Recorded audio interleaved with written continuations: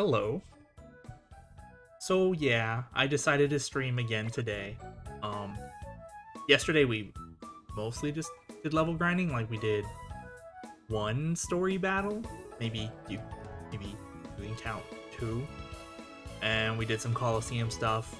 We did the first half of Mount Battle, but yeah, we got a Skarmory for our team. It just happens to be in hyper mode. We'll call it as soon as we put it in battle. But I was thinking about something, maybe for later. It wouldn't hurt if I did this. We're gonna grab the Remoraid here. So we have this Remoraid, and I didn't even really look at it because we already had Quagsire, so it's like, oops, need to put it in the team. Already had Quagsire, so it's like, I don't need Remoraid. I have Quagsire.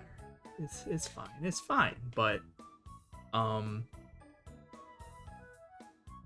actually,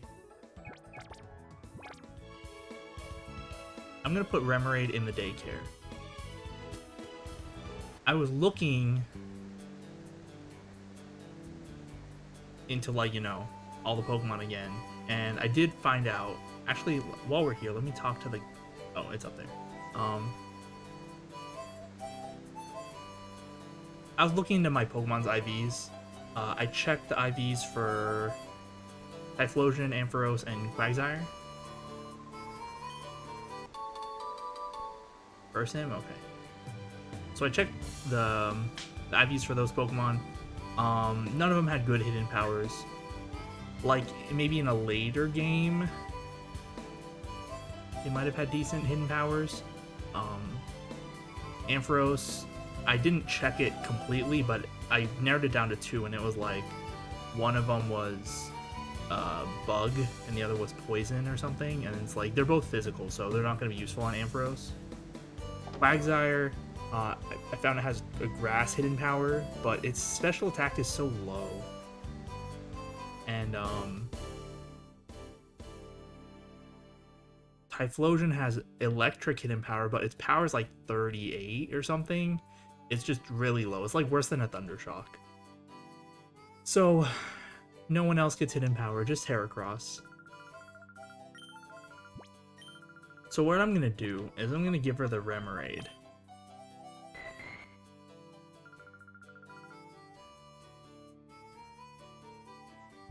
And like it's kind of weird, right? That they can take your Shadow Pokemon, but in this game they can. In XD they cannot, but in this game they can. I'm just gonna put this weak one up here. Fill in that spot. So when I was looking into like Quagsire's IVs, I realized that wow, Quagsire just has really bad stats. I kinda might want to replace it. At the moment, I'm not going to, but it's looking like something that could happen. Because, like, look, his special attack is 69. And even, like, compared to other Pokemon here, it's kind of abysmal. Not to mention that Surf, its damage gets cut in half because it hits both opposing Pokemon. So, I mean, Quagsire's Earthquake is still good. And it's really bulky. But I was looking at Remoraid because it evolves into Octillery. And Octillery stats are actually not bad. The defenses are similar to Quagsire's. Has less HP though, but it has much higher attack and special attack. And it's a little bit faster. The physical attack doesn't matter as much, although we can teach Octillery some physical moves, and maybe depending on its hidden power, it could get some decent, physical move. But eh. It's just that, like, Octillery also learns Ice Beam by level up. So that's why I'm like, I kinda want to replace Quagsire a little bit. It feels really bad, but I kind of want to. But anyway, we're gonna do a little bit more of Mount Battle right now. Hopefully purify Skarmory a little bit.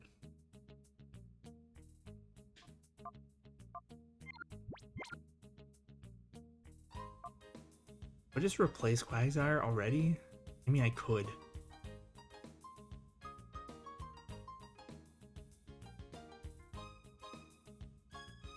The thing is that, well, everyone has Protect.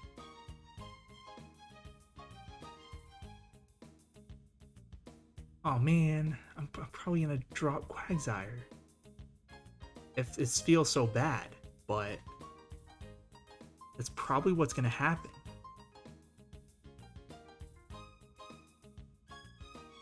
Ah.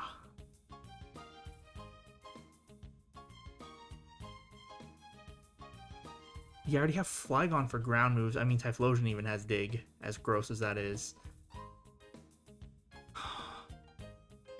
I was like still debating it, but now that I've like talked through it on stream, I feel like I'm probably gonna drop Quagsire. Cause like it has Yawn, which is nice, but like its stats are so low.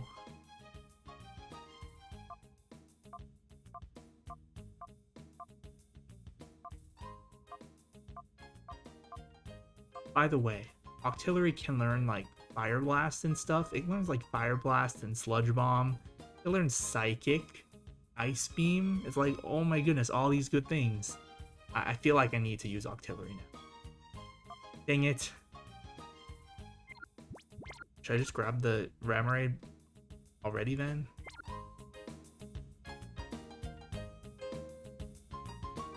Yeah, I literally could just go grab the Remoraid, right?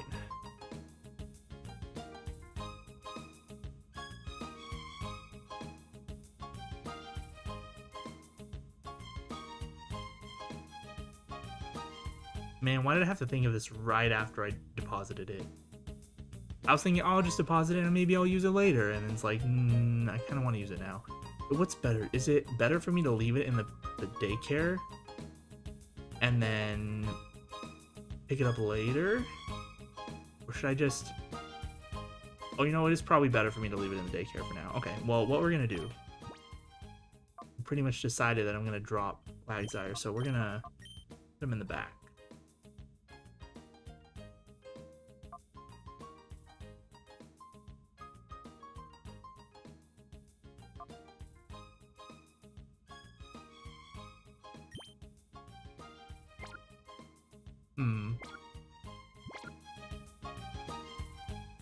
We could start like this, I think.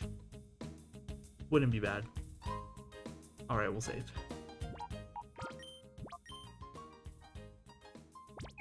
Okay. Time to continue our Mount Battle challenge.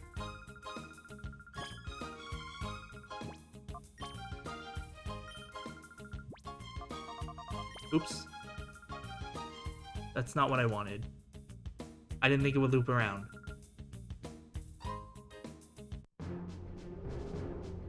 I'll go back.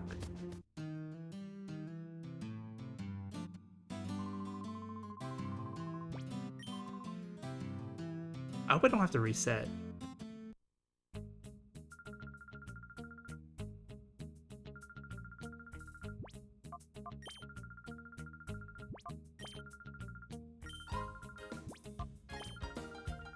Okay.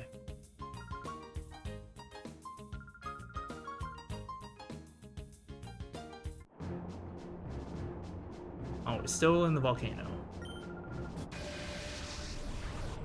So we're gonna do probably level grinding at the beginning. And then...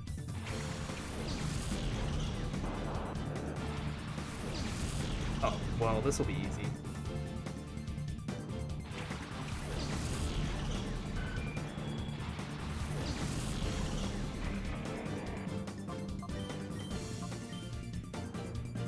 Yeah, we'll do level grinding at the beginning, and I'm hoping by the end of the stream we can do the final boss gauntlet. now that I've decided to add artillery to the team, I'm not sure if that's gonna happen, but we'll try. We would have to level it up like 30 times, 35 times. Kind of a big yikes.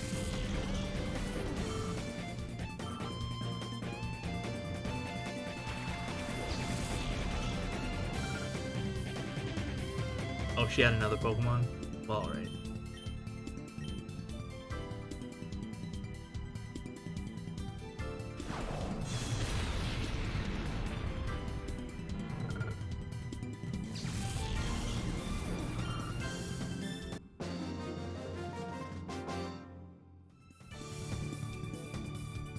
Yeah, I'm putting Flygon in the front, while Skarmory's Shadow Pokemon bar is still high. So that in case Skarmory goes into Hyper Mode, we can call and, you know, still Earthquake, knock out both other Pokemon, hopefully.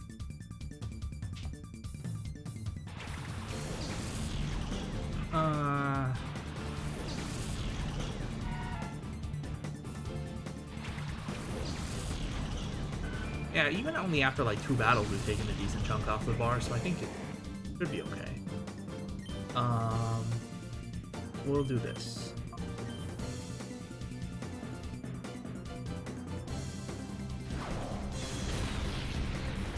Oh, it knocked it out. Okay.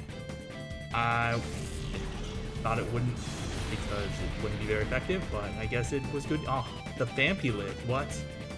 That's unexpected.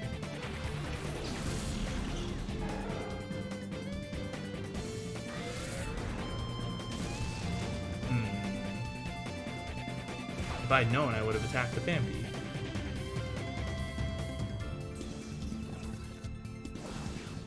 Whatever.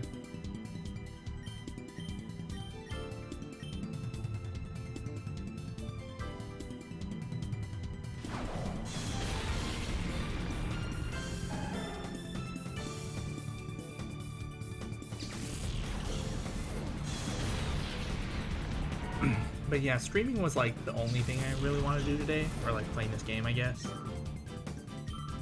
I had some other things I could do. I didn't feel like doing them today. I have time. I can do them later or tomorrow or later in the week. I don't have Emily games to watch. Yeah, but apparently I didn't know this until after I finished streaming yesterday, but there were some Psycho-Sen games last night, so I watched the first one live. They play so slow, man. But that's why when I normally watch Pro Mahjong, I watch it at an increased speed because they usually play pretty slow.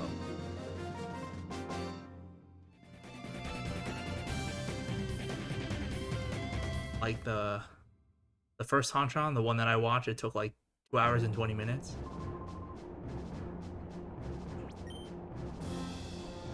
A long time.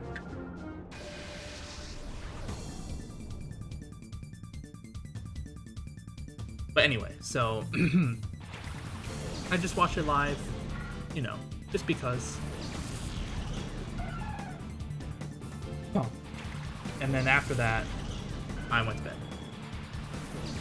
I have Abima Premium, so I can watch the other two whenever I feel like it.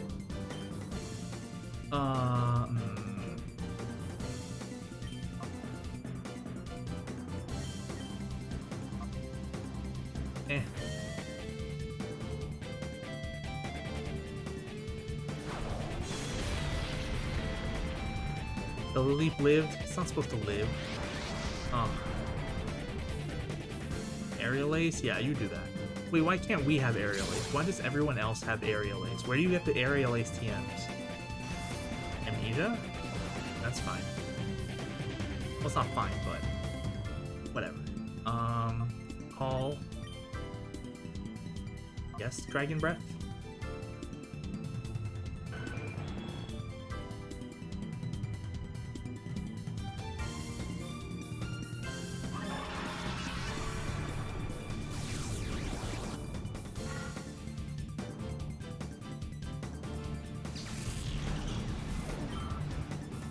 But yeah.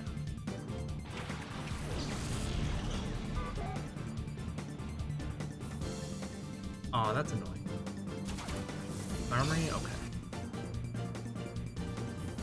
So, it's pretty annoying. I'll try and Fire Blast the Skiploom. I should take it out. Skiploom's pretty frail.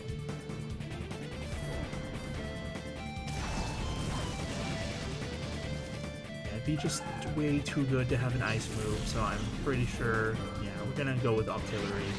Okay, well, normally I'd be, you know, upset that we have to waste half of our turns, or rather all of Skarmory's turns, but that's fine. Like, if it clears out the Shadow Bar faster, it's no problem. We're still on the easy part of Mount Battle, at least for our level. Fire Blast.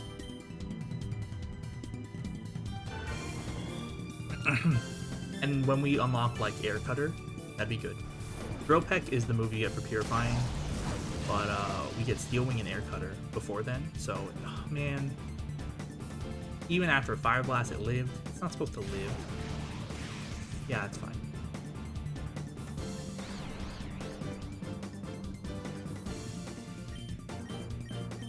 Flygon will go first, so it's fine.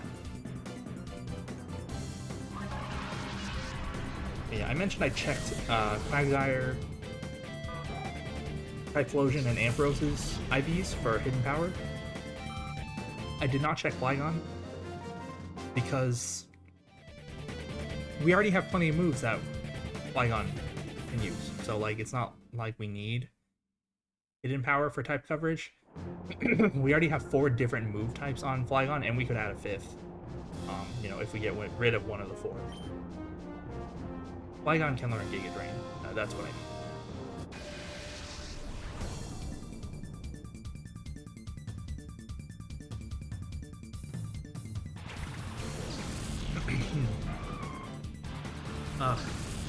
One flying Pokemon. I did look more into Mount Battle, and it looks like we should be able to finish Mount Battle along with the post-game stuff, or maybe even before we... No, probably with the post-game stuff. It would be kind of difficult to do before we do the final boss, or rather, the final boss is probably easier than the final area of Mount Battle. Probably. They're, like, kind of similar, from what I could tell. I didn't look that deeply into either of them, but, you know, just based on the levels and the format, it's like, it's probably similar. Anyway.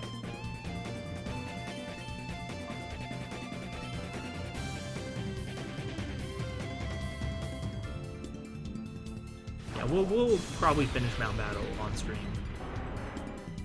We're gonna have to go through most of the areas anyway, so might as well finish it up, right?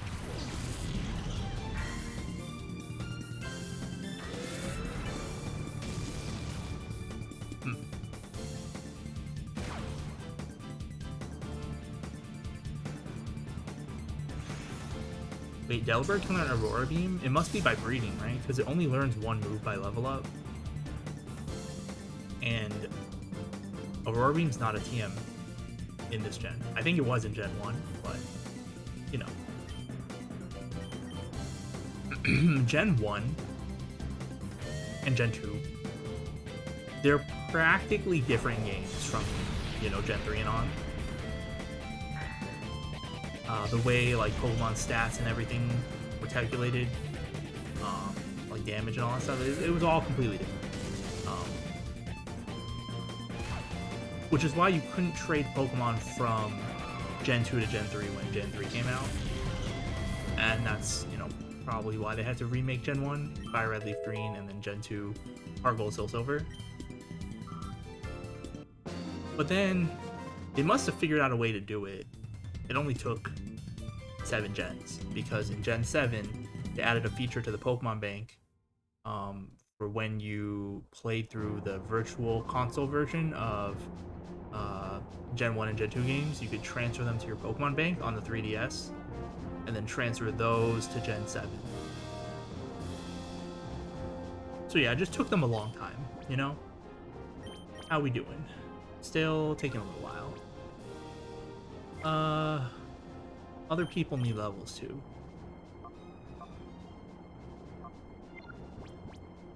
Heracross probably needs them the most because it also has 0 EVs. We'll start giving Heracross.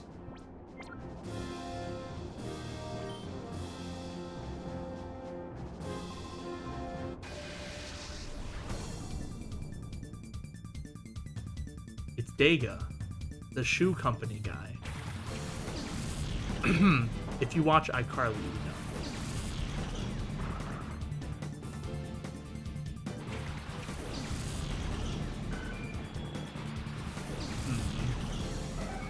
Well,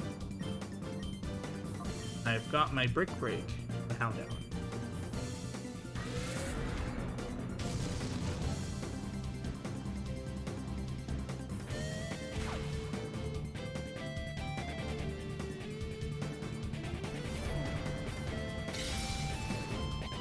Very good.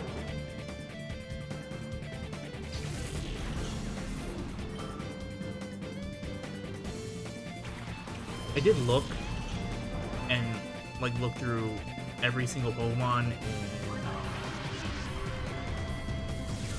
this game that we could obtain that could learn Earthquake, and it's like 2. Without the TM, I mean. Because there's like a bunch of Pokemon that can learn Earthquake by TM. But you know, we used the TM already. Quagsire is 1 that can learn Earthquake without TM. It learns by level up. And there's one other Pokemon that we can catch way later that learns Earthquake by level up. Well, not way later, but you know.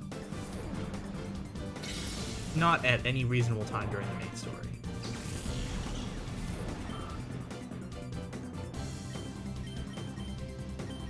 Good, okay.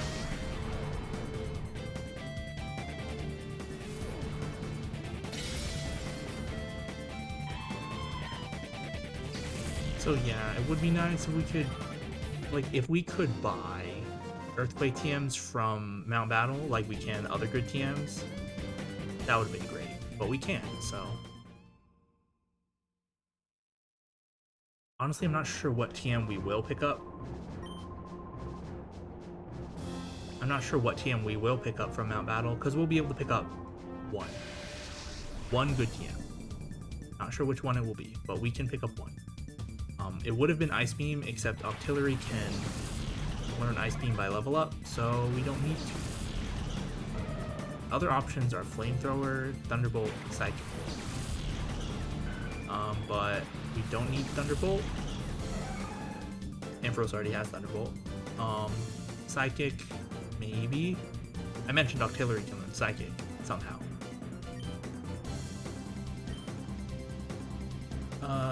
Oh no, I need a call. Call? Brick Break the Teddiursa.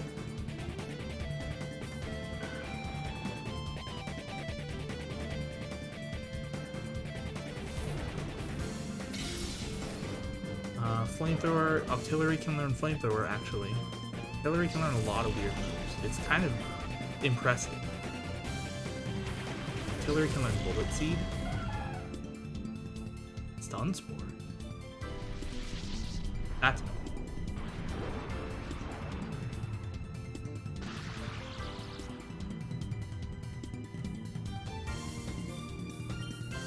Oh, we got our first move, but it's Metal Sound. What a good move, right? Okay,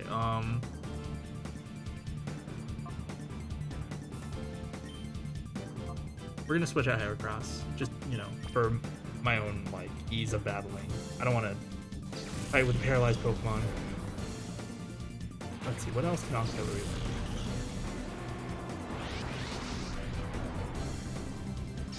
learn? Learn Sludge Bomb? Yeah, I mentioned that already. I think I went through all the interesting ones. But still, for a Pokemon like that to learn all those different types of moves. Let's knock out the Skiploom. Skiploom's the one that's charging, right?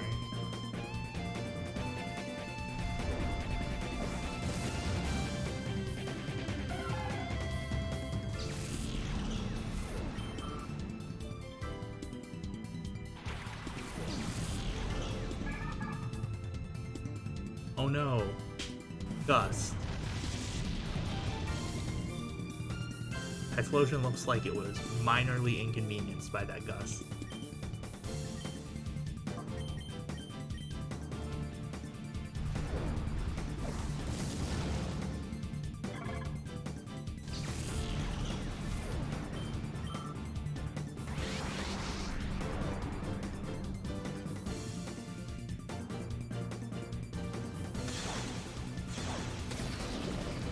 Oh no.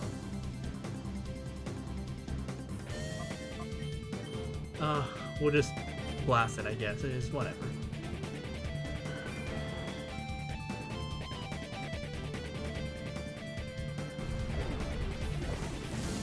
Yeah, it did like half. We're good.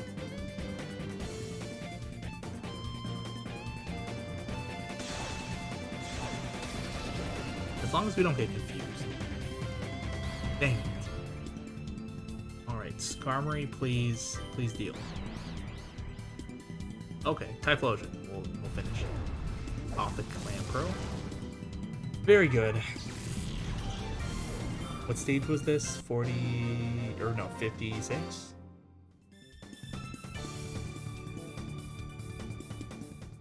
Didn't someone else say something like that in one of the Colosseum battles?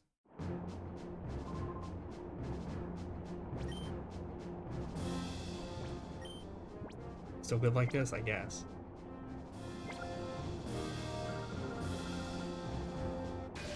Wow, conceded. Lady in suit. Oh, I get it. Okay, so, the trainer class Lady in suit probably makes a lot more sense in Japanese. Because I'm guessing it would have been called Office Lady.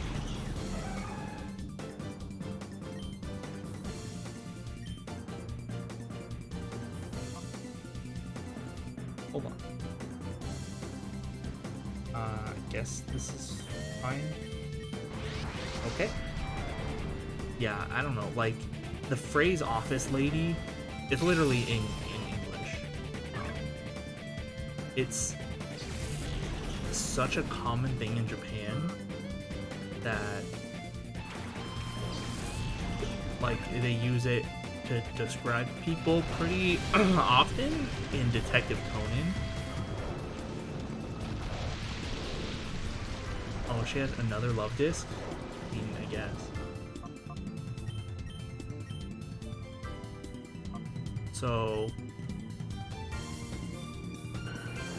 yeah, that's probably what that is. Lady in suit, office lady. Ooh, I don't like that. Dang it. They both tried to attract? What, Heracross can't be in love with both at the same time?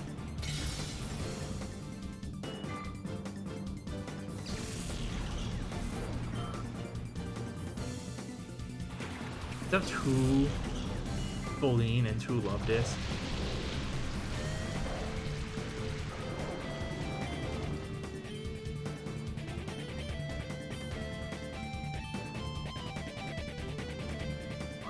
Oh man.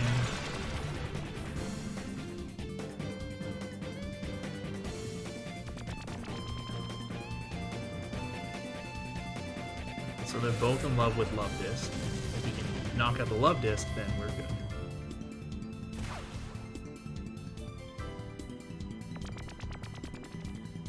Nice.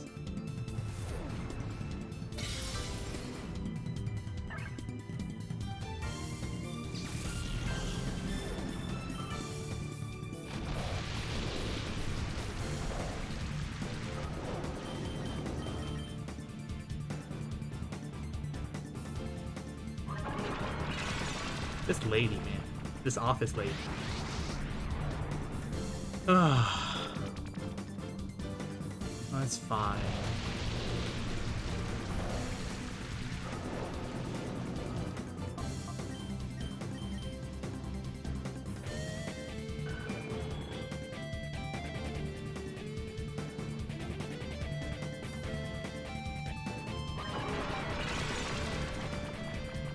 How are you here on area 57 in our battle?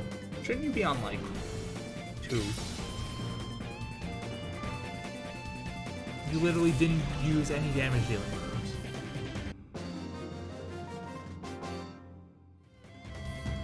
No, it wasn't. You're a horrible lady.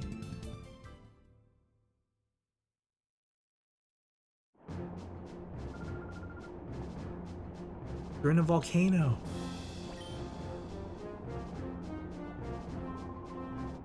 I remember when we were doing this yesterday, some of the people were complaining about sweating. It's like, you're in a volcano.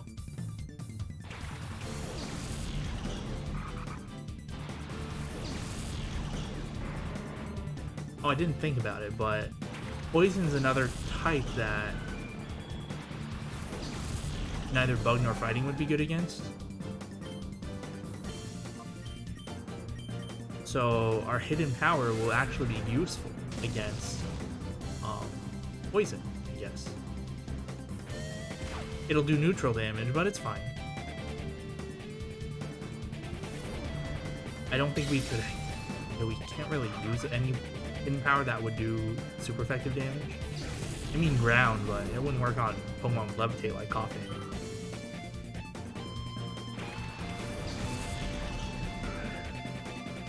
Psywave? Okay. Nice.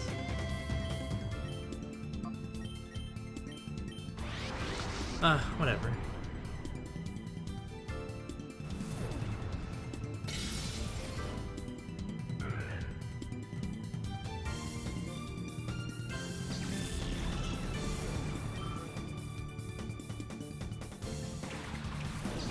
We're just gonna break everything except the Coughing.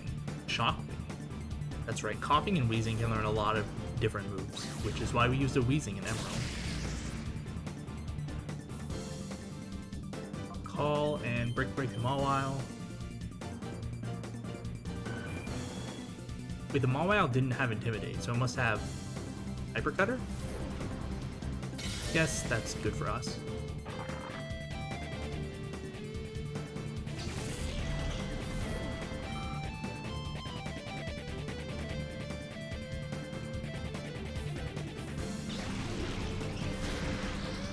See, the Psywave, it wasn't super effective, right? Even though we're fighting type.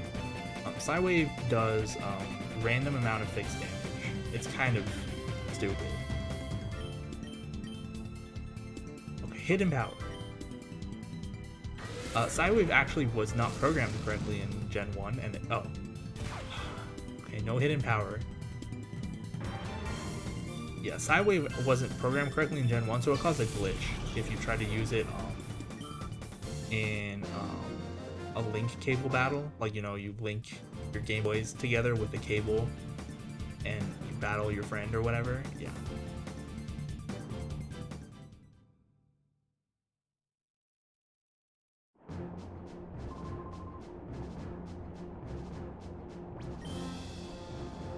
I watched a video. It was very interesting. It shows, I mean, well, it's one of the things that shows just how fragile Gen 1 was. Like, it's crazy how many glitches it had. I know I talked about this when we played Emerald. Like, it was just like barely holding together. And even then, there were still a ton of glitches that you would encounter just during regular gameplay.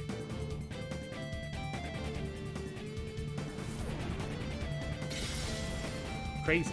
Crazy.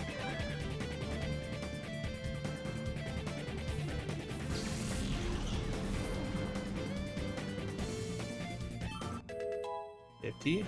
Okay.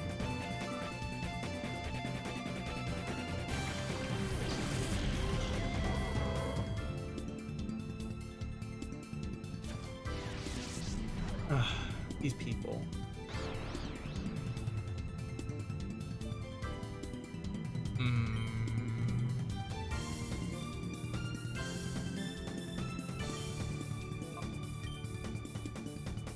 I guess I'll switch out Heracross. It'll be easier to destroy them with Typhlosion.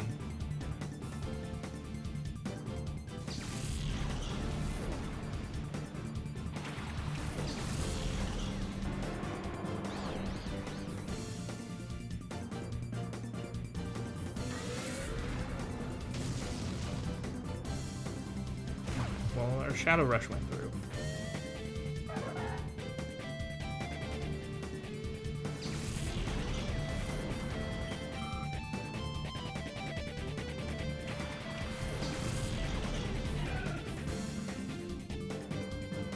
Encore.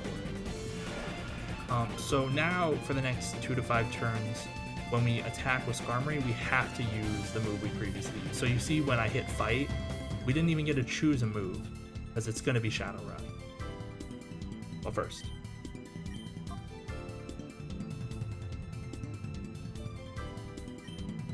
Helping Hand? Okay. Well, good thing I'm going to kill the Roselia right now.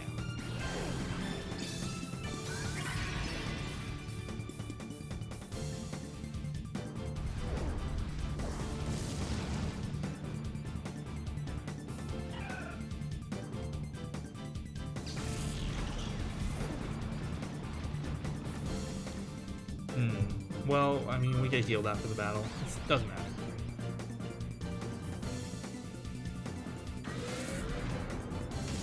It would have been nice if we could have gone into hyper mode. It's fine, I guess. We'll just mash A here.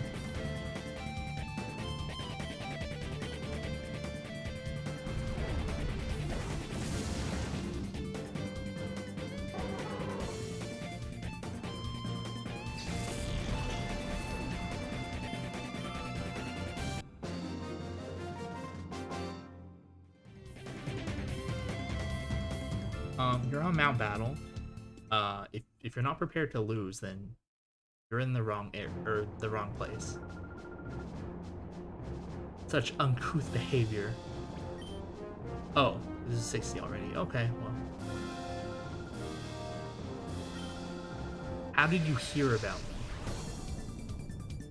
What does the person before you, like the lady on 59, does she scream to you? Like, you all scream it, so then play like a game of telephone up the mountain?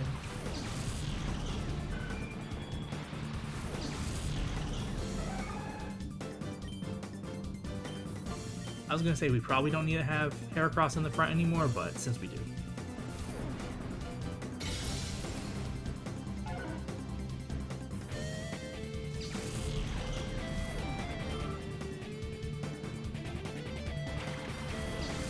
If only we had our flying moves. Soon. Very soon. Fence Girl?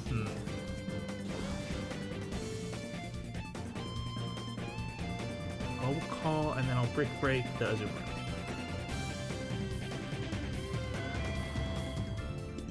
Soon we will find out that Skarmory's nature is naive, which we already know from last stream. Oh man, that didn't do that much. I know Defense Curl, but... Defense Curl... Does Defense Curl increase the... I think it does. Increase the power of rollout? I think there was a weird interaction like that. Well, not weird, but you know. An interaction like that. I'm gonna have to switch out Skarmory.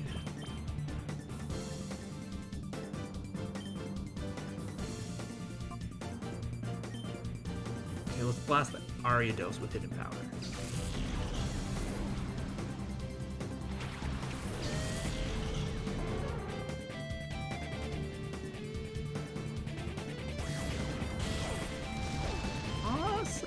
Not a bad animation. I'm honestly not sure what I was expecting, but it's probably better than I was expecting. Oh, they both got crits. Oh, that's fine, I guess.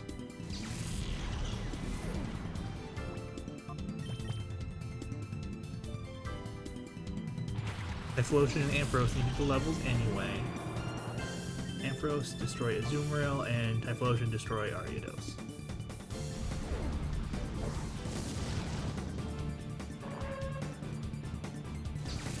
The levels are getting up there. They're 45, so they're catching up to us. Oh, she's just a recolored chaser? That's kind of lame.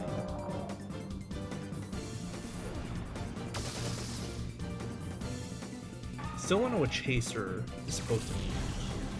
Maybe I should look it up and then the Japanese name will be more descriptive.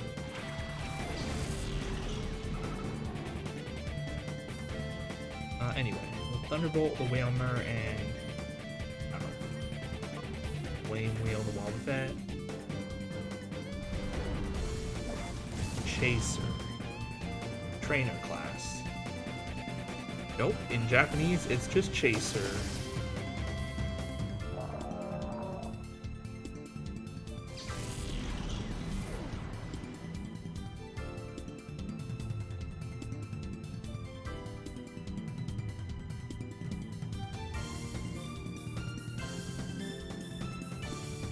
Oh. Well. Yeah, Bulbapedia page was not helpful, but again, I'm not surprised. There's probably just no information out there on it. Oh, dang it. Okay, Skarmory, go back out.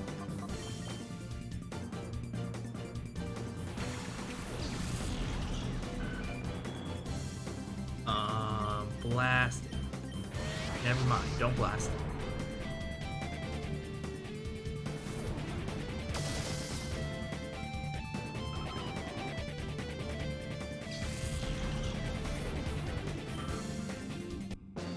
Okay, I want to go see how Remoraid is doing.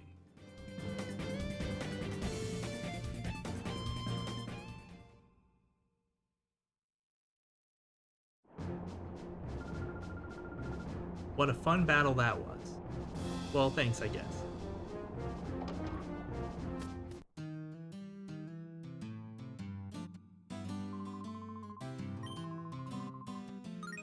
Hooray.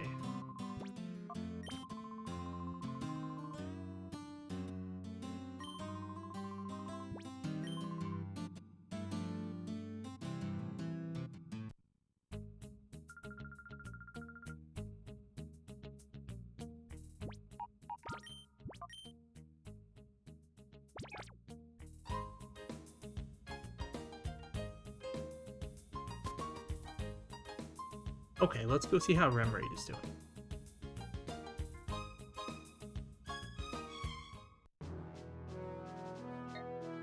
Just like in the handheld games, the daycare center here works based on the number of steps you take.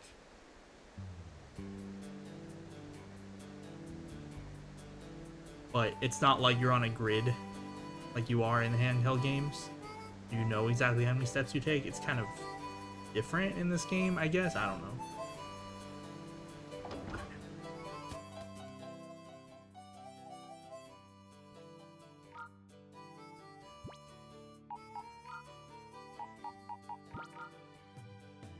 Oh, you know what? I should grab the soft sand off of Isaiah first. Hold on.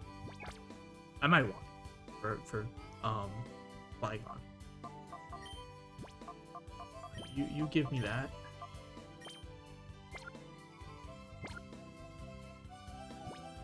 Goodbye, Quagsire. You did stuff. Ooh, do I want the Never Melt Ice?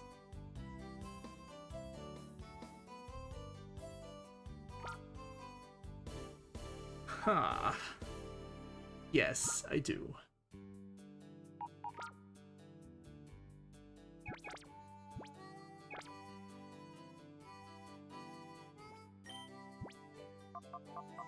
You give me that. Okay, and now back in the box you go.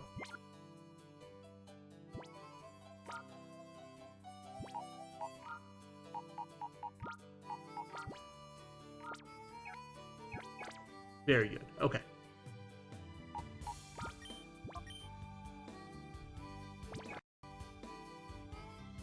How's our Remoraid been doing?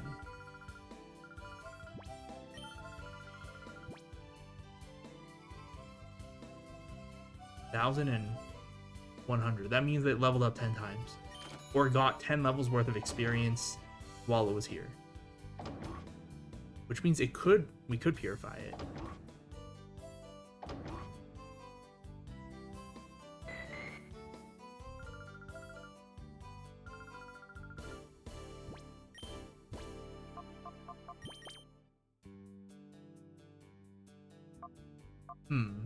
Well, got one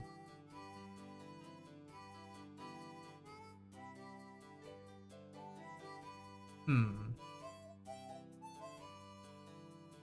I was hoping to be done already.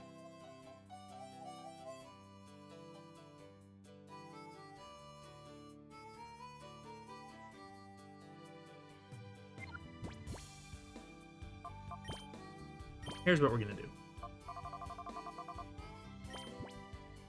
We're gonna have the EXP share. So it will still get EXP even though it's, you know, sitting in the back.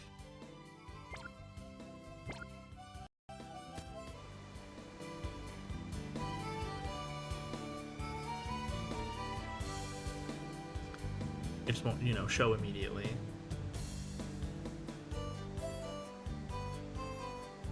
It'll probably bar will probably go down pretty quick. I think. I would assume.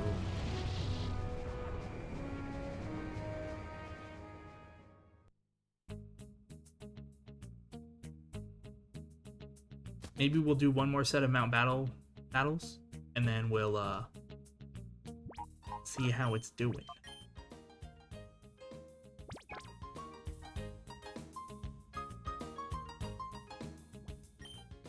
So, how's it looking now? Oh, okay.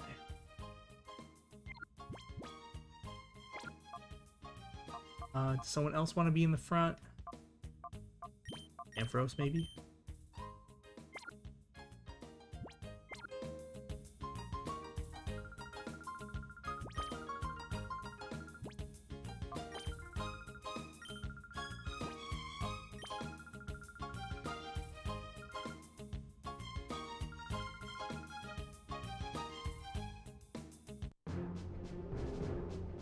Oh, we're outside.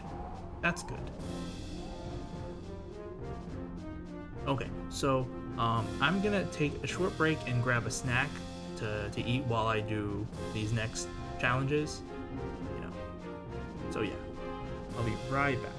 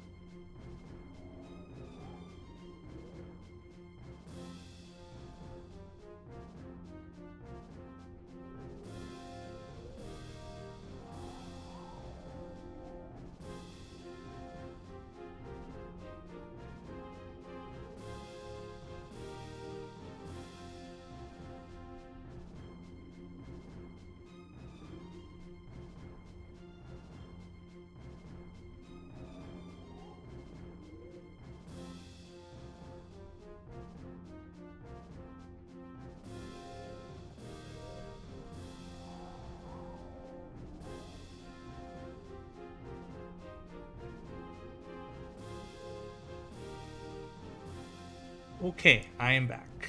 Oh, gotta turn this off. There we go. Okay. Okay.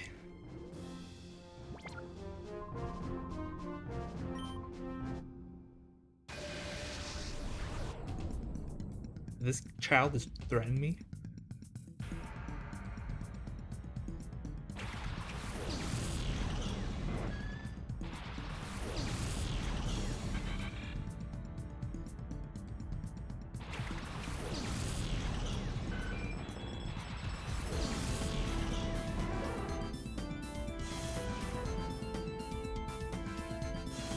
That's kind of annoying.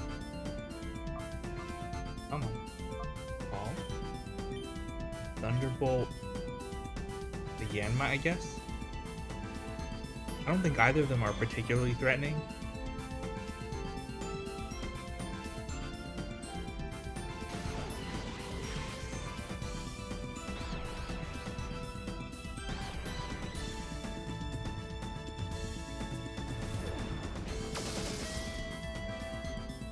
Okay.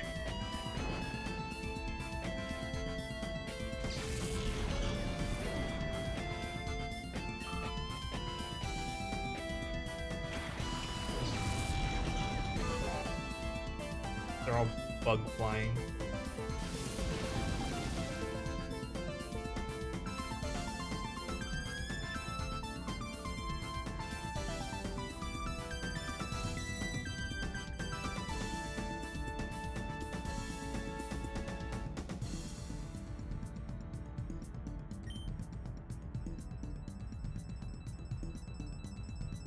I guess.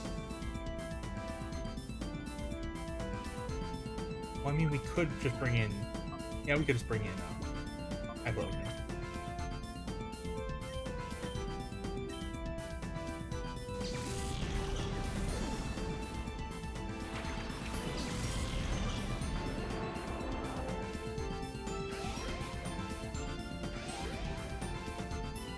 Okay, so safeguard, so we can't status them.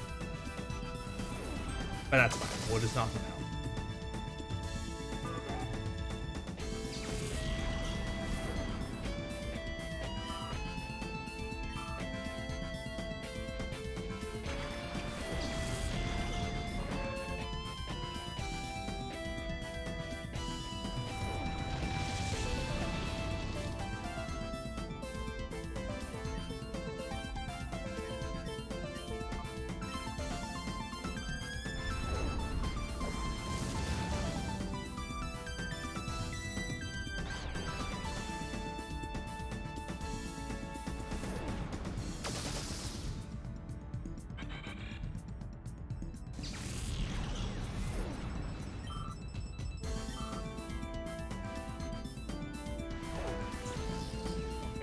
Nightshade does fixed damage, so what levels are you? Those 40 something? 46? So it does 46 damage.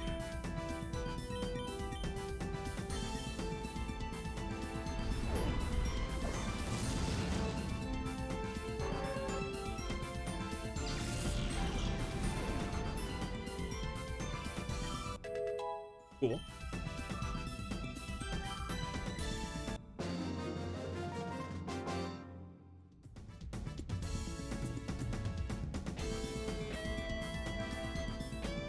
I just realized his name is Gort. Like, who names these people? Okay.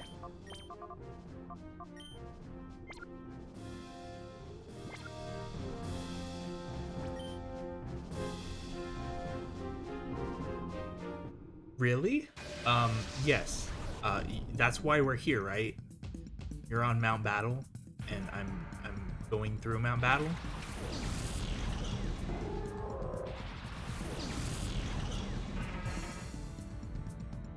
This was an inopportune time to switch to Typhlosion.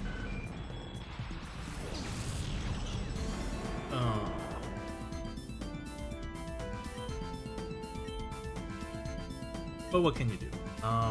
Except switch. I'll switch to... Heracross would actually be okay. I just have to worry about those psychic moves. Maybe Flygon's Crunch is better. just to play it safe.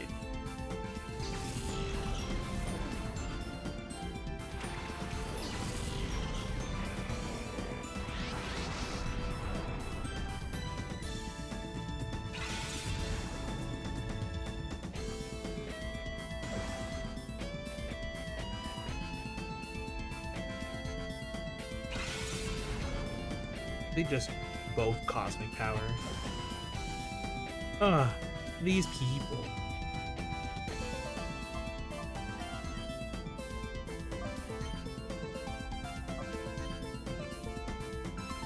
I'm gonna crunch the Soul Rock because the Soul Rock is more physical and the Lunatone is more special. So I'm taking advantage of Soul Rock's relatively lower special defense and using crunch on it.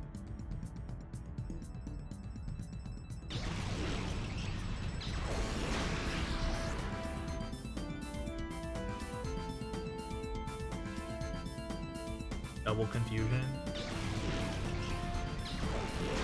See, that did slightly more because Lunatone has relatively higher special attack and special defense.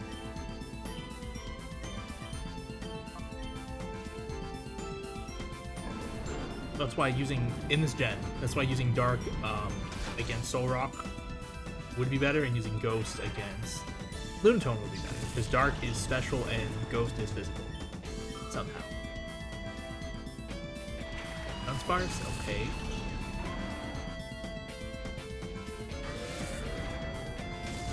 Oh, we got a crit. Nice. That hits through the buff from Cosmic Power. Okay, so what we're gonna do next...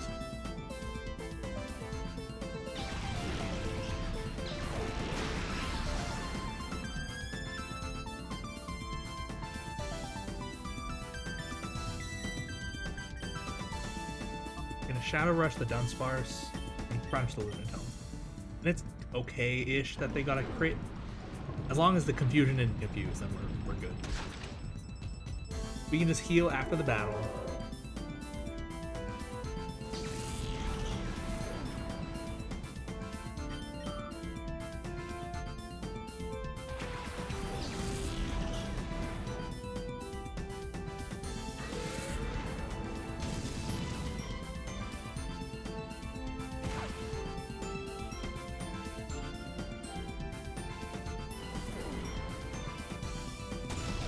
My Shadow Rush didn't do anything.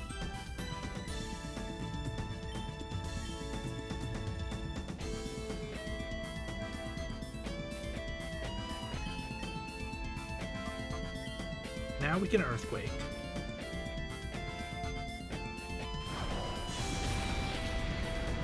Okay.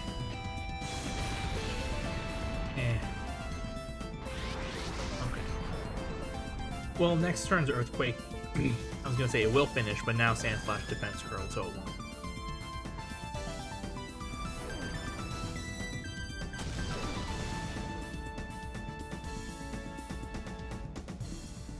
Okay.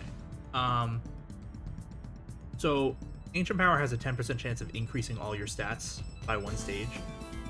But Dunsparce has Serene Grace. I think that's what the ability is called.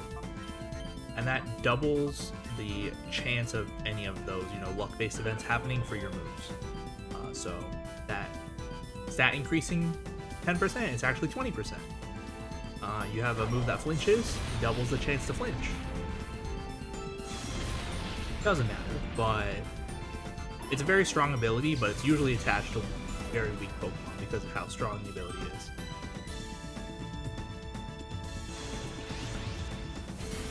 Oh no, Swift,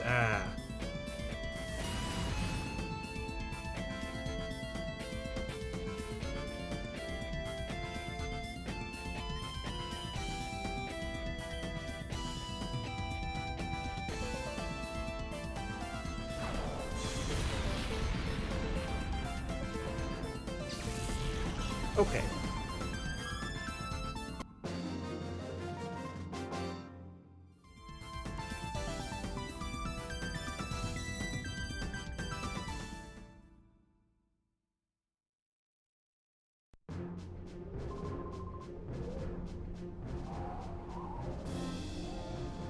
If you don't like losing, then just get so good that no one can beat you.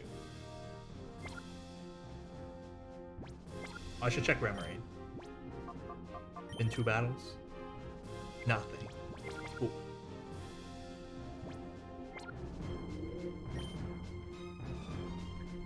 Scientist guy, is he gonna use a bunch of ground Pokemon? Or not ground, electric? Eh. Oh yes, your research project.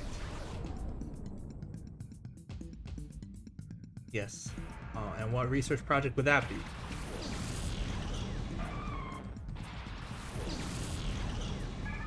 How long you can stay up here on this mountain without dying of boredom?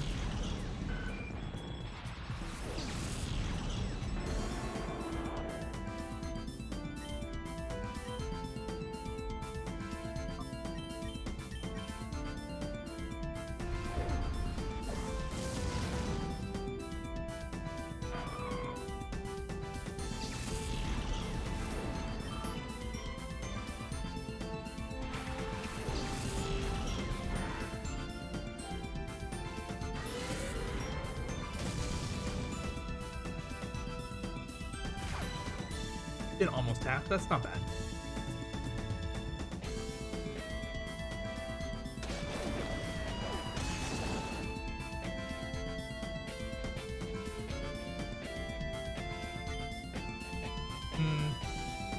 Yes.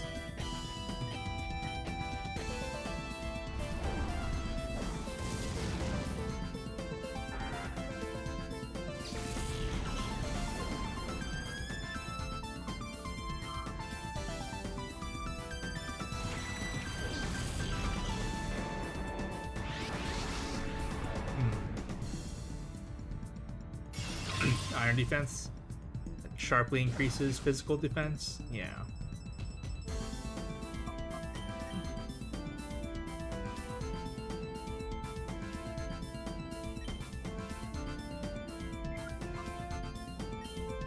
Kind of gross, but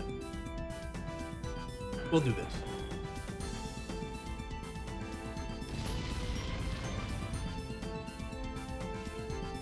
Amnesia sharply increased physical or special defense.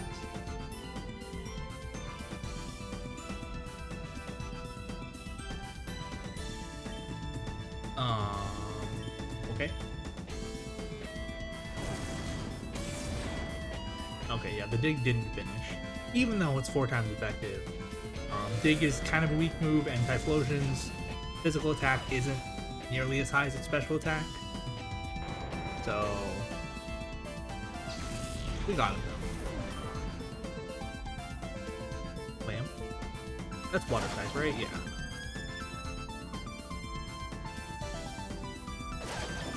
Oh, is this like Whirlpool, except a different name? Just use Whirlpool. Oh no, Flame Wind.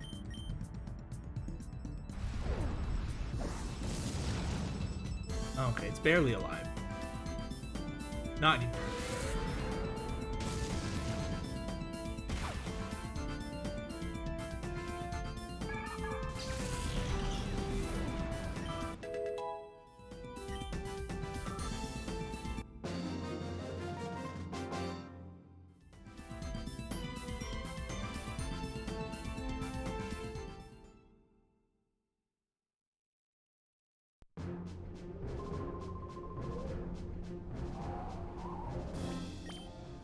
Good for you, I guess.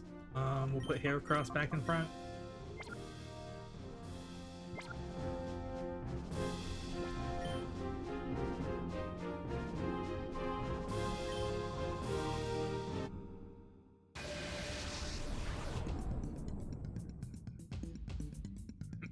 He has some cool battle music. This is like the semi-final battle music, right from like a Colosseum. They're both flying. This is not good for me.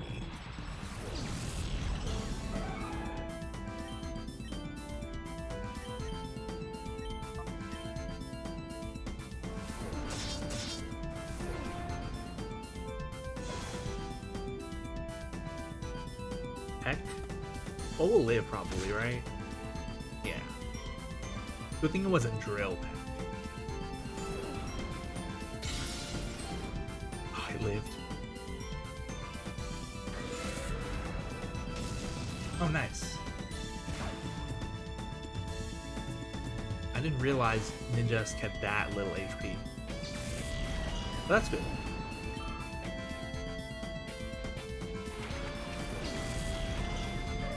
Oh.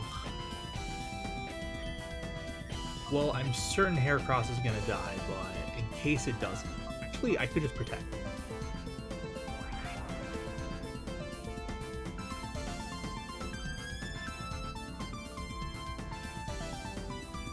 Hooray!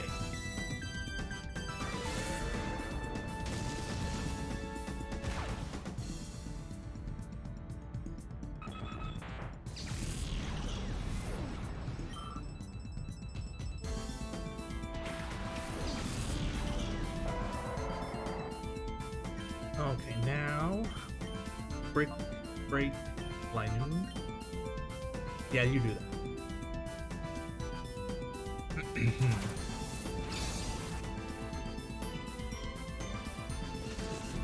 Okay, sure. I have these Pokemon can totally use electric type moves. Yep.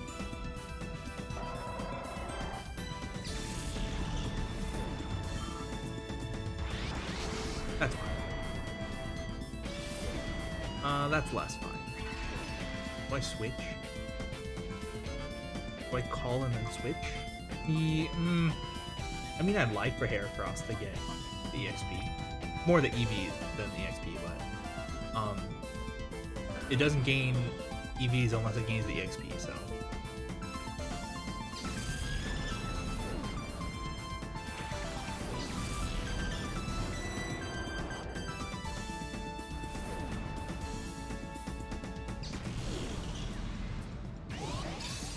Okay. Now the jump fluff will perish. So, I talk about EVs a lot. And, EV is short for effort value. Hold on. And pretty much the way it works is that every single Pokemon gives out a specific amount of effort values when defeated. It's either 1, 2, or 3 total, and it can be a combination of like any amount of different stats. Obviously up to 3 if they give 3, but usually it's just like one stat. You give like 1 or 2 EVs in one stat. And Pokemon get EVs. Oh, hold on.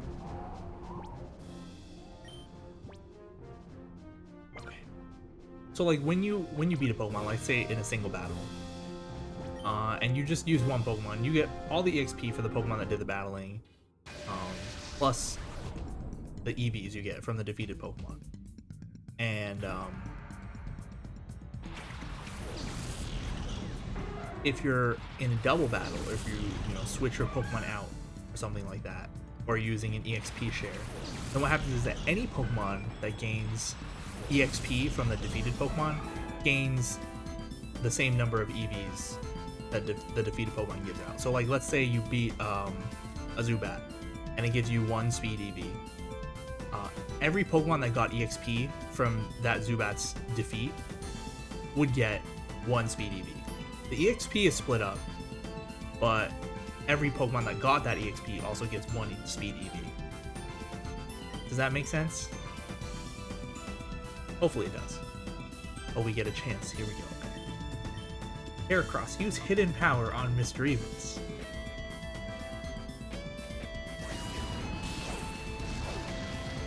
Woo! Ghost hidden power.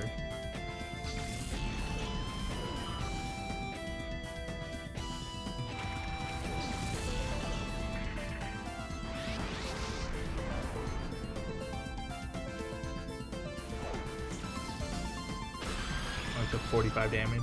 Okay. It's fine, I guess. Better than it using like wing attack or peck or something. Oh no. We gotta call you. And then Heracross, use hidden power on Banette.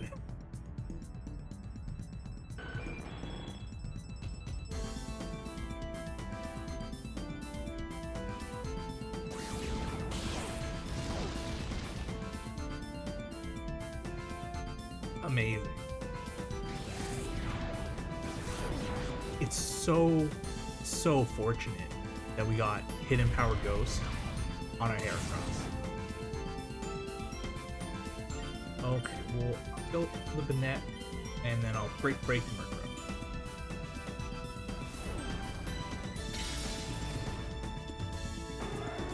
Yeah, Murkrow, I mentioned this earlier, because I was thinking about using Murkrow on my team, because it was like, it might just be better than Altaria, which is, I know, weird, right?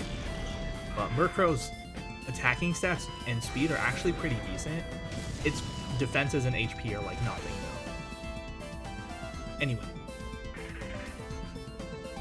Yeah, as I was saying, it's so fortunate that we got Hidden Power Ghost on Heracross, and not only did we get a good type, but its power is quite high.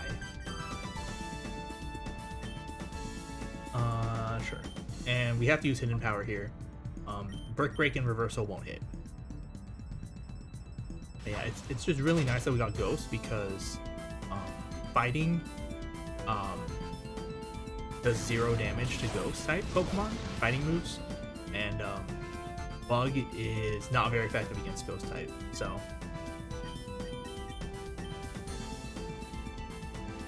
that's like the one type that counters Heracross's stab types, and for us to get a hidden power that deals with it is quite likely.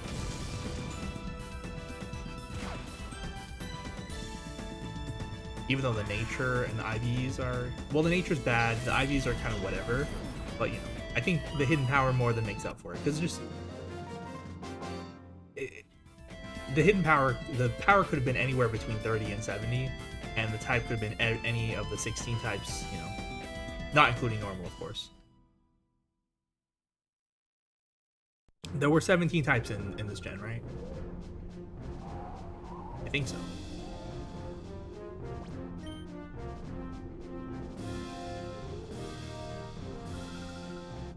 Let's see. Can I list all the types? Okay. I think there's 9 physical types and 8 special types. So the 9 physical types would be normal, fighting, rock, ground, ghost, it's 5, poison, bug, 7, steel, flying. Hold on, let me do this battle.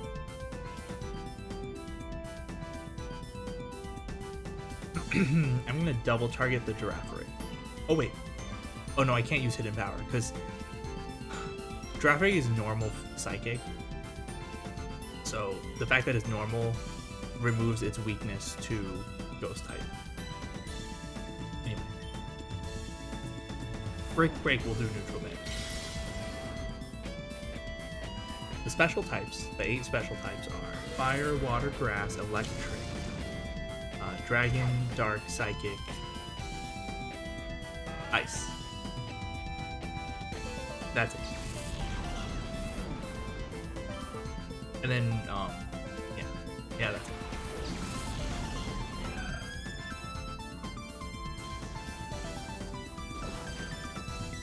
Is this Azumarill also going to defense curl and then roll out? Ugh, the Roselia is poison type. Okay, let's double target the Azumarill, I guess.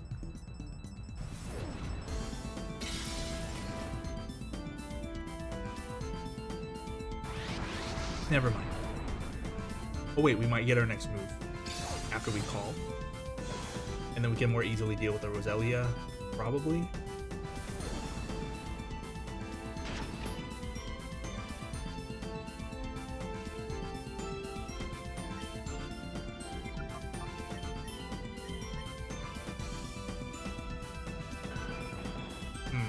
I didn't see our bar go down that much.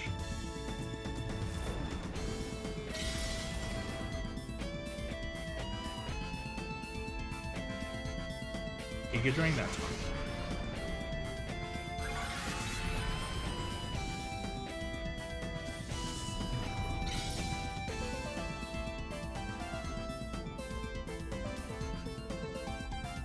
Nice, it missed. Oh, we got it. Air Cutter.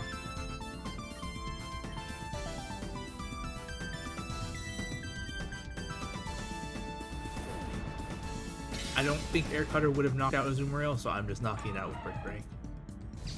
It did Defense Curl after all, and Air Cutter's damage gets split in half because it hits both opponents. At least it's super effective against both these opponents. And the animation's super cool. Wow, that did a lot.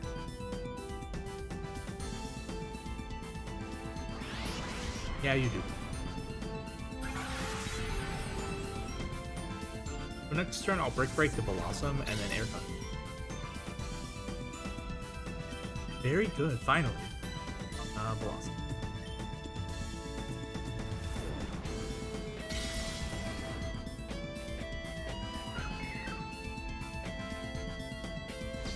Oh, the Brick Break just killed it. Okay, cool.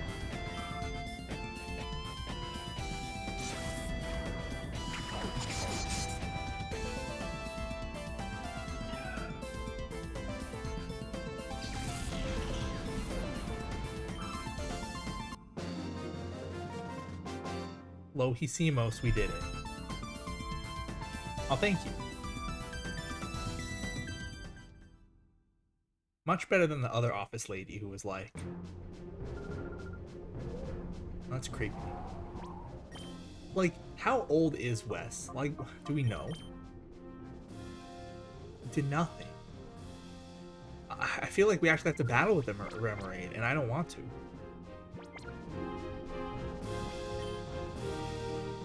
Oh, you know what? Hold on. I'm going to put away my snack bowl real quick, and I'll be right back.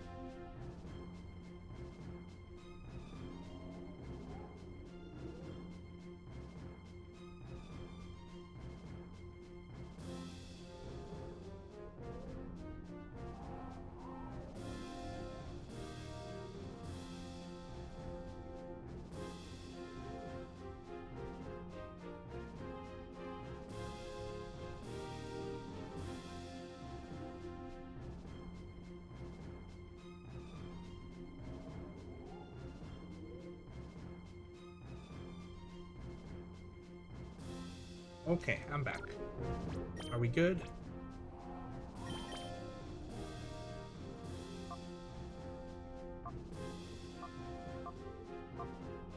Ah.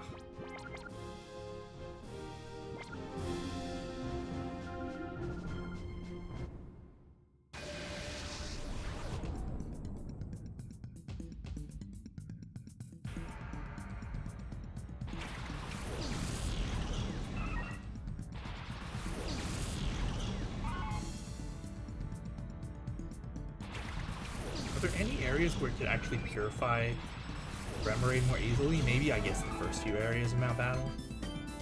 I guess we could go do those again if we really need to.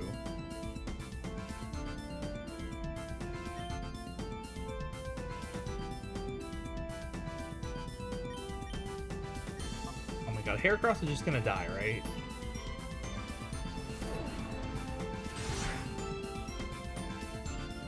To the Swellow, I mean. Oh, here we go. Farewell. You lived.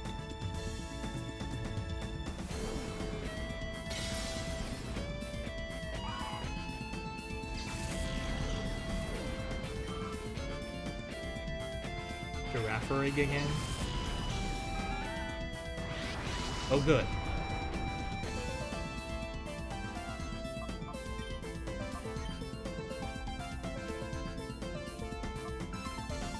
Now we're at kind of the point where it's annoying that we enter hyper mode and waste 2 turns, but it's fine, I guess.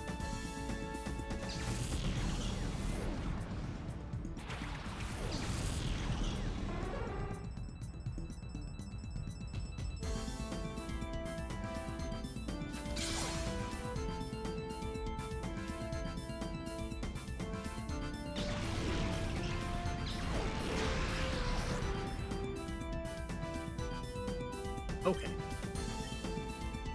Oh, wait.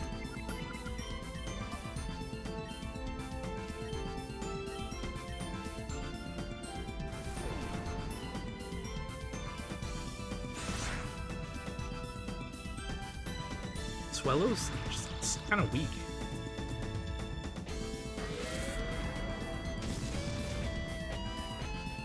It's just really fast. Like Jumpluff, except not as bad.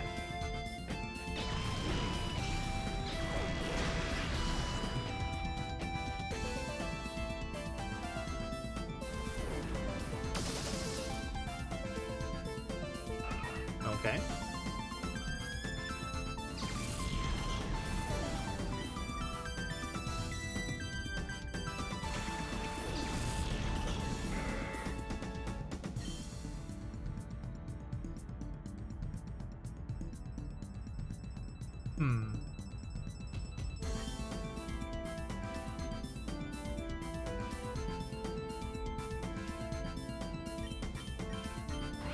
Never mind.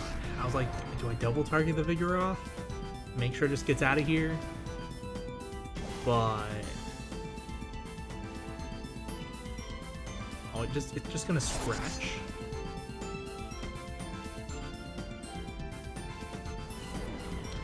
Your Swellow has Aerial Ace, but your Vigoroth has Scratch?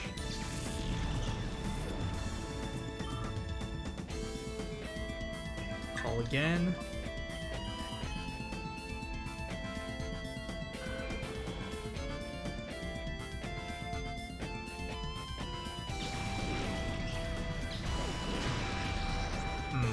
Ampharos won't live through another one of those. Doesn't need to, though. They were just attacking Ampharos the whole time, and Skarmory was just going into hyper mode over and over again. But that's fine. My techniques were worthless.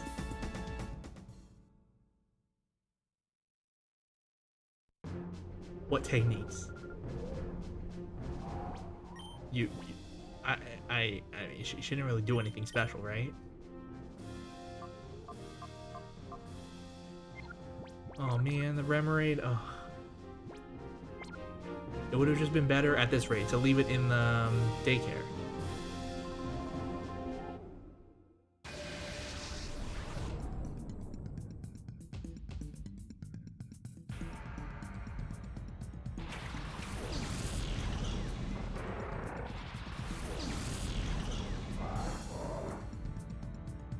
Maybe I'll go put it back in the daycare. We have to try, though. What are we up against?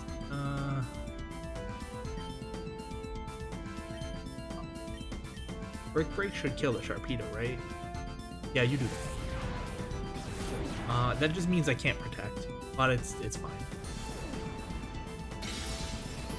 Taunt is a pretty strong move in competitive because a lot of Pokemon are just there for support or to set up. And if you taunt those Pokemon, then you make them effectively worthless. Emeko, okay. So yeah, taunt is very, very strong in competitive. Both singles and doubles. Ember, you don't have anything better. Oh, it still did a lot. I think we're gonna switch. That was a little bit of a yikes, just a little bit.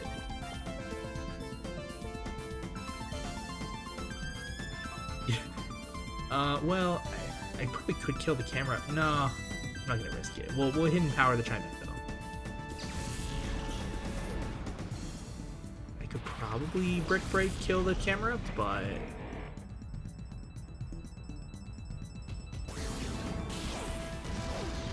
it's kind of risky.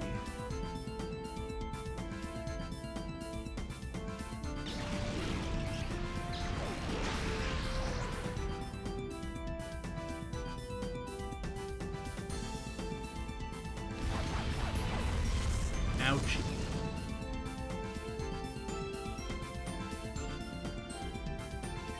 Okay. We're gonna Earthquake.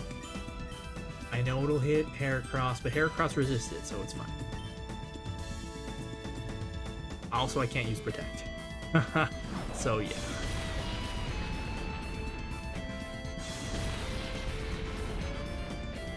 I might. Like, I don't know what moves I'm gonna put on Artillery. It learns too many good moves. Too many good moves. Like, it's obviously gonna have Ice Beam, and it's gonna have a Stab Water move. I think it'll be Bubble Beam. I don't think it can learn anything better. And then we could have Psybeam, Fire Blast, Flamethrower, if we choose to get Flamethrower, Sludge Bomb, if we can get that TM. Okay, we're on the last one.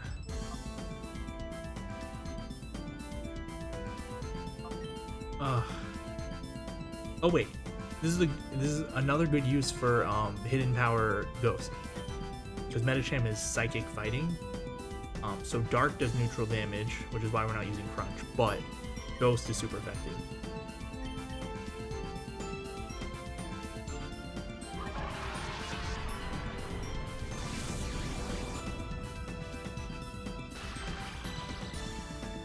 Medicham also has really low stats, because we did get a Meditite towards the beginning of the game, and I was like, do we use this? And then I looked at his stats like, nope.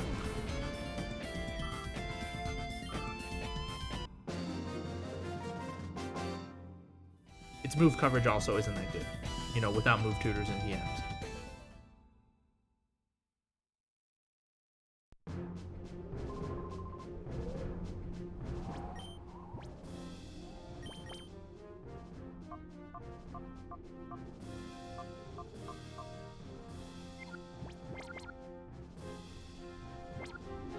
Guess we'll just go. No fear.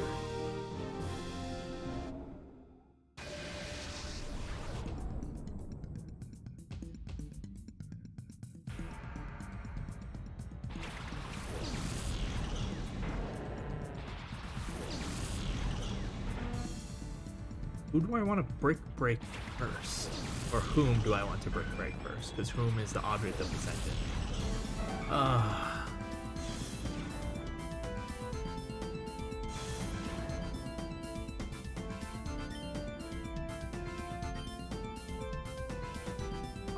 I guess I'll Brick Break the Gramble. Oh, you know what? Let's double target. Because we got intimidated, so it might not kill. Yeah. Hopefully Shadow Rush will finish it and everything. Sandstorm? Okay. Lick. Okay. Lick is a really weak ghost type move. Oh my gosh, they got the paralysis. Yeah, Lick is a really weak ghost type move that has a chance to paralyze. Like 20 power. It's like nothing.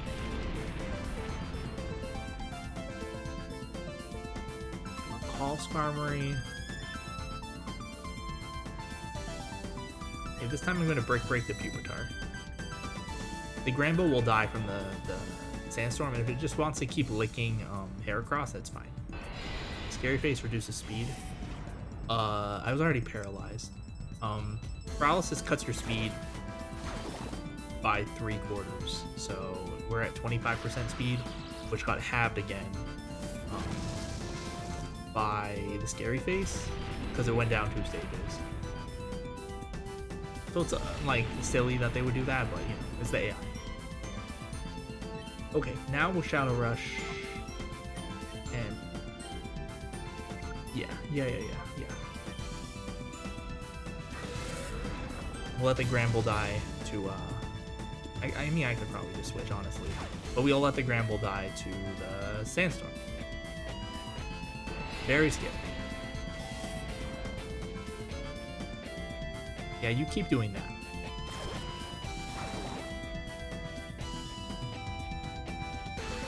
Oh my goodness. Twice in a row? There's a 25% chance that when you're paralyzed, you just lose your turn. The main benefit of paralysis is the speed drop, but still, the chance to make your opponent lose their turn is nice. Pantene.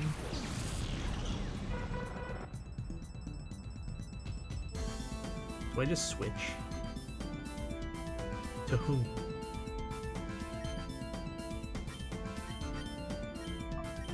To whom would I switch?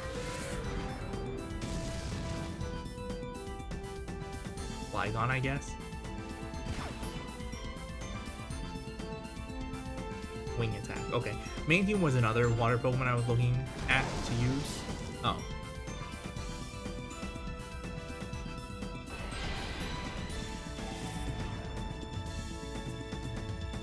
But Mantine, it can learn Ice Beam by TM, and it learns Water Pulse by level up, and those would be good. Mantine's stats are like okay. The problem is its physical attack stat is just trash. It's like nothing. And unfortunately, one of its stat moves is flying. So it can learn Wing Attack by level up. It would be nice to have another Pokemon with a flying type move, but it'd be so weak it wouldn't even do anything. That's kind of where we're at with Quagsire and its Surf. It's just so weak it doesn't do anything.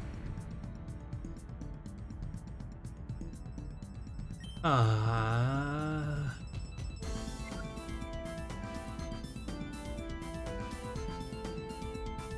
we're gonna switch out Skarmory for Flygon, and then Heracross for Ampharos.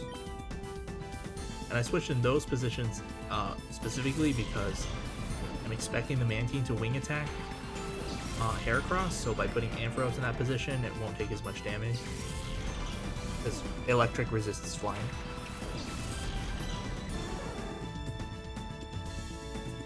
The Celio, who knows what it'll do. Ice Ball? Okay, so this is the ice version of Rollout. It was also targeting Heracross? Okay.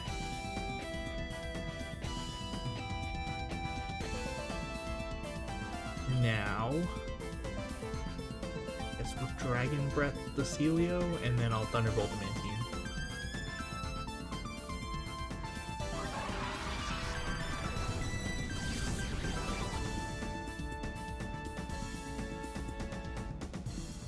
I'm still strongly considering giving Giga Drain to Flygon.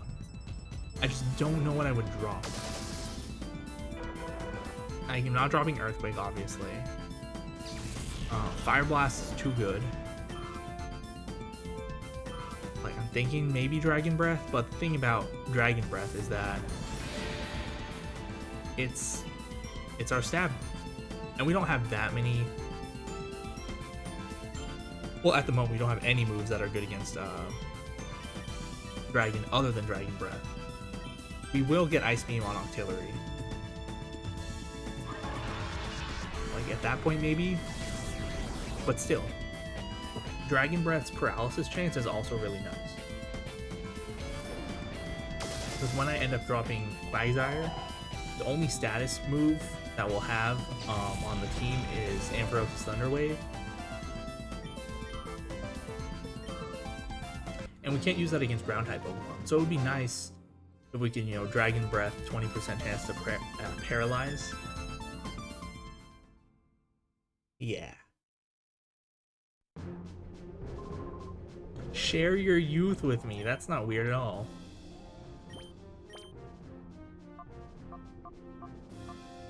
Okay. Heracross just needs 13. I think we can probably switch, right? We can leave him in. Yeah, we'll leave him in. That's fine. Daijo. We'll take on the area leader. Let's go. Athie?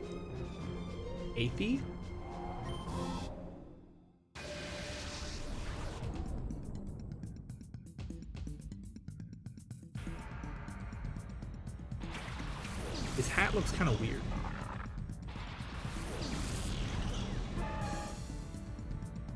Oh well, we have good matchups for this at least.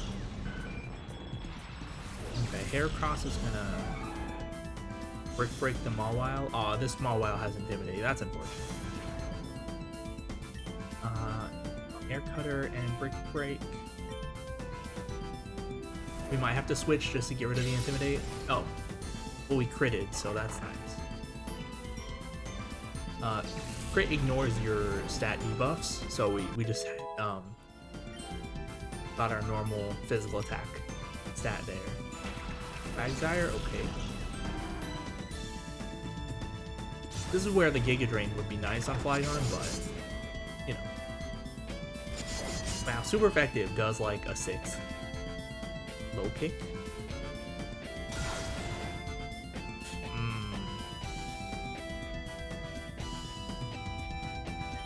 That did more than I wanted it to.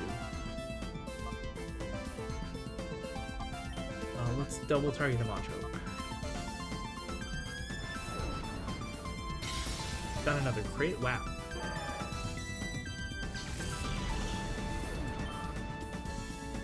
If I remember correctly, low kick is one of the moves that deals damage based on the target's weight. And Skarmory, it's a bird made of steel. It's pretty heavy.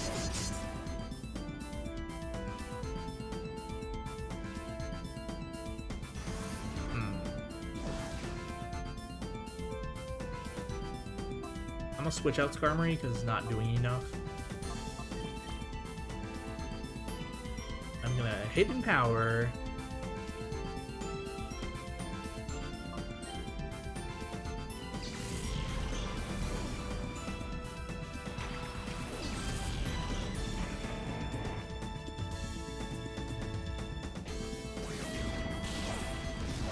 It's just so nice that we got this Hidden Power.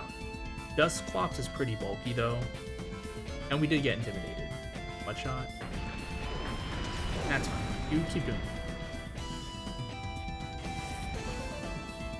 Will-O-Wisp? Oh, you don't do that. Don't do that. We're gonna have to switch out Heracross now. The burn cuts your physical attack in half, along with, you know, doing the damage over time. Okay, well, we tried.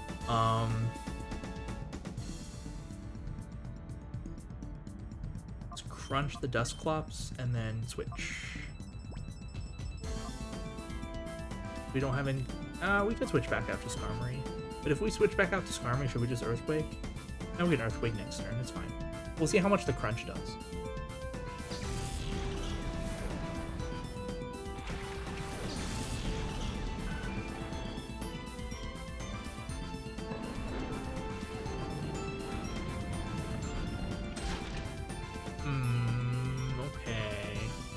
Would have been nicer to kill. Based on that damage, the Earthquake would not have killed, so it's fine, I guess. Confuse Ray? That's annoying. Ah. Okay, let's do Earthquake, Air Cutter.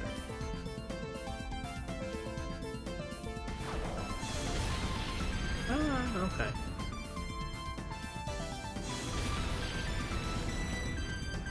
We'll take a little bit more off of Quagsire's HP with the Air Cutter, and then the Earthquake should finish it next turn.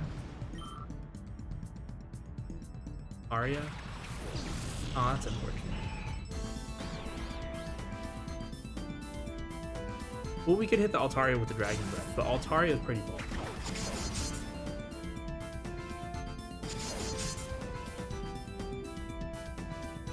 Water Gun? Yeah, you keep doing that.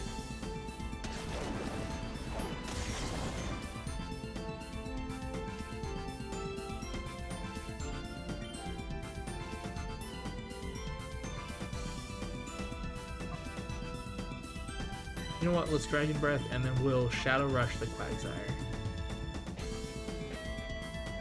We'll see how much this does. Got a crit. Did everything. Cool. Good crits this game.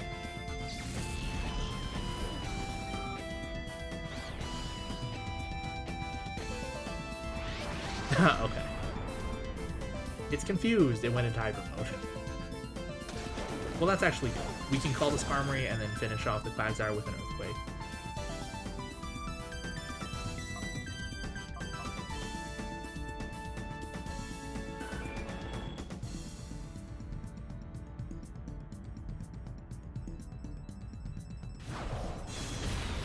Okay, got it.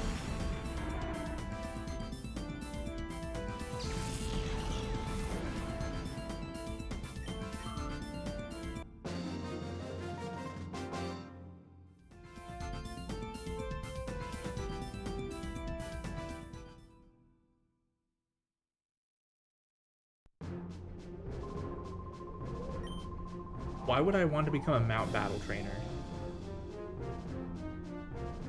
I can sit up here and not do anything.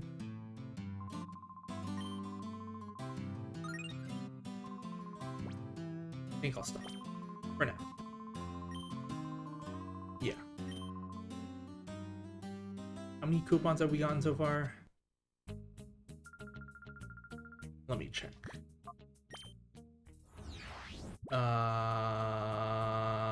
3,800. Okay, that's enough for Psychic, but not the other good TMs.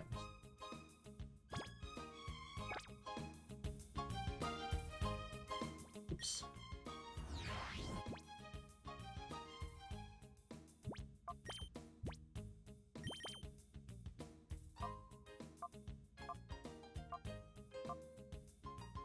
Yeah, the daycare was much better for this. We're gonna... Oops.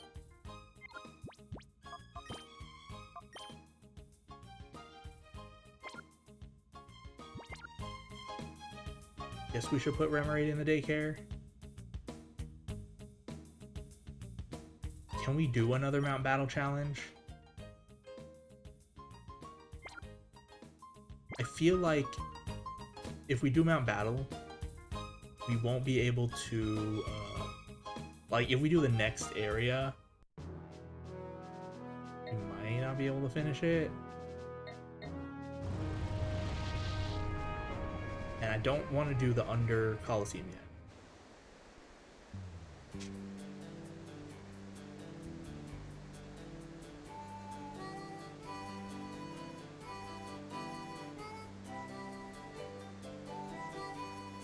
Well, I could go back to the beginning and do the early Mount battles for Remoraid, I guess.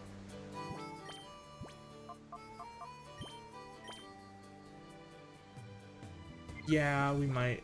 Yeah, we should probably do that. Okay, here's what we're gonna do.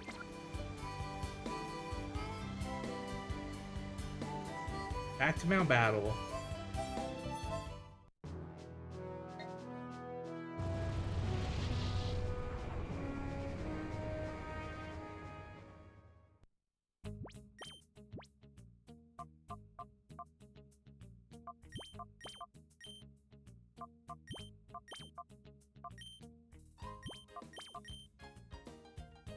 Actually, I do want this. Okay.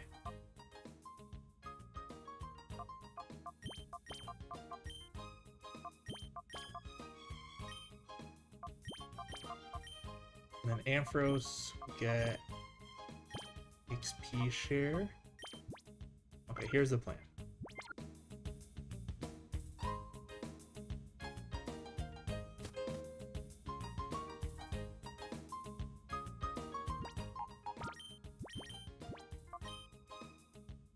Okay, we're gonna go back into Mount Battle.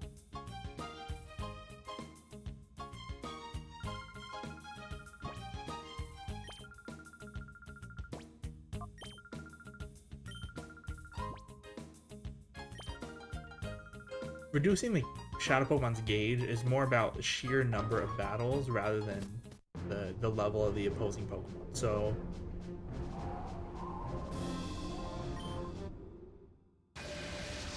using the lower level areas of Mount Battle is totally fine for this. And I just am giving the EXP share to Ampharos just, so we can, slowly get some EXP.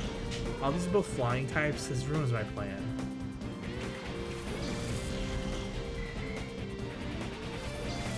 Whatever. Remoraid, you Shadow Rush on Hoot Hoot, I guess, and then destroy one of them. So my plan was to just Earthquake them and then switch out to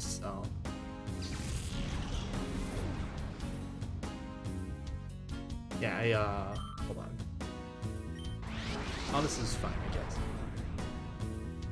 My plan was to use Earthquake and then switch Remoraid out for Skarmory, and then they both can have their bars reduced, but I can't Earthquake if they're both flying type, so I'm gonna call and then Dragon Breath.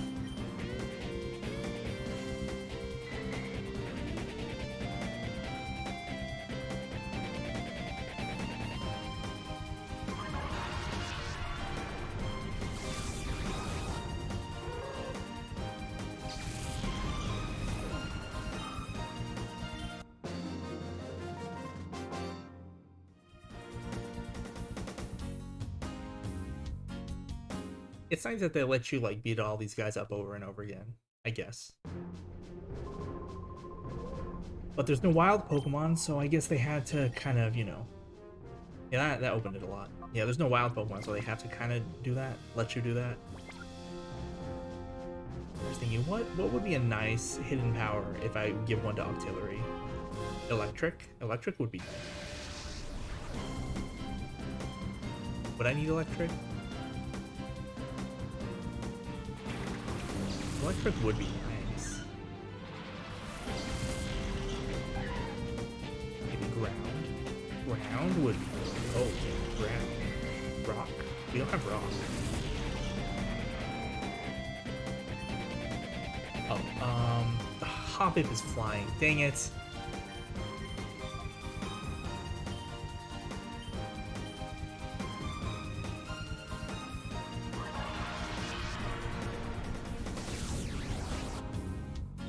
At least they're so low level, we don't have to worry about Remoraid dying.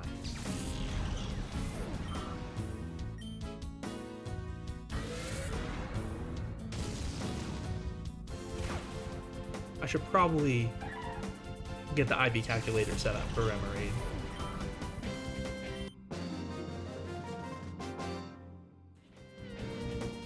Man, I was planning on finishing the main story today, but at this rate, who knows? Might have to do it at the start of the next stream.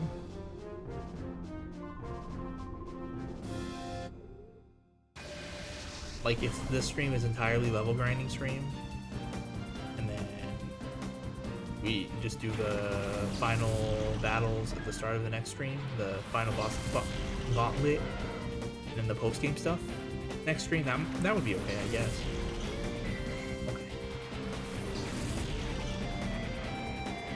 We can destroy them with Earthquake now. Now use Earthquake. I guess I'll get the IV calculator set up. It doesn't matter.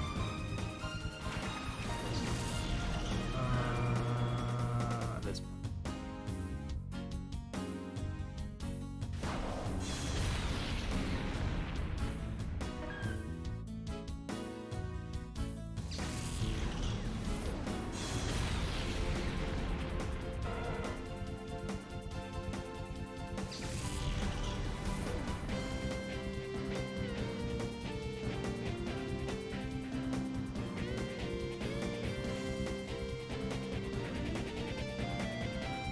Sorry, I was bringing up the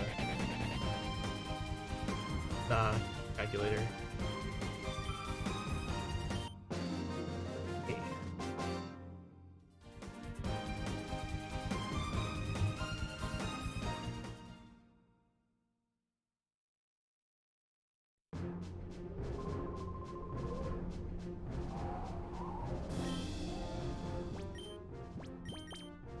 Nature's Rash. That's okay, I guess.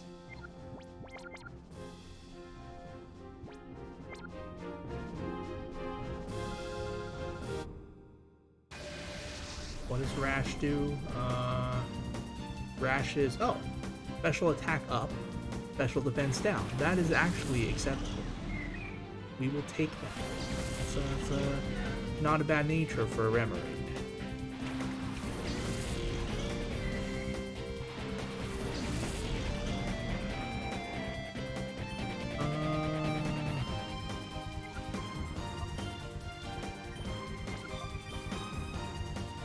Earthquake, destroy them.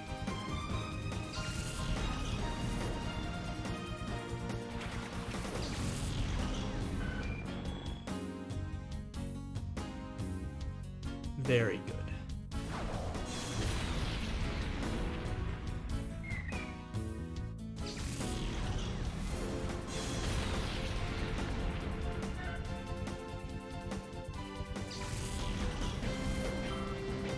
Purifying Shadow Pokemon is so much easier in XD. You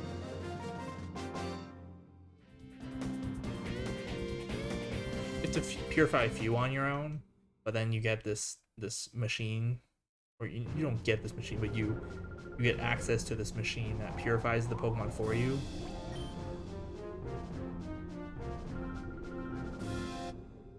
And then you never have to go back to Agate Village to purify Pokemon, because you can just use the machine for it.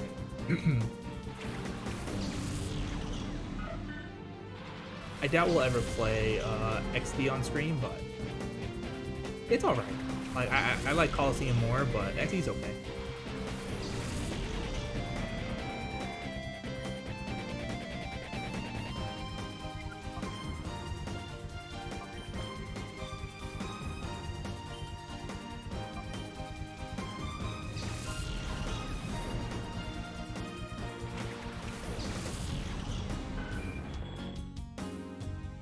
You see Skarmory's bar go down just ever so slightly. All you have to do is put them in the battle, and that's it.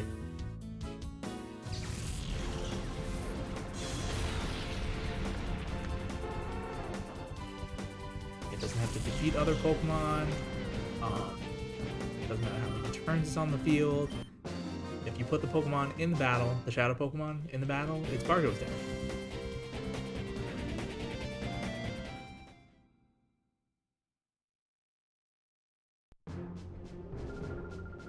Thank you, I guess.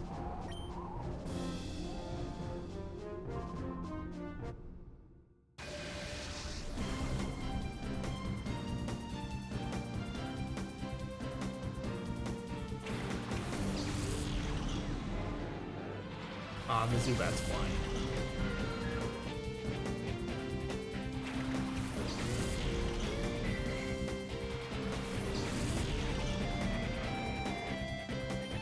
How dare you do this to me?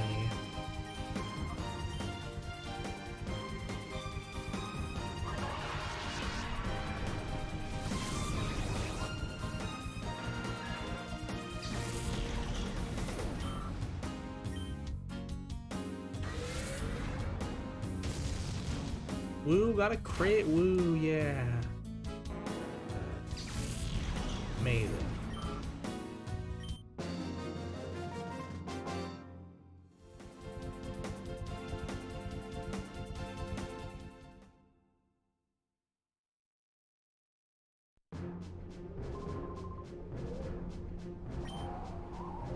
How can you tell how good someone is at Pokemon battling? It's not like their appearance has anything to do with their actual skill in battle.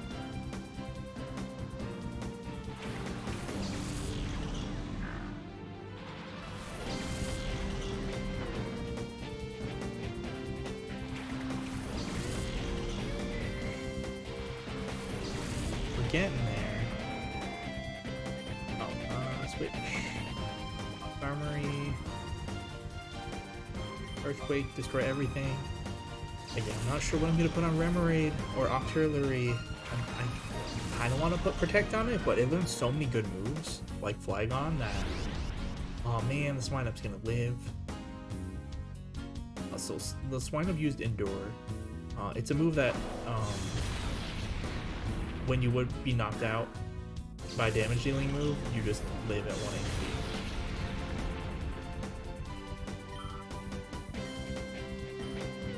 It's annoying, but what can you do? Oh, Shadow Rush.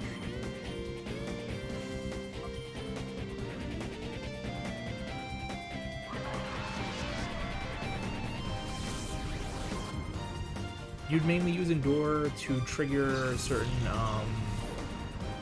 items, abilities, or moves that do something at low HP. For instance, Reversal.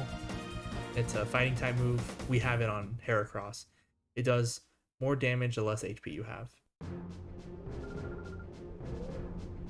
Or certain items only activate when you're at low HP, like certain berries. They're rare and difficult to get back in Gen 3 and Gen 4 and Gen 5. They became a lot easier to find in Gen 6, I believe. Anyway, they were hard to get. You had to get them through like events or something, or maybe rare events during the game, I think. Can we switch? There's a Trapinch on board. Okay, cool. It does not have Arena Trap.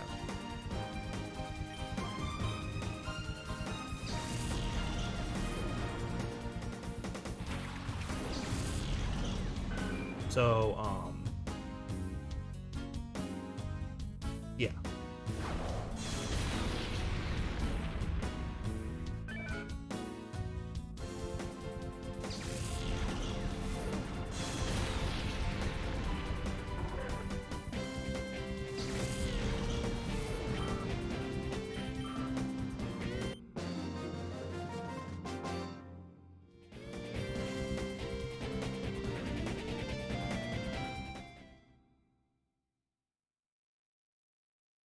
Eight.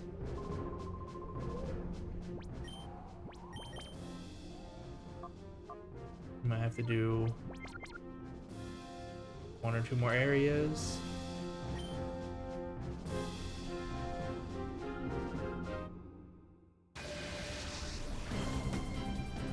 At least these areas are super quick. Decibel has Levitate. Dang it. How dare.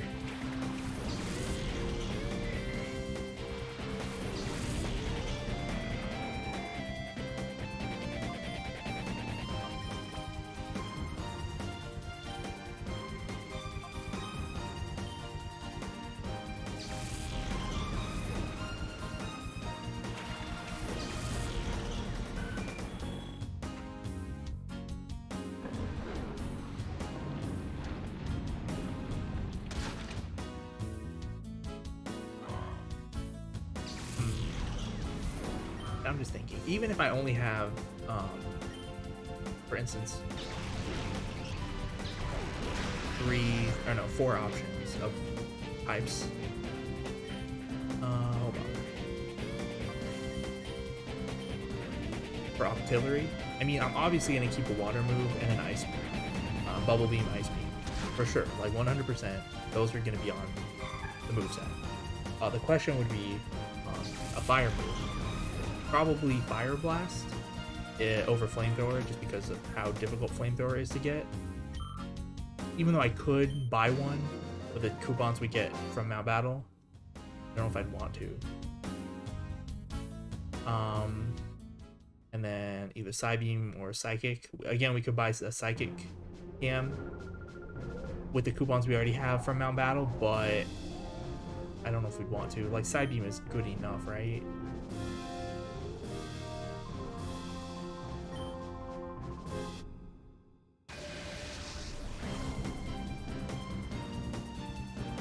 It's just a matter of do I need all those 4 moves? Like all 4 of them?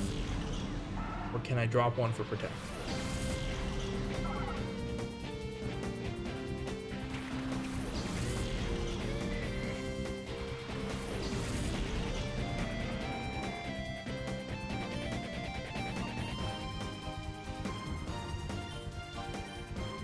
Can I drop one for protect?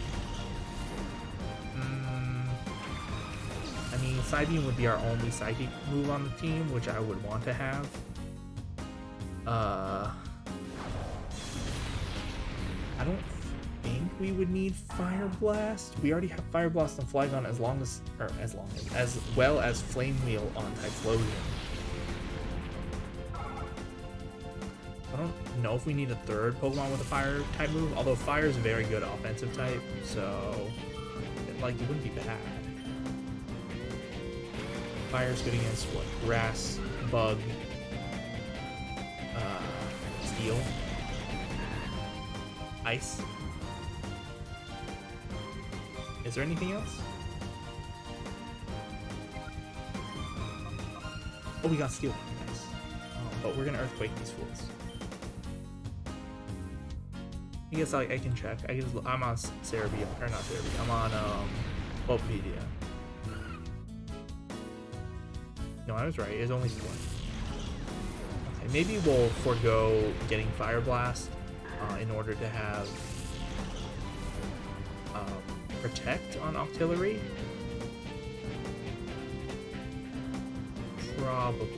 Probably.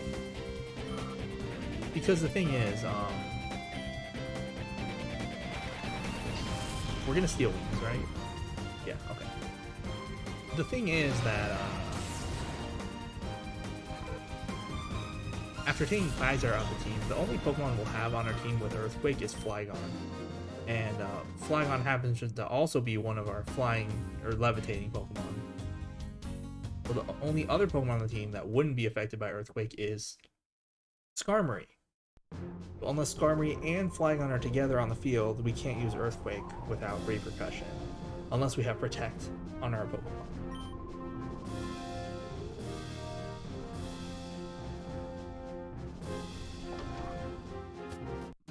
Before I talk to the guy, how are we doing on Remoraid? Probably have to do another area. You know, might have to even do another area after that. Yeah. Oh wait, let me save.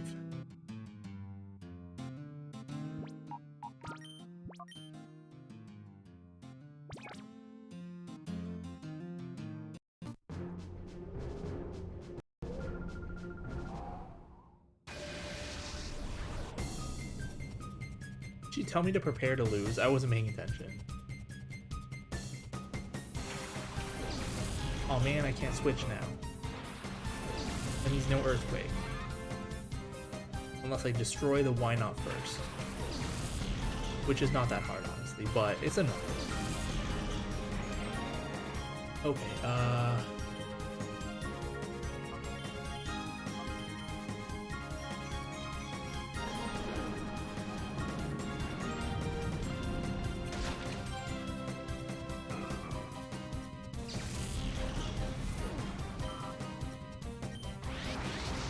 okay, well that's good. Charm that reduces physical attack? Oh no.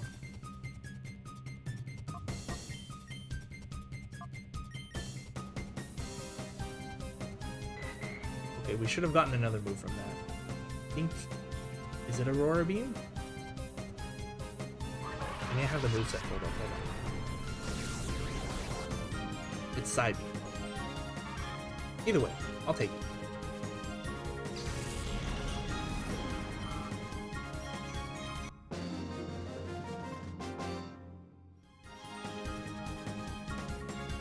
No, I'm not prepared to lose.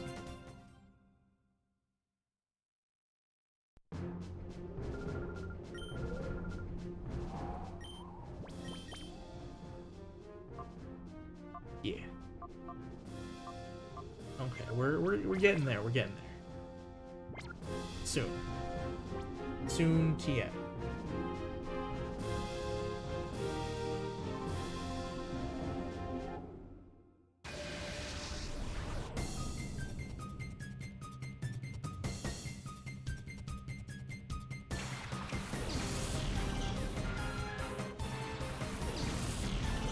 You have to have a flying Pokemon, don't you?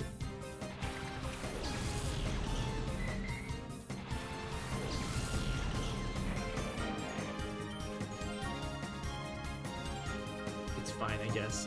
We can Psybeam it. Because it's super effective.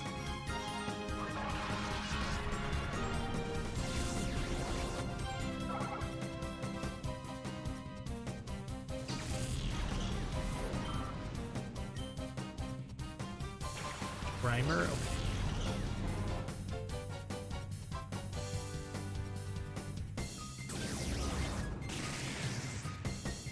I lived.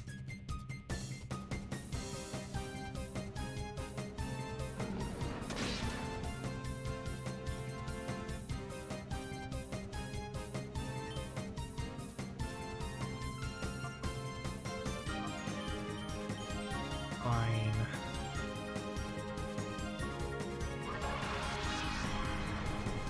How is a Remoraid faster than a Zubat? Isn't Zubat like really fast?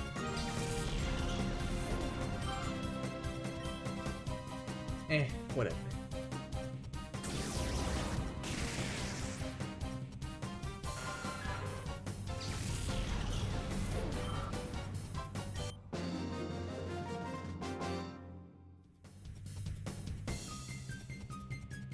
That's the spirit?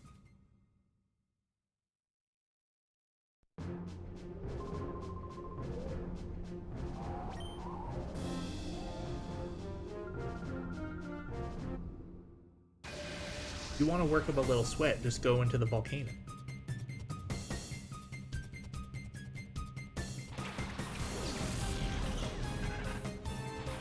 These things, even though they're floating in the air, they don't have levitate, so we're good. We can switch Earthquake. All according to K-Hop.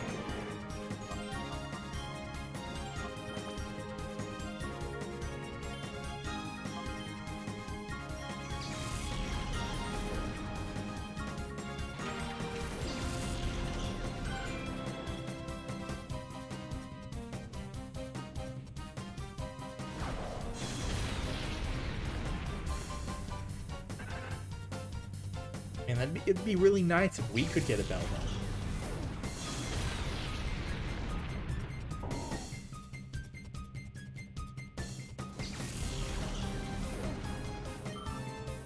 Is Beldum one of those Pokemon that can't learn any moves by TM?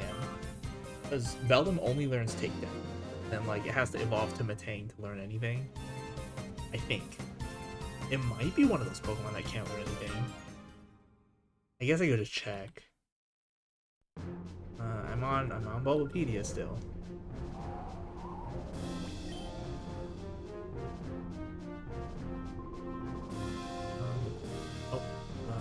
Beld.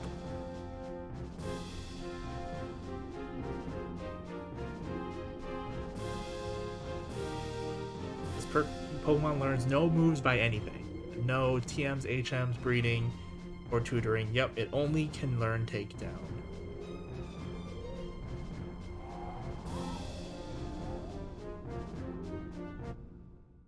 Oh, it's this kid again.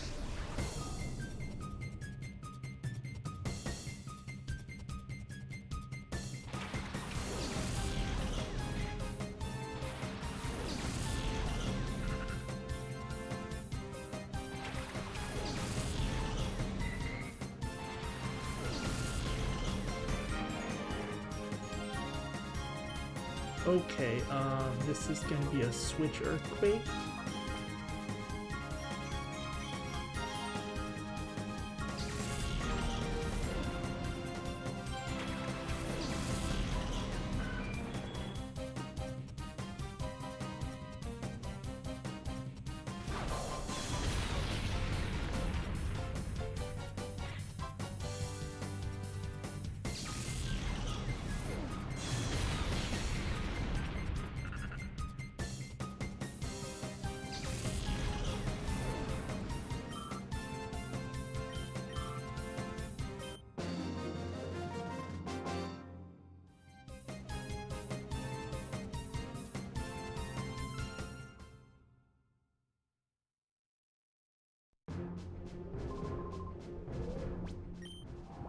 How we doing?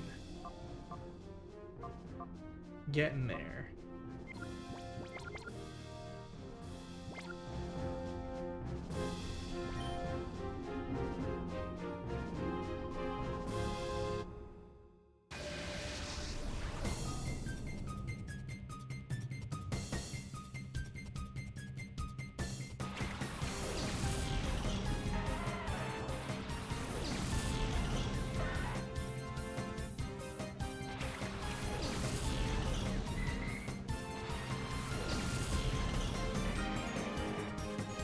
Okay. I was just reading some other stuff on Wikipedia.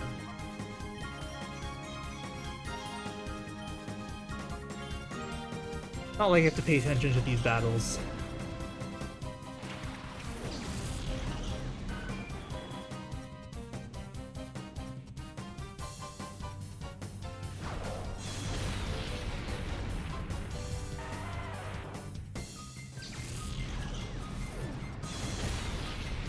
Oh yeah, crit woo.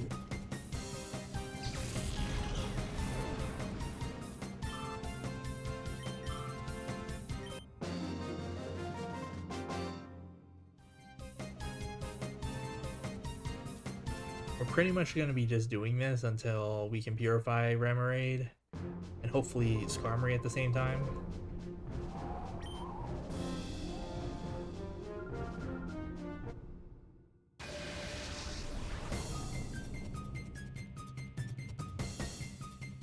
I wonder how many levels we'll get on Remoraid, because we have to pay 1,000 extra Poké Dollars for the daycare. So I guess I should explain the daycare for those of you who don't know how it works. You put a Pokemon in. Actually, hold on. You put a Pokemon in, and it gains EXP based on the amount of steps you walk around, and based on how much EXP it gains, it would level up, and then it learns moves, at their correct, or at the corresponding levels, and all that stuff. It won't evolve while it's in the daycare, but it does learn new moves. And then when you go pick up your Pokemon, you have to pay 100 Poké Dollars times the amount of levels that your Pokemon gained plus 100. So like there's a flat rate of 100 Poké Dollars plus 100 times however many levels it gains. So if that holds true to this game, because it might be different in this game, I don't know. The Pokemon daycare in this game is different from the one in the handheld games, kind of. So if that holds true, that means Remoraid would have gained 10 levels while it was in the daycare. Probably will gain a bunch more with all the battles we've been through.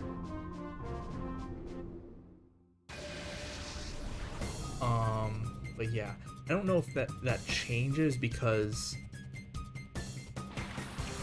the Remoraid didn't actually gain levels while it was in the daycare because it's a Shadow Pokemon. In Pokemon Colosseum, you can put Shadow Pokemon in the daycare and it just kind of reduces their Shadow Bar maybe. I don't know. We'll see, I guess. Shuppet has Levitate. Dang it.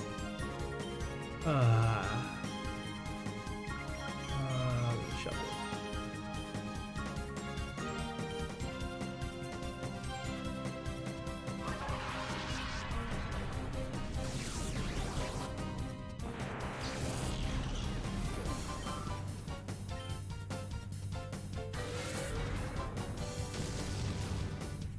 Didn't even kill. Well, we are lower level.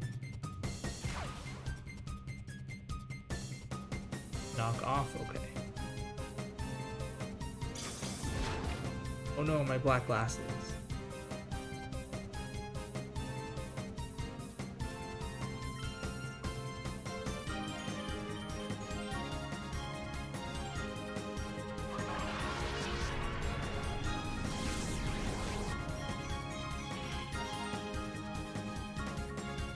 I guess I should have switched so Skarmory could have reduced its bar a little bit. Oof. This is the oof man.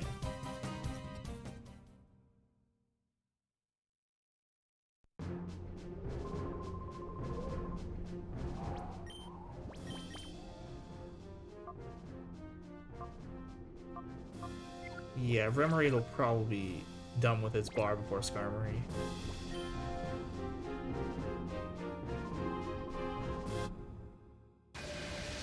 Elegant battling backed by thorough calculations. Okay.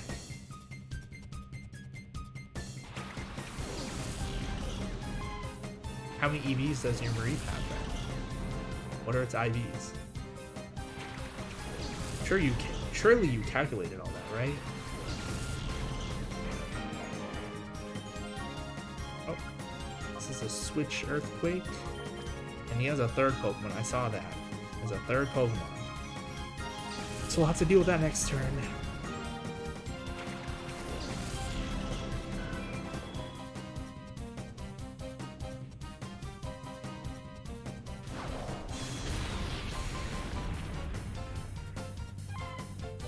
Okay.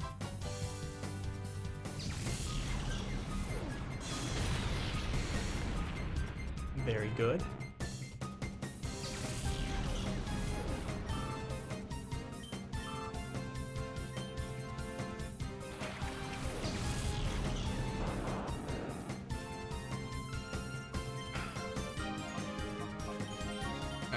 It hardly matters.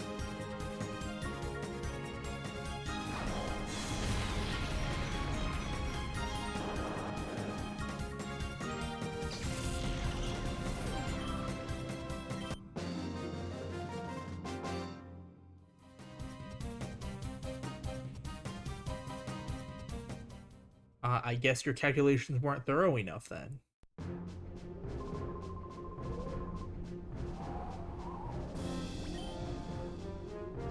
Oh, we're at 19 already? Oh man, we're gonna have to do at least like one more area, maybe two.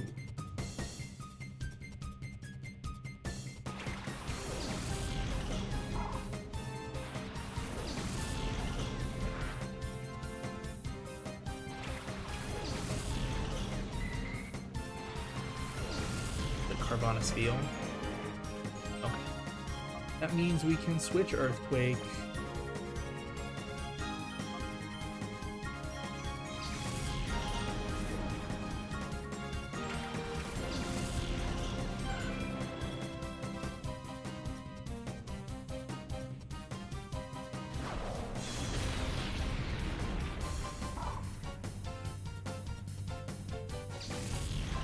It just kind of rolls over. That's kind of cute.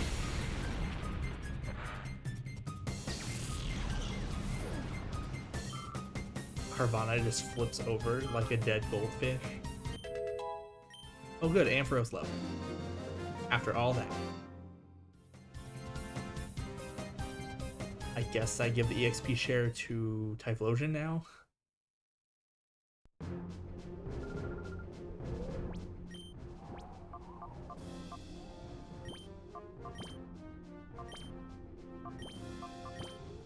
When do we get the magnet? Do we get the magnet in this game? I should check.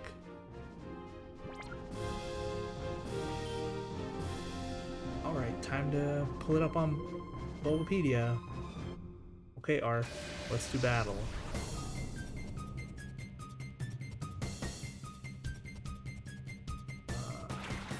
Magnet.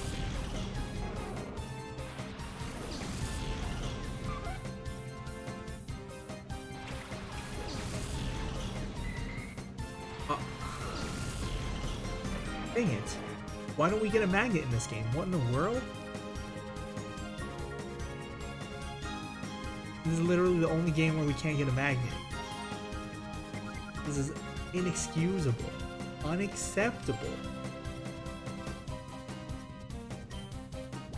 I'm gonna switch out Remoraid just because it'll probably die. And then we're going to Dragon Breath the Ladybug, I guess. Why no magnet? They literally just could have given a magnet to...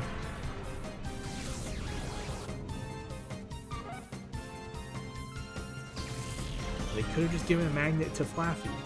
Oh, hey Wolpo.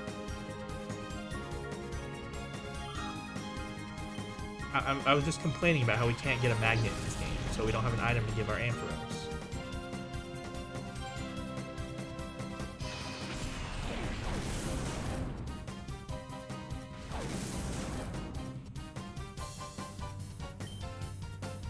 But yeah, we're like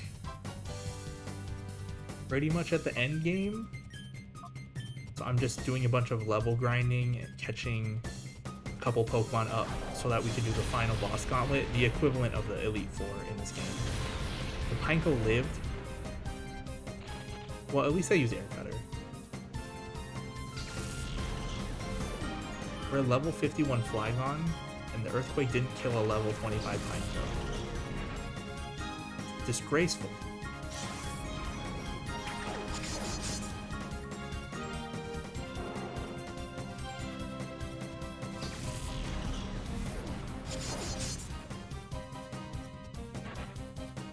Okay, there's like one left.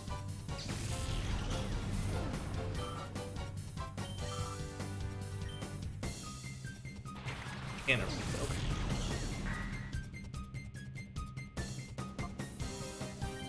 Guess we switch back out to Remoraid. It doesn't make a huge difference here. I just have to not use Earthquake if I switch.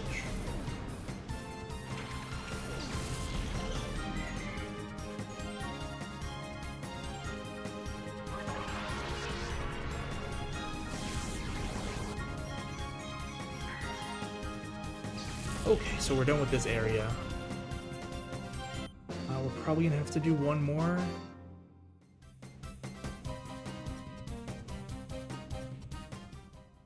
Yeah, I really need to purify both my Shadow Pokemon before I can do the next thing I want to do. Remoraid, almost done. Armory, almost done.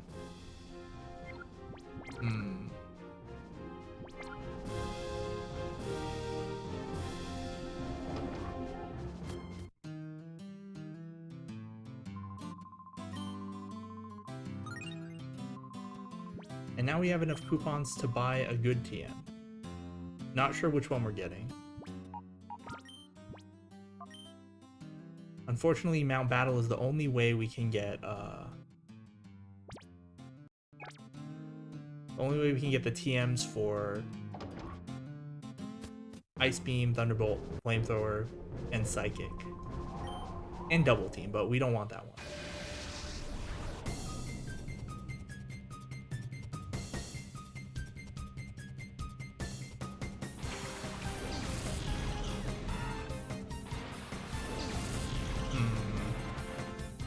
If I switch Earthquake and then the Earthquake doesn't kill, it'll be kind of sad.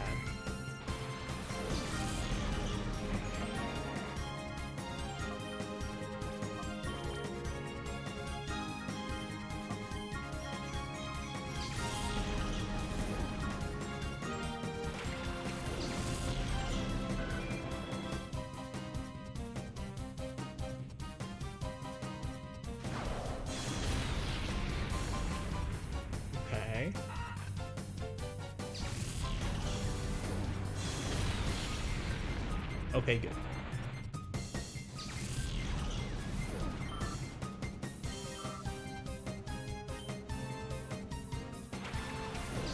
Is there an item we're gonna be able to give our Ampharos? Since there's no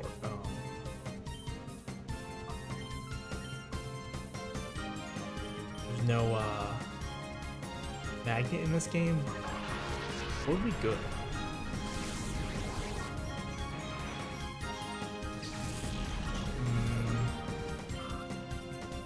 Light Clay's Gen 4, otherwise that'd be nice for Light Screen. What else do we have? More generic items like Quick Claw or Leftovers. We can buy those items here in Mount Battle, but they cost so much. We pretty much have to finish Mount Battle twice in order to get enough coupons to buy one. It's like 2 or more TMs, like 2 or 2.5 TM's worth of coupons. It's ridiculous. What other items can we get? Berries? We probably won't need berries. Right now, there's no berries in ore, in the Ore region. The only place we can get them is the old guy in Agate Village who just gives you a berry every day for free. He just gives you a random one. So far, I've only talked to him twice. We got a Pecha Berry, which is for poison, and a Person Berry, which is for confusion. I don't think either of those are particularly good.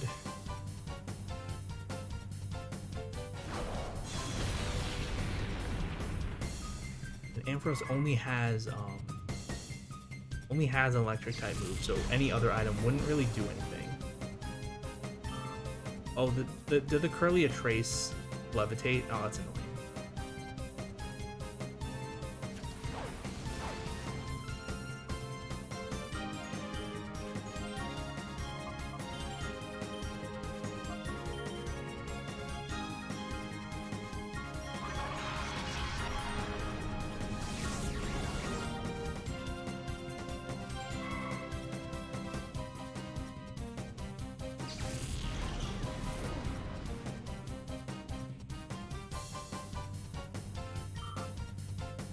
Did you play any Gen 3 games at all, Wolpo? Yeah, Colosseum and XD are kind of... I mean, they're technically spin-off games. But they follow the same sort of formula, kind of, where, like, you go around beating bosses, except instead of gym leaders, it's the villainous organization from this game. One of the two,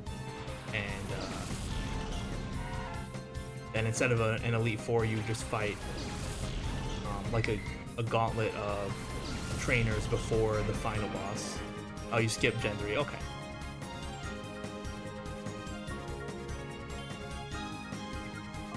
Yeah, so this game is Gen 3.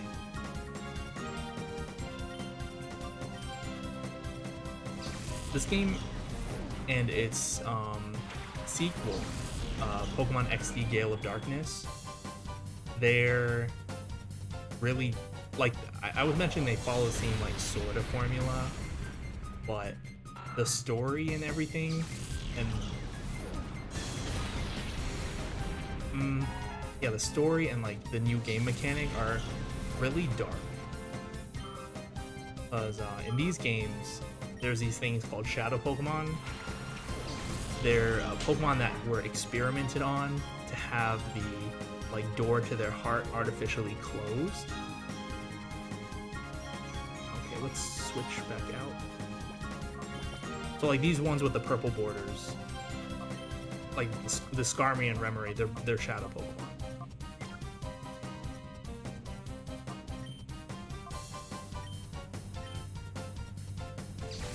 And the main character that you play as is actually from one of the villainous teams. There's two villainous teams in this game: Team Snag'em and Cypher.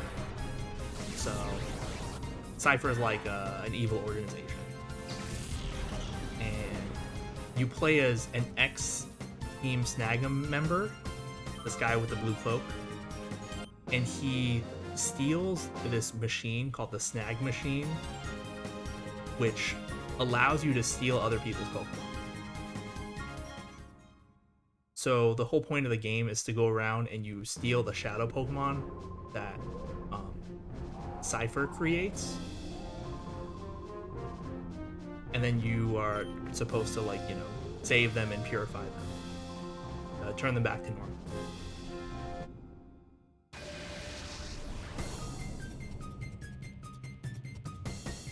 It's really crazy that they would let the protagonist go around stealing other people's Pokemon. But that's how this game works. Because in this region, the Ore region, there's no wild Pokemon. So everything is a trainer battle, and everything is a double battle, which I love. The double battles are so good. Oh, we got Aurora Beam. We'll still Shadow Rush, I think.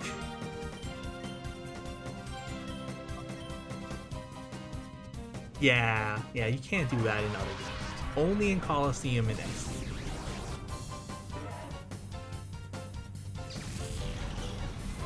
In these games, you can only catch Shadow Pokemon, Um,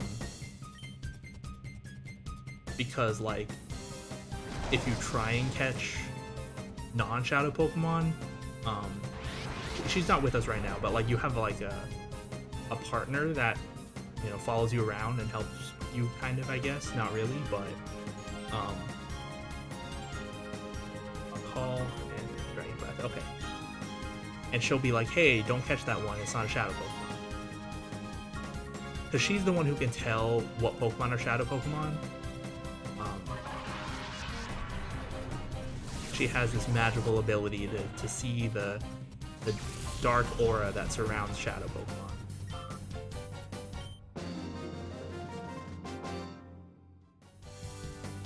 Yeah, she doesn't follow us up here because there's no shadow Pokemon in this area. This is a Mount Battle. This is the only area in the game that you can really do level grinding. Are we done with this? Okay, Remoraid is done. Okay, so yeah, its bar is empty now, so we can purify it once we are done with this area. So for the rest of the time, we'll use Skarmory. Now,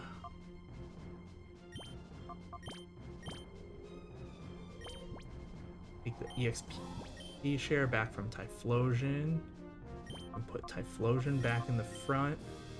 I'll give the EXP share to Remoraid, because it will probably need to catch up.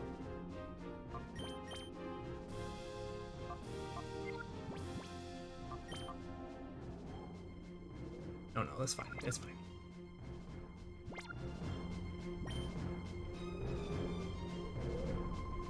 But yeah, so there's a lot of like new mechanics surrounding the shadow Pokemon, and they expand upon it more in the sequel. Even though, you know, Pokemon is a super popular franchise, these games, like, they didn't get as much, how do I put this?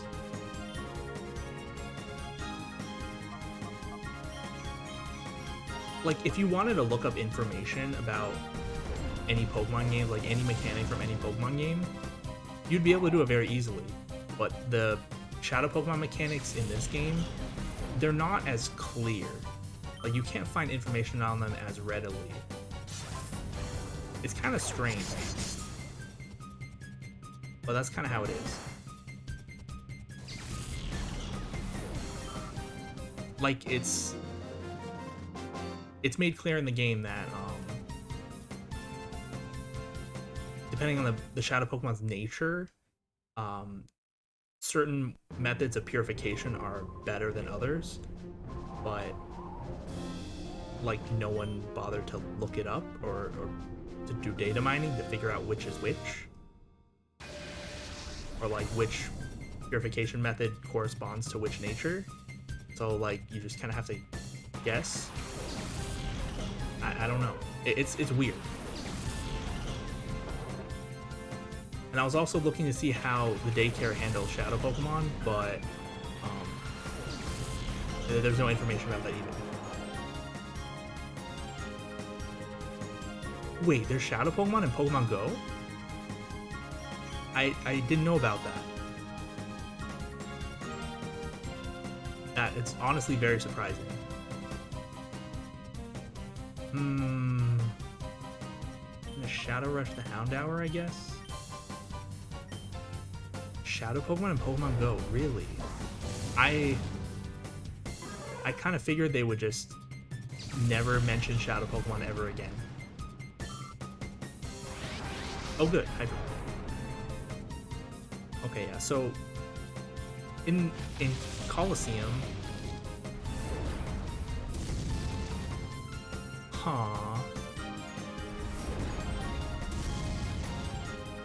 like Team Rocket?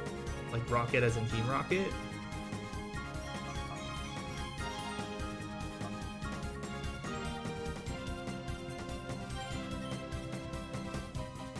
I'm using Dig here because the Houndour might have Flash Fire.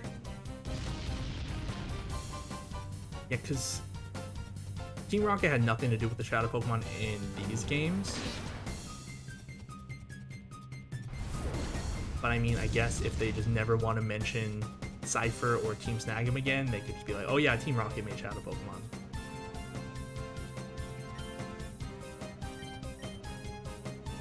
Team Go Rocket? Oh, okay.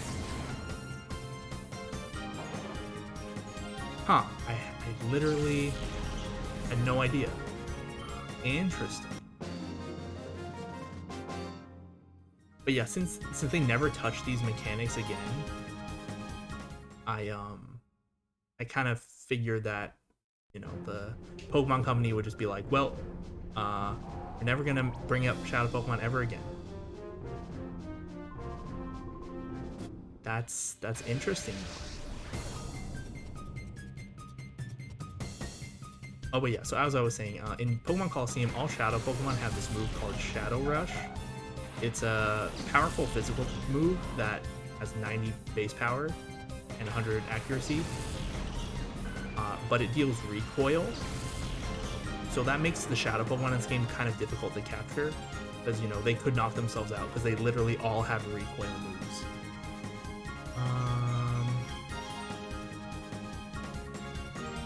Yes, it probably doesn't matter. Okay, there. So one of the things that can happen is when a Shadow Pokemon uses Shadow Rush, instead of attacking, it could enter a state called Hyper Mode.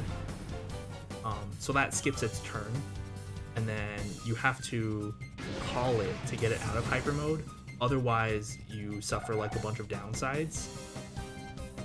There's one upside to Hyper Mode, which is that your ratio on Shadow Rush goes up, but there are a lot of other downsides, like you can't use any moves other than Shadow Rush, otherwise the Pokemon will ignore you.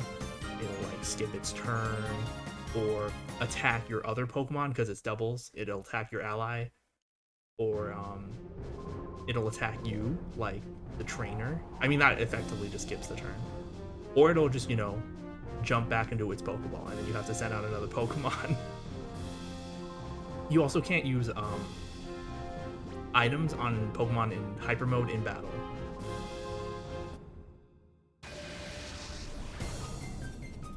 It's completely different in XD, the sequel. They reworked a lot of the Shadow Pokemon mechanics, but the whole idea behind, you know, capturing other people's Shadow Pokemon so you can save and purify them is the same. They just made the mechanics more tame, I guess. Because this game is pretty dark, you know, for a Pokemon game.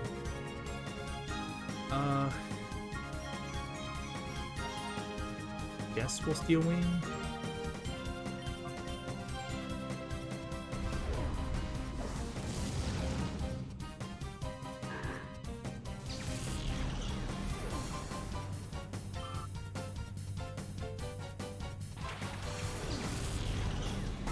But yeah, I used to play this game a lot.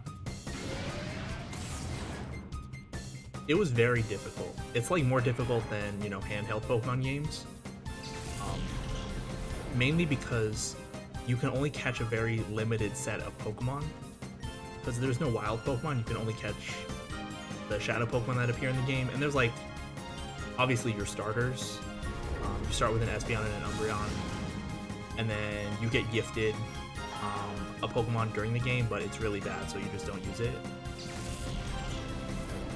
It's a Plusle, by the way, and there's no Minun to pair it with, so yeah.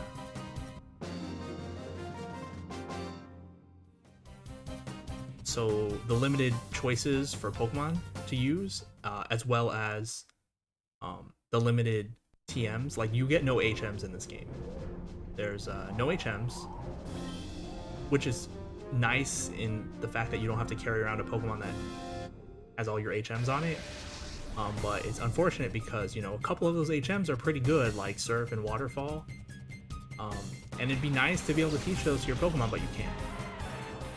And the TM selection is also very limited. Just like with the handheld games, there's a lot of TMs that you can only get one of. And then other TMs mentioned Ice Beam, Flamethrower, Thunderbolt, Psychic.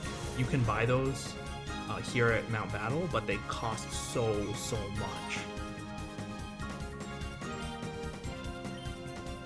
It's honestly kind of ridiculous how much they cost, but you know, They're really good. And there's a lot of TMs and items you just can't get in these games. Like I mentioned, can't get a magnet, which is unfortunate because it would have been nice for Ampharos. There's a bunch of TMs you can't get, like Aerial Ace. TM for Aerial Ace. So many different Pokemon can learn Aerial Ace, and it's one of the better flying type moves, but we just can't get it. TM for Water Pulse, we can't get that one. Dig, can't get the TM for Dig. What else? Frustration, you get one return in this game, but you can't get Frustration.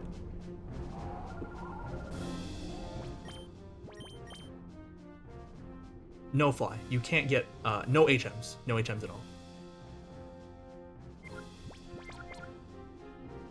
The thing is though, that,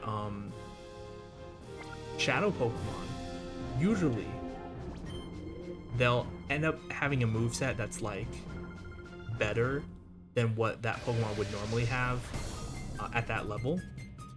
So it's possible for the Shadow Pokemon that you catch to have HM or TM moves, or even moves from breeding on them instead. So they end up having, you know, decent moves. And that's kind of how they made up for it. Like, for instance, we had a Quagsire that had Surf. And so even though we can't get the HM for Surf, some of the Pokemon just have it. So there's that. And, yeah, that's all Shadow Rush. And, like, our Typhlosion has Dig. It started with this. When we caught it as a Quilava, it started with Dig as one of its moves. So even though we couldn't get the TM for Dig, it has Dig on it. But if I overwrite Dig, then I'll never get it back. Oh, there's also no move tutor or move reminder in this game. So if you overwrite a move, it's gone forever. Unless you can buy the TM for it. There's still a couple shops that have TMs. Like, we can buy the TMs for Protect, for instance, which I have bought a bunch. Protect, super good in double battles. I think half of our team has Protect right now, and I'm gonna give Protect to Skarmory and probably Octillery as soon as we purify them.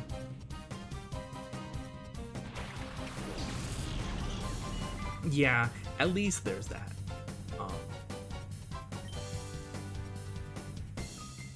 They wouldn't, like, the game developers wouldn't screw us over that much.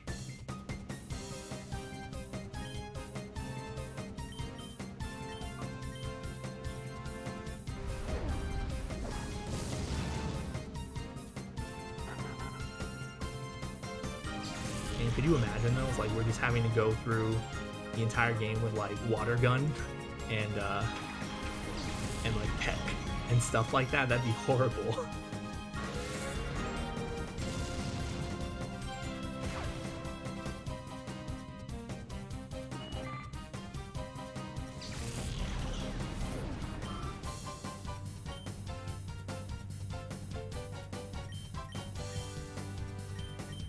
But yeah. That is part of the challenge of the game, though, that you have to, you know, do your best with limited resources, and that's what makes it more interesting. And also the fact that everything's double battles, that also makes it more interesting.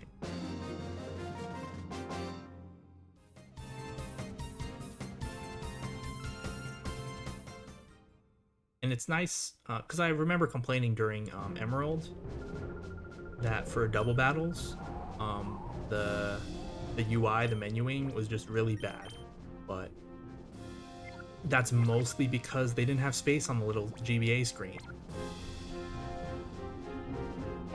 But since this is a console game, there's plenty of space. Yeah. We'll stop for now. Yeah, there's plenty of space on the screen, you know, for all the double battle menuing. So that fixed it, at least a little bit. Okay, and then this is the girl who follows us around and tells us who has Shadow Pokemon.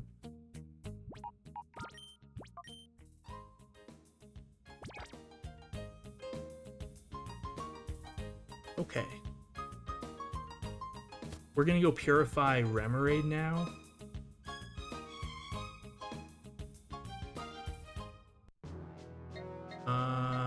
Here.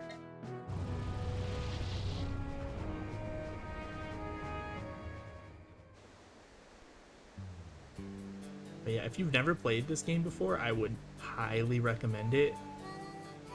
It is difficult though.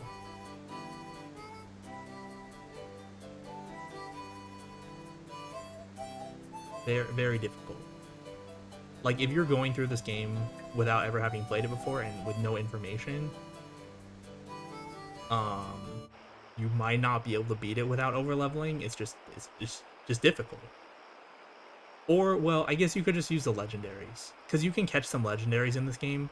I'm choosing not to use them for this playthrough because that would make it too easy. Well, not too easy. The legendaries you get aren't that good. Oh, actually, hold on. They're like better than most of the other Pokemon you can get, but they're not like ridiculously good. Okay, uh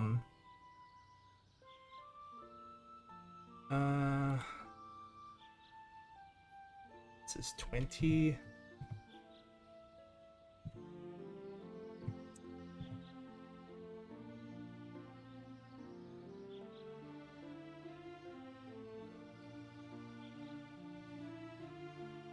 Huh. Okay, ooh, gross.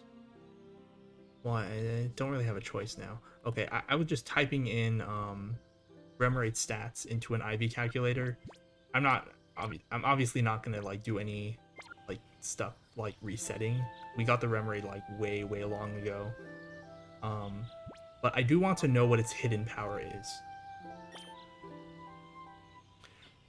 So I'm gonna be using a IV calculator to figure out what its hidden power is because hidden powers type and base power are based on the Pokemon's IVs. Okay, got Bubble Beam back. Good. It's only 7,000. That seems like not very much. Okay, I have to type these in.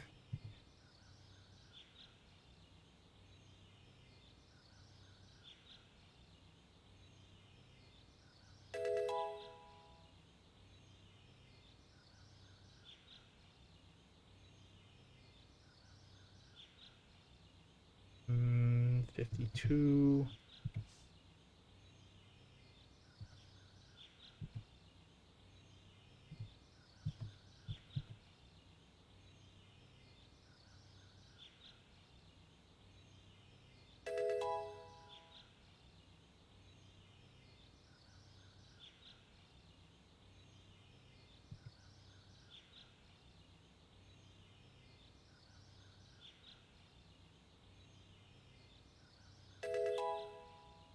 I wonder how many levels we'll get.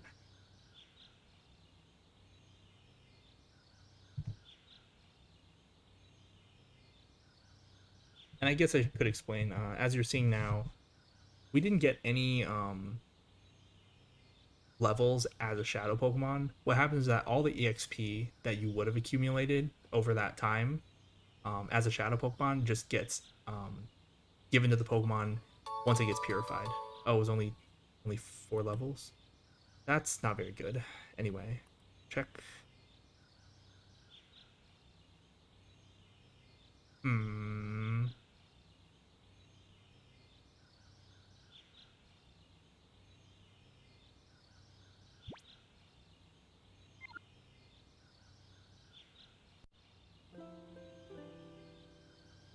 Let me.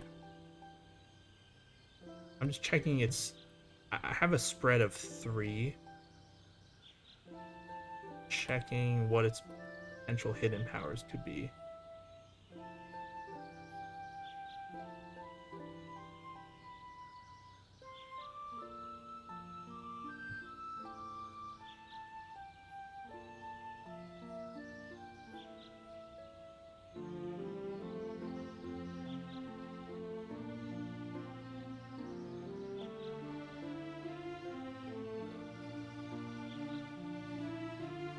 Hold on.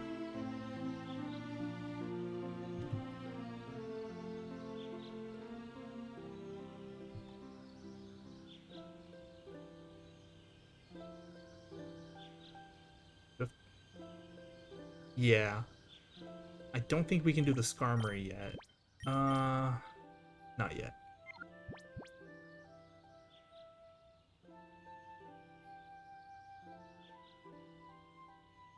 Unfortunately, this Remoraid, based on the IV calculator, it has a special attack IV of 0, which is really bad. Really, really, really bad. Its defense IVs are also really bad. They're both 1. Speed IV is 30, which is very good, but we're not too concerned about speed.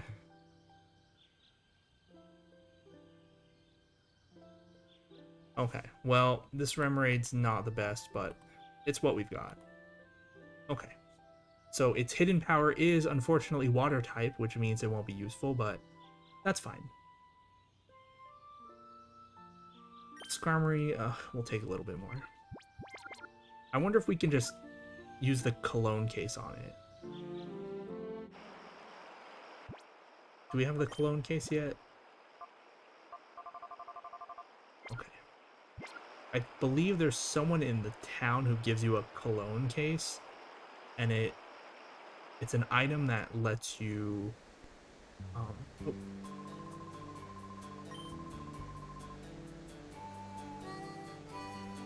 It's an item that lets you hold scents that you can use on your Pokemon that makes them happier. Did this guy just attack us?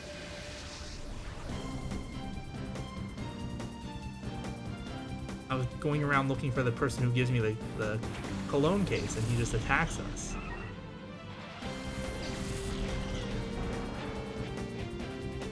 Oh well. Well, maybe we'll empty our bar on Skarmory now. It looks like it.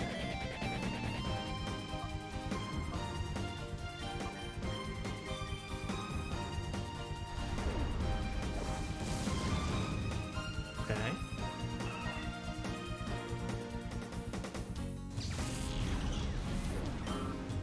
Remoraid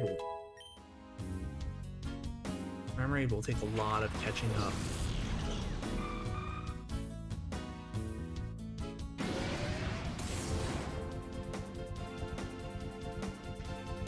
Oh yes, EVs are still in this game.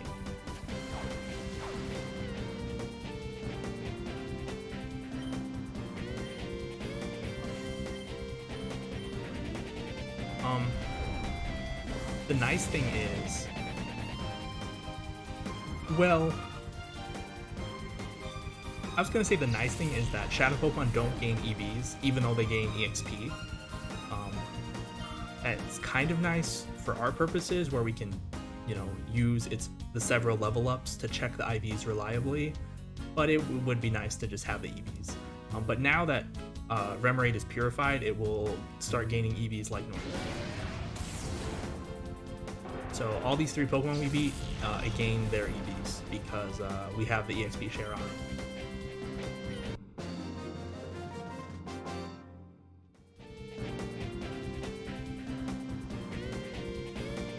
Okay, I think that emptied Skarmory's bar, so maybe that was a good thing.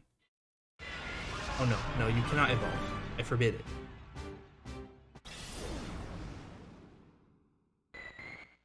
Yeah. Okay, so I'm not evolving Remoraid.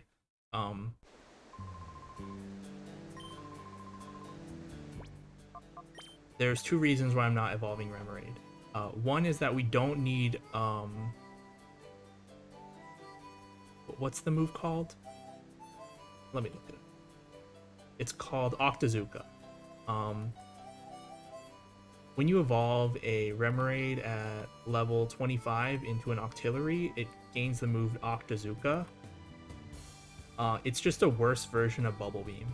It has less accuracy. It's like 85% accurate instead of 100. It has the same power, which is 65.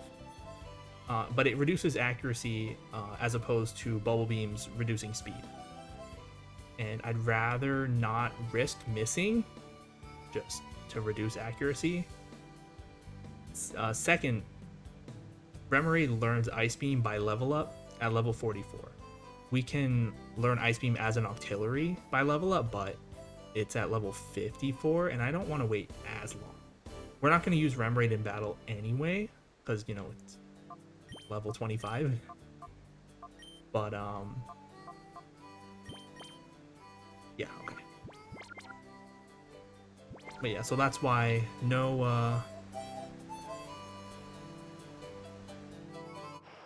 evolution until level 44. Oh, you know, now that I have Remoraid purified, I can rearrange its moves. Octazooka is the cooler sounding name. Too bad they made it a garbage move.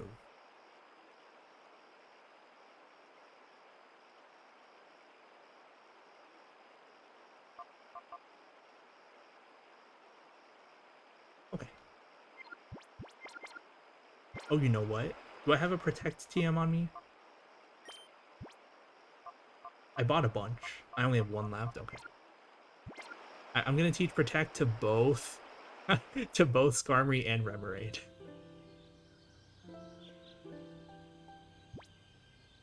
But we gotta purify Skarmory first. I already checked Skarmory's IVs. Its hidden power is flying, unfortunately, so we don't need its hidden power. And see, the thing is, this game, the move selection, oh, that's a lot. The move selection is so slim that we have to actually look at our hidden powers.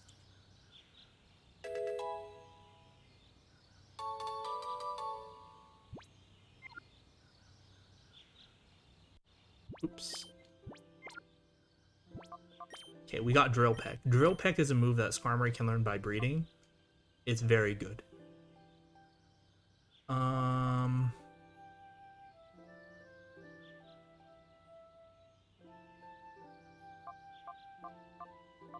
Let's do that. Okay. And then Skarmory, it would have been nice if we could have gotten a hidden power like Rock or Ground or Fighting or something, but we cannot. So, Skarmory gets Protect. Because we literally have nothing better. Right? Okay. You know what, let me just double check.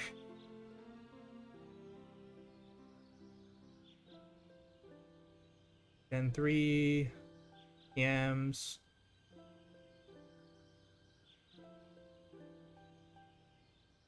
I could teach it Return, but that's about it. Yeah. There's no Facade TM in this game. Yeah. I mean, I could teach it Toxic or Roar, but I think Protect is better. Yeah. Yeah. Because it's so hard to get type coverage in this game. Like our Typhlosion, it has Dig on it, and I'm not going to delete it just because it's nice to have the ground type move, even though Dig is a trash move. Dig is okay-ish in singles, but in doubles it's really bad because you waste 2 turns on it. And Earthquake is way more common, and during the turn that you're underground, you take double damage from Earthquake. So yeah. That's just the thing. Like our Typhlosion really only has 1 damage dealing move in Flame Whale. And it cannot learn Solar Beam in this gen. I checked. So having Pokemon that have wide type coverage is just so rare, and it makes it so useful. Like Flygon. Oh, if you're underground, when an opponent uses Earthquake or Magnitude, you know, like underground from Dig, you take twice the damage, on top of, you know, the type disadvantage. So yeah, it would definitely die if it took an Earthquake underground.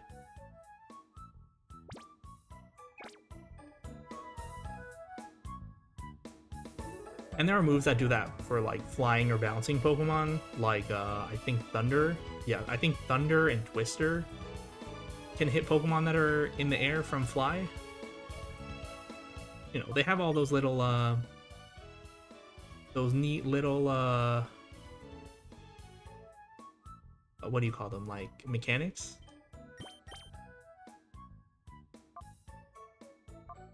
Okay. We're gonna try the under Colosseum now, I think. We're gonna try it. We might be a little bit under leveled for it, but I'm gonna go to the under anyway to get a protect TM for our Remoraid. Oh, it's down. And then hopefully Remoraid can gain a ton of EXP from these Pokemon.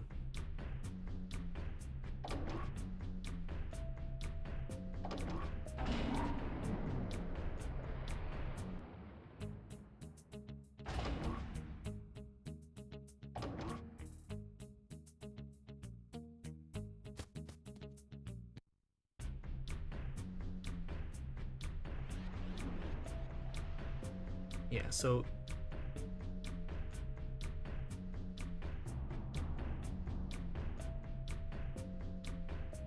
oh yeah, like most ground moves don't even hit Pokemon that are underground. It's just Earthquake and Magnitude, if I remember correctly. And like in singles, you know, dodging an opponent's in singles, dodging an opponent's attack for one turn with Dig or Fly, or I guess even Dive or Bounce, it's like not bad. But in doubles, if your opponent knows that they can't hit you that turn, they'll just double target your other Pokemon, and then that just makes it worse. Anyway, 17, yeah.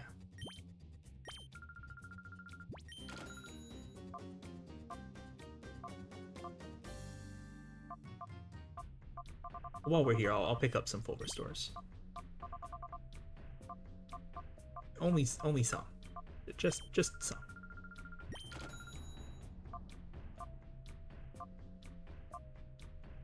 I'll get some more revives too. Money is also very tight in this game. You get a lot of money from beating the Colosseum challenges, which we're gonna do one of them right now. But yeah, it's otherwise pretty tough.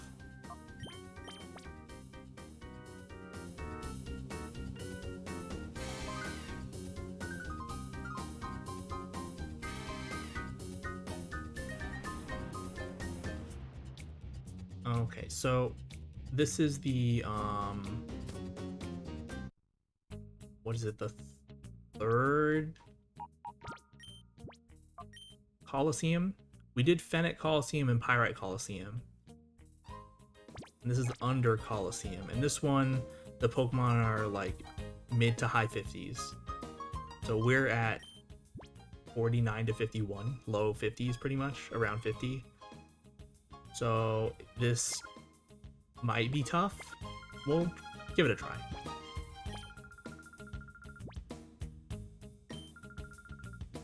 If this is too difficult, we will go back to Mount Battle and maybe do areas 7 and 8 again. Well, area 7 again and then area 8. We'll see, I guess. I just looked up the levels, like the level ranges for these Colosseum challenges, so I know when to do them. But we'll see. If he sends out like a Tyranitar and a Metagross, then we're probably gonna lose. Now Quillfish and Clamperl, I think we're okay. Oh look, they're 55.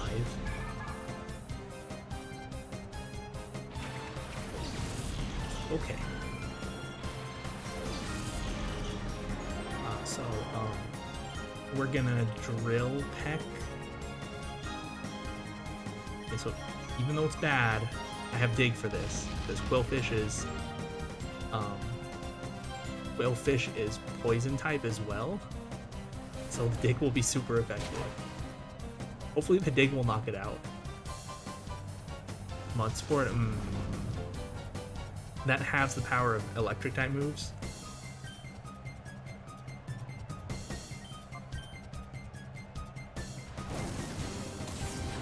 Aw man, wasn't enough. And we got hit by a poison point. Cool. Might have to switch Typhlosion out. Oh, maybe not.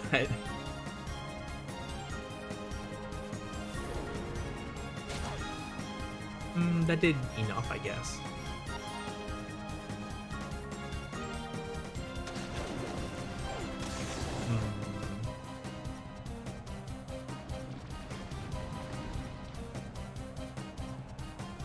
We're gonna double target the Clam Pearl. This should knock it out. Oh. Well, alright.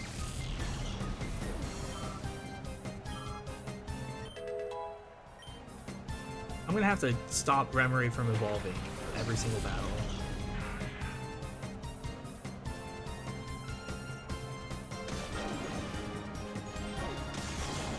Okay.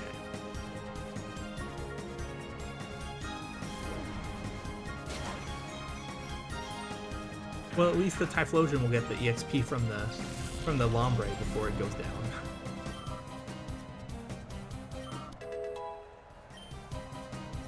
No, it'll still die from the poison. Yeah. Poison does 1/16, and barely didn't have enough HP. Okay, who needs levels? Not you.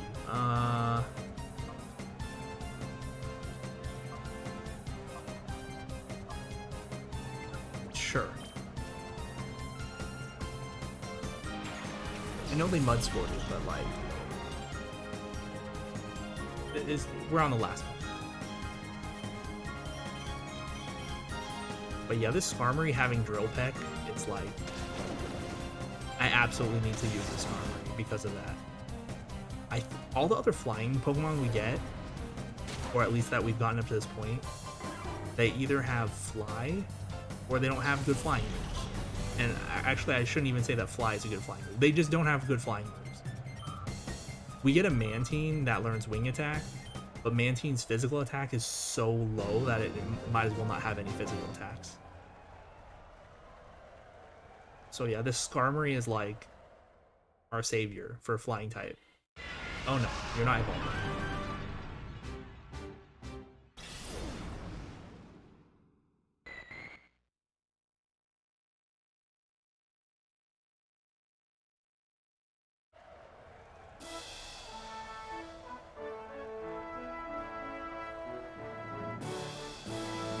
Okay, well that wasn't too bad, but usually the first battle is not that bad. Each of these Colosseums have 4 rounds of 4 battles each. You get healed between each one, which is nice. Usually the first one in each round is kind of a pushover. Celio, Seadra, okay.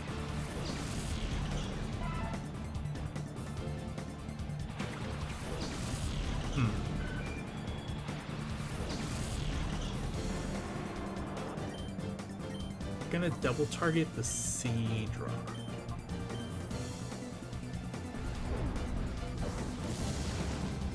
They're 56. They still have Water Gun.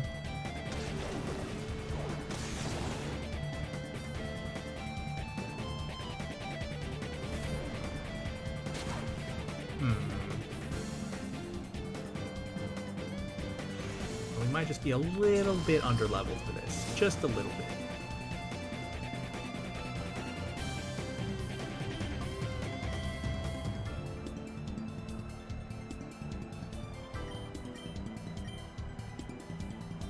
Celio's Water Ice, so fire moves do neutral damage, although it probably has Thick Fat, given how little damage that did. Yeah, Thick Fat is an ability that reduces the damage you take from fire and ice type moves by 1/2. I'm gonna have to switch out Typhlosion. Oh good, I'm gonna have to cancel Remoraid's evolution again.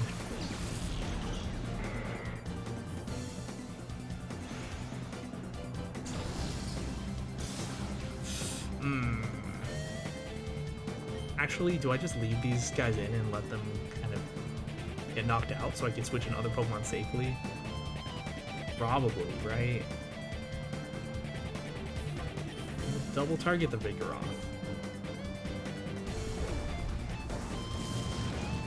Oh, well, this might work out. Uproar?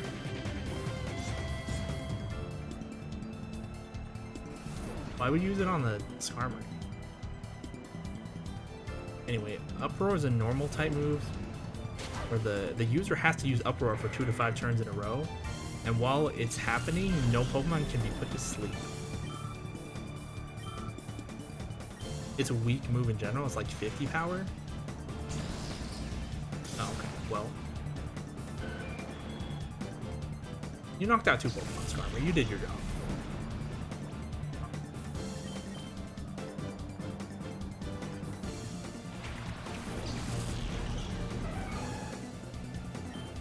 Okay, we have Brick Break to deal with the Celio, so we should be okay.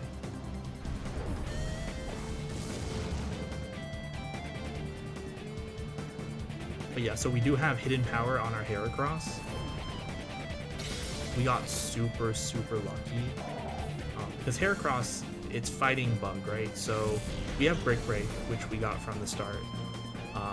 We're gonna learn Mega Horn at, what is it, level 53, which is the strongest Bug-type move in the game. That'll be nice. But still, we kind of had a free slot. And, oh, gotta cancel this. So having any, like, physical hidden power would have been nice.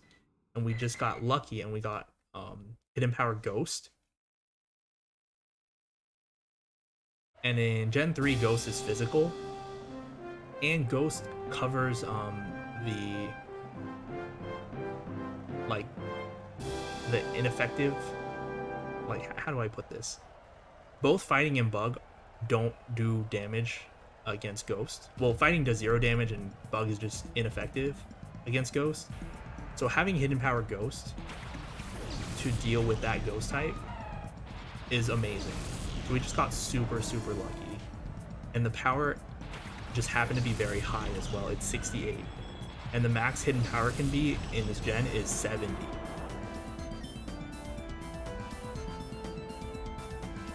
Ugh. We gotta deal with this Azumarill. Okay, never mind. No, we can't deal with it this way.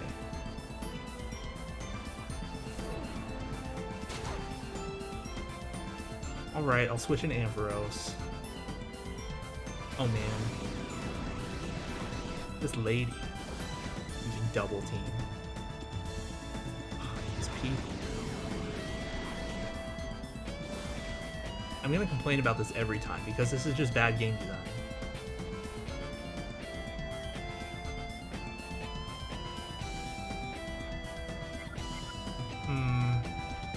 Do I double switch?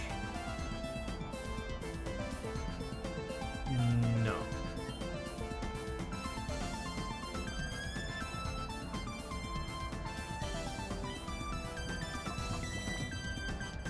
Yeah, what game designer thought, oh, it'd be really fun for the player if every time they wanted to do damage, they had to flip a really rigged coin.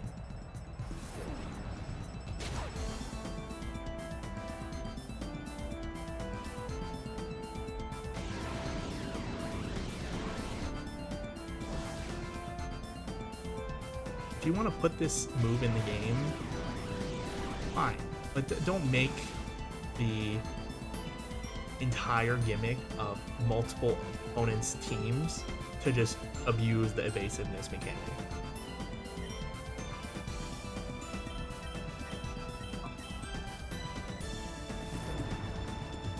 Because, like, we played against an optional boss earlier, and they're, like, literally all 6 of their Pokemon had double team, and it was a nightmare. If we were under-leveled for that fight, we would have gotten wrecked, because we just kept missing.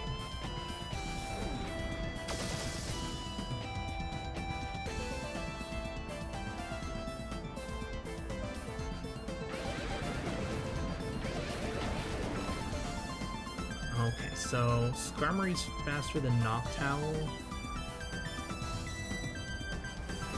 And Ampharos is faster than Azumarill, which is why we switched targets.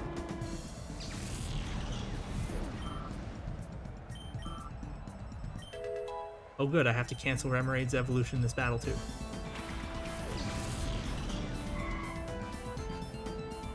Sturdy? Yeah, you can have Sturdy, that's fine. Sturdy's really bad in this gen. I believe in Gen 5? And I think it's Gen 5, maybe Gen 6. They buff Sturdy. In this gen, all Sturdy does is make you immune to the one-hit KO moves. You know, Guillotine, Fissure,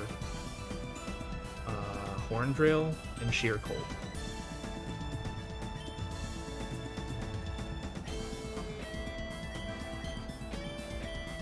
In later gens, again, after they buffed in either Gen 5 or Gen 6, I don't remember, they make it so that if you're at full HP and you would get knocked out in one shot, you live at 1 HP. So it's like a focus sash. It's nice.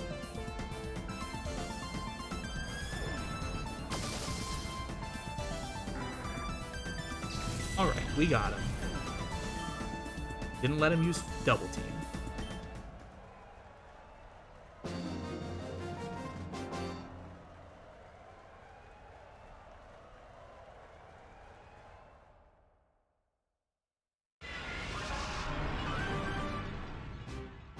At least Remoraid's leveling up really quickly.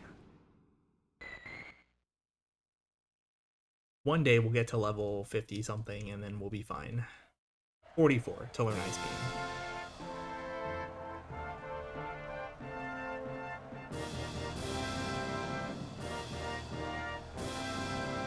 And to be fair, I don't have to learn Ice Beam before I evolve, but I think it'd be easier because I'm not planning on using Octillery until it's at a significantly higher level anyway, so might as well, right? I mean, Aurora Beam's not bad. We already have Aurora Beam.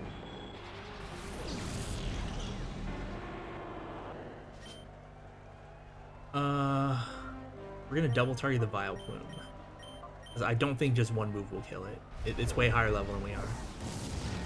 Yeah.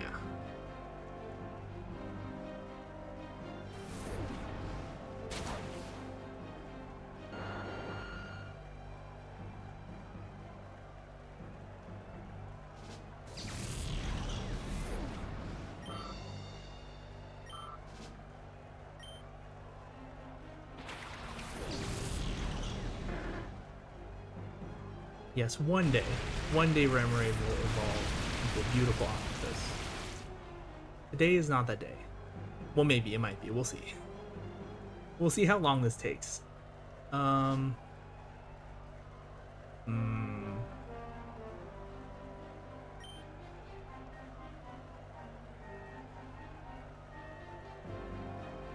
Pretty much have to switch.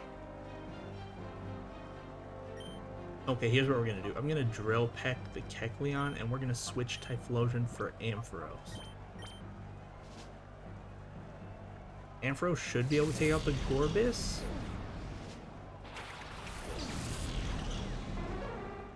I believe Gorbis has the higher special defense. Gorbis is one of the evolutions of Clamperl. I believe it has higher special defense, so we might not be able to one-shot it. I'll double target it next turn.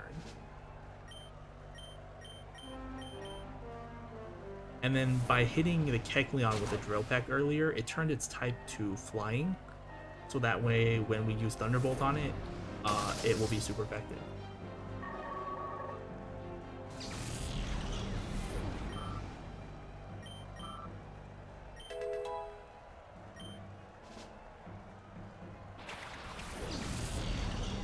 And this was a really bad Colosseum challenge to put Typhlosion out front because they all have so many water Pokemon.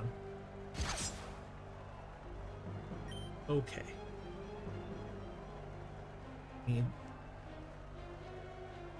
Oh yeah, there's a lot of stuff you can do to deal with Kecleon. Do we really need to do anything here? I guess I'll Drill Peck the Sharpedo just in case. Oh, you know what? Kecleon's not doing anything, so we're gonna double target the Sharpedo to get it out of here.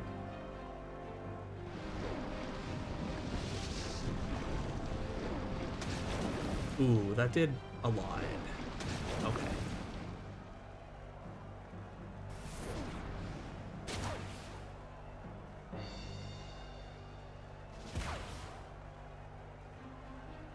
But yeah, Kecleon's ability to change types, it's probably better in singles. In doubles, it's so exploitable.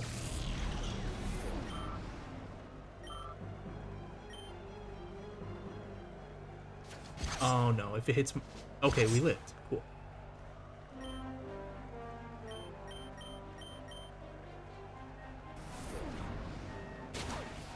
Almost. I guess we didn't even need to do that.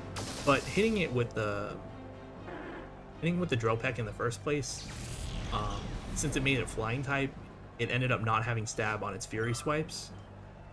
If it had stab on its fury swipes, Ampharos would have been dead, so.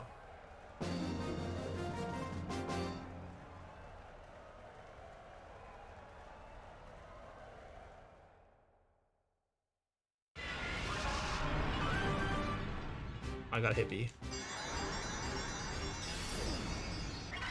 Okay.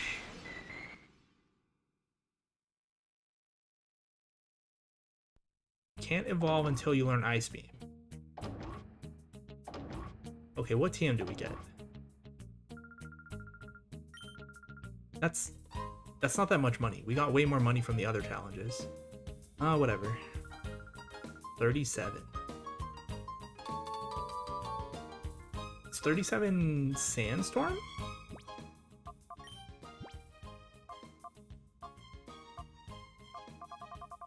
Yeah. Well, that's useless. You would think that weather teams would be better in a game that's all doubles, and they probably are. It's just that our Pokemon selection is so limited, we can't really make a weather team. Like, you could probably make a team with like all water Pokemon and have like a rain team, or a team with like all fire and grass Pokemon for a sun team. But you can't really make a good Sandstorm team, and you definitely can't make a good Hail team. Anyway, I've got to take a short break. I'll be back in like 5 minutes.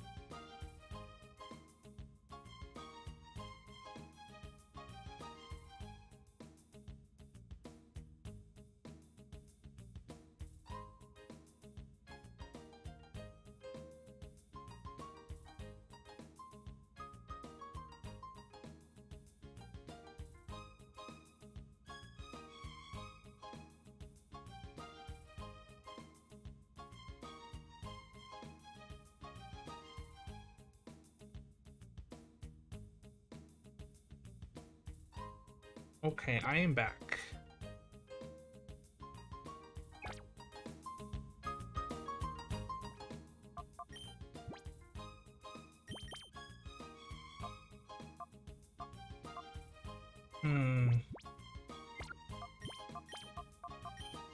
Man, I really wish Typhlosion had better moves.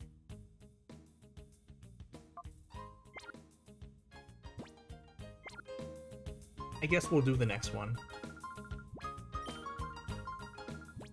We never really got into any big danger, so I think we'll be okay.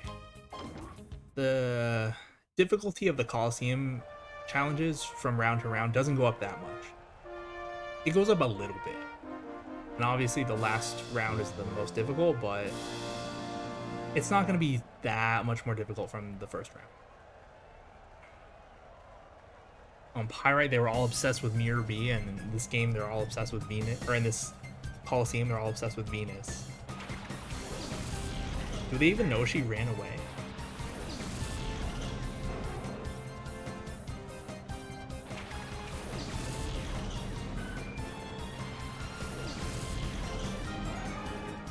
Are all these trainers going to use all bug Pokemon? Because I mean, it's okay, I guess. It's okay with by me. Anorith is Rock Bug, so got Brick Break for that. If I had known, I would have put Typhlosion in this time. Oh good. I have to cancel Remoraid's evolution again. Ledian? Okay.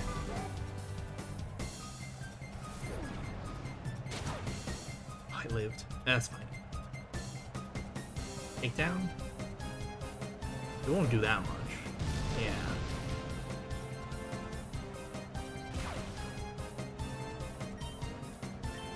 Actually, let's Air Cutter Hidden Powder. Air Cutter should finish off the Pineco. It hits both Pokemon.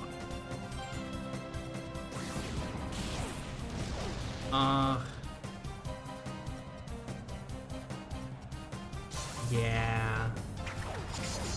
Dang it, it wasn't enough.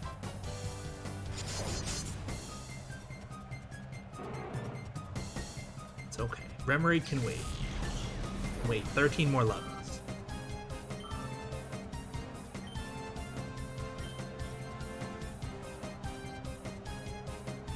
I'm gonna choose... Oh no, I was gonna say I'm gonna choose Air Cutter because I want to see the animation again, but no.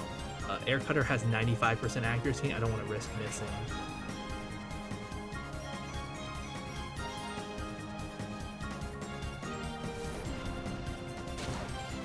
Okay, got it.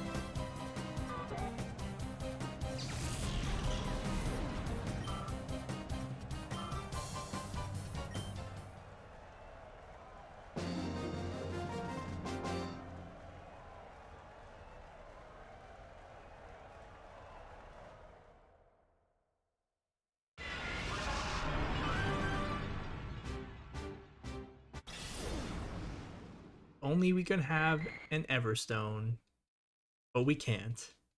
I don't think you can even get an Everstone in this game. I guess I could look it up.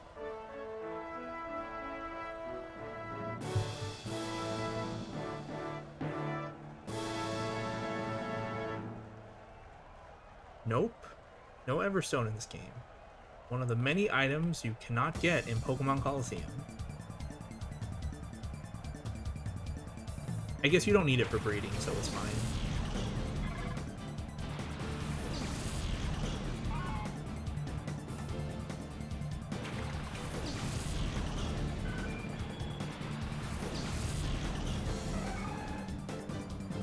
Okay. Dropek, the Beautifly, Brick Break, the Sneasel.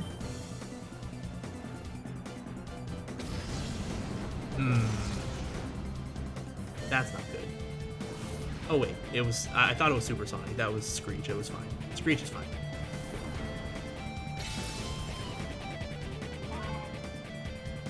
They have like the same-ish animation. I think the Supersonic sound waves move faster. I don't know. It's not important. Laffy.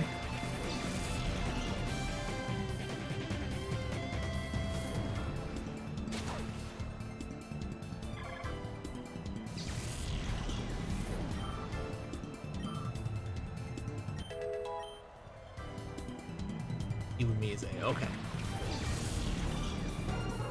Well, Drill Peck should take out the Ilumise, and I guess we'll just break the Flaffy. Mid-lived, okay. At least we didn't get static. Okay, very good.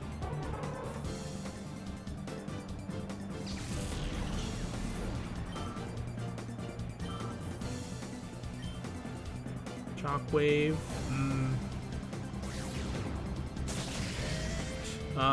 I mean, we're fine. We're fine. I'm a protect just in case, but we should be fine.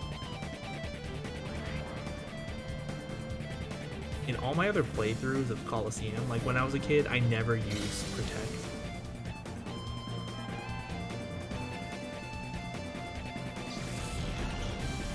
But then again, I don't think I ever played Colosseum after I, you know, learned about competitive Pokemon battling. So I wouldn't have realized how good Protect was. But now, 5 of our Pokemon have Protect. Everyone except Flygon. Just because Flygon has such good type coverage, we can't afford to have Protect on it. Well, then I guess that's the opposite, really. It's all the other Pokemon. Yeah, exactly. I can't knock the opponent out with this move. It's worthless. Oh, did I skip the intro? Oh well, it's the same as the other ones. But yeah, it's I guess rather than Flygon having too good of type coverage that we can't afford to put Protect on it, it's more like everyone else on the team has free slots that we can just put Protect in. Honestly, we could remove Dig and Smoke Screen on Typhlosion. We just don't have anything better to put on it. I guess Drill Peck the Volbeat and Hidden Power the Grumpig. Confuse Ray? That's annoying.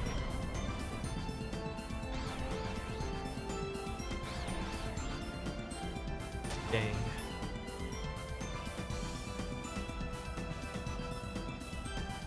They both tried to confuse? Well, okay. Nice, we got a crit.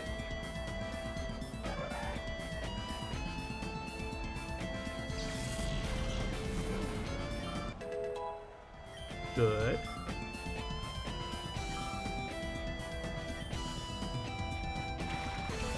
Oh, this has Intimidate.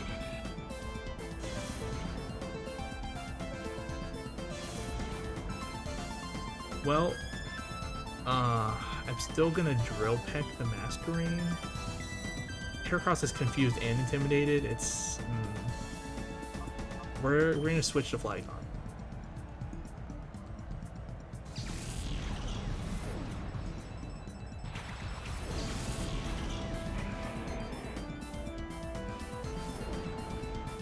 Oh, we got a crit. So the crit hits through the debuff from Intimidate, so we got our normal attack stat. Plus the double from the crit, of course.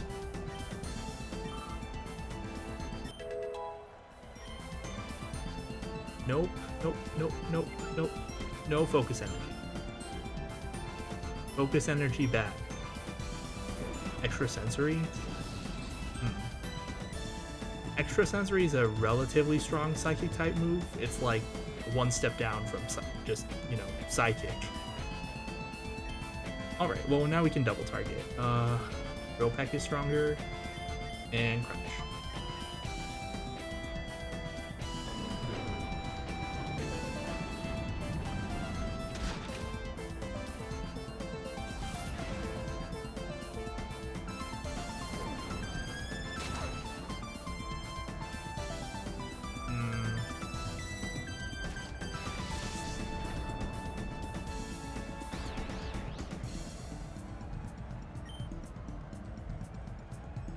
Guess we'll just keep pushing. Hopefully it'll, Nope, okay.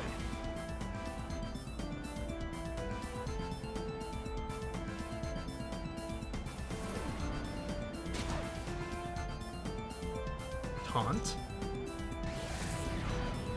Flygon has no status move, so sure.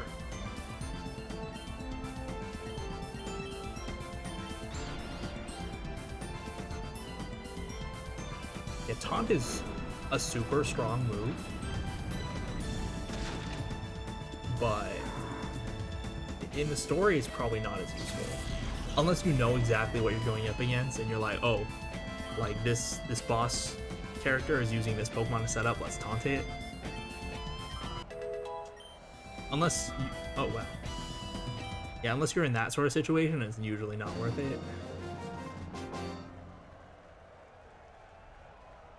All these people are in love with Venus.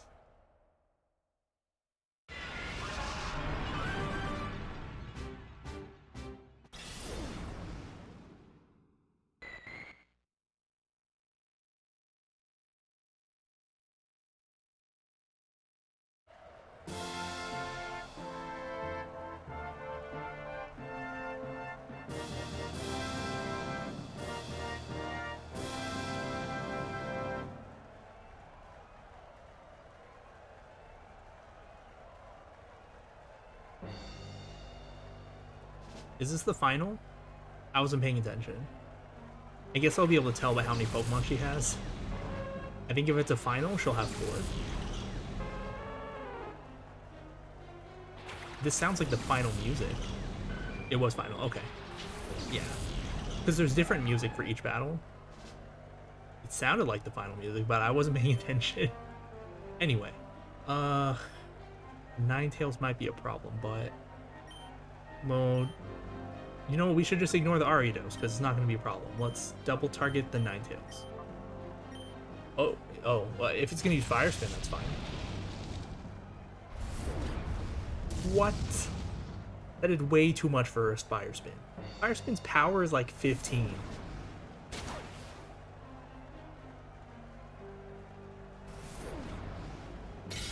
Oh, well, we got it. Yeah, Fire Spin and other moves like it, like Whirlpool, Wrap, Sand Tomb, they're all really weak. Their main benefit is that they... Oh, one of these people. Yeah, the main benefit of those moves is that they do damage over time and prevent the Pokemon from switching out. Yeah, but we're not going to stand for that. And then I'll break the Politoed, I guess.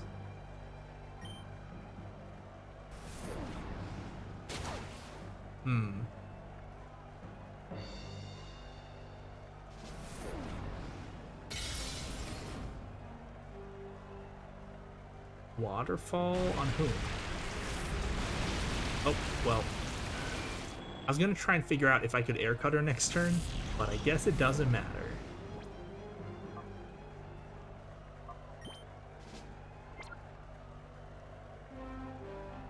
How do I want to get rid of the Ariados?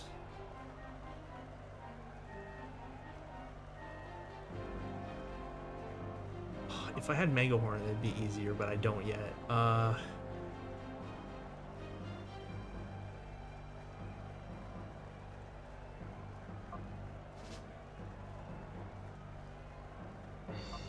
right, let's do this.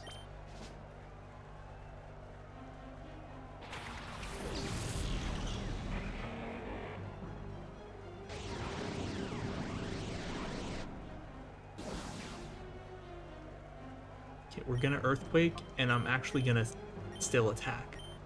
Bug resists ground, so Heracross won't take that much from this Earthquake, but Ariados is poison Bug, so it took neutral damage. I don't think this Earthquake, yeah, it's not gonna kill Politoed on its own, so I needed Heracross's turn to kill it. Fortress, okay. That'll be easy to deal with.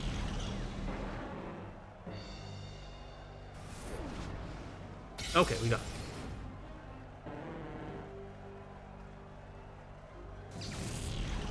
Next, we're gonna Fire Blast.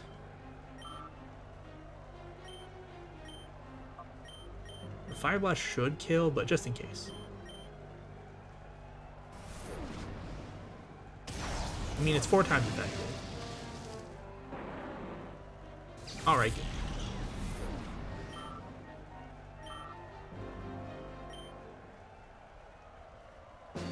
And then I have to hit B again to cancel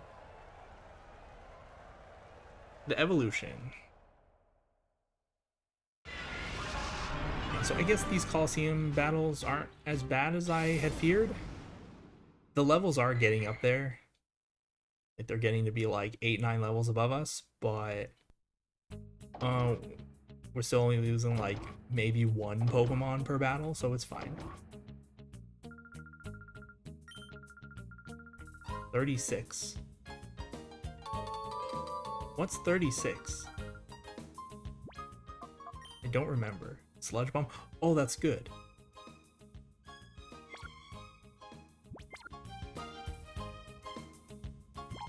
Sludge Bomb is the strongest poison type move. Power leveling.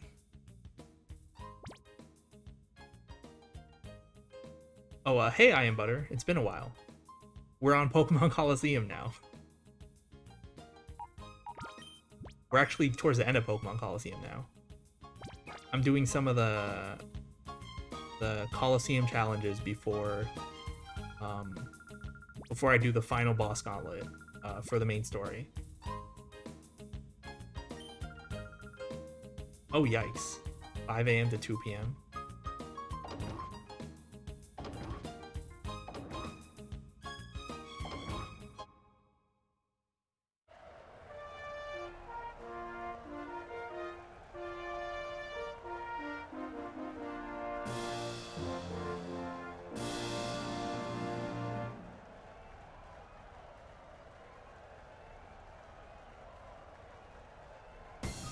Oh yeah. The sacrifices you have to make to have a family.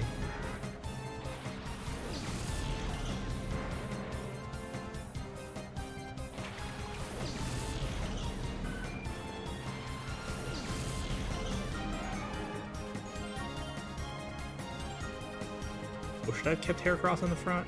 I forgot to switch. Eh, it's fine. It's fine.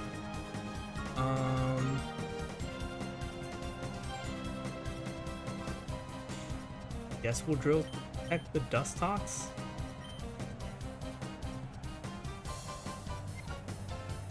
Yeah, I don't have anything good here.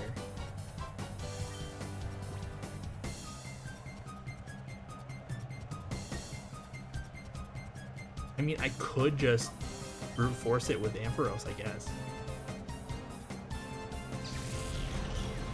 But yeah, I was gonna say that Sludge Bomb is like the strongest poison type move we can get in this game, and Octillery can actually learn it. But poison's not very good as an attacking type on the Dustox lived. I was gonna Gust our Heracross. Yeah, poison's not very good as an attacking type. It's super effective against like grass, and that's it. So it would mainly just be as a stab move, so we're not going to teach it to Octillery. It was one of the options we had, though. Oh, let's do Air Cutter. We'll do a little extra damage to the coughing. Yeah, Poison gets better once they introduce Fairy, right? Because Poison's super effective against Fairy. And then they get better moves as well. And then it could also be physical or special, because in this game it's physical.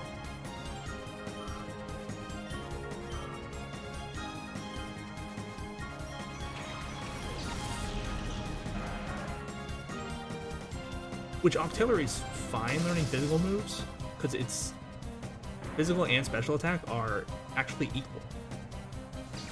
But it's just, you know, type coverage wise, there's no point. I'd rather teach it Flamethrower at that point, you know?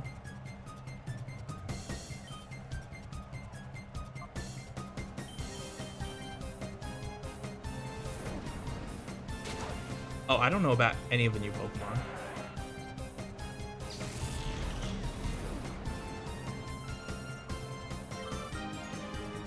I mean, Poison's good defensively, it's just not good offensively, is the thing.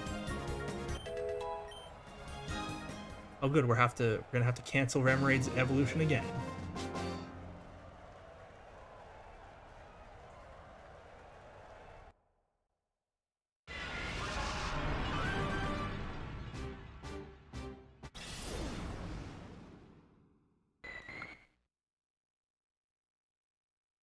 Oh, Dark Poison's good. Poison Electric? Poison Electric sounds bad. Unless it has, you know, good moves to make up for it. But I guess, I mean, in Gen 8, there's probably a ton of new broken moves that I don't know about.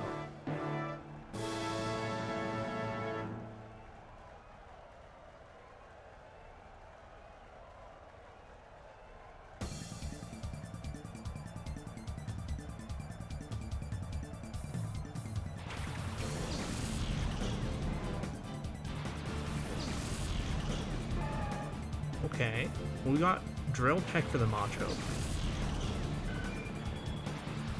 Oh, yeah, the remakes. Hold on, let me put in my moves. We're just gonna double target the Macho just to get out of here.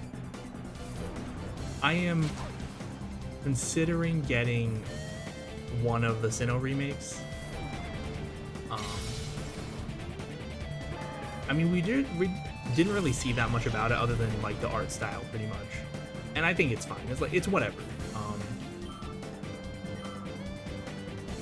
They can kind of do whatever with the art style, and it wouldn't be a big deal to me. I'm gonna need to know more about like the gameplay. Minimize one of these people. Okay. Well, why don't we take out the Gloom and then we'll deal with the Grimer.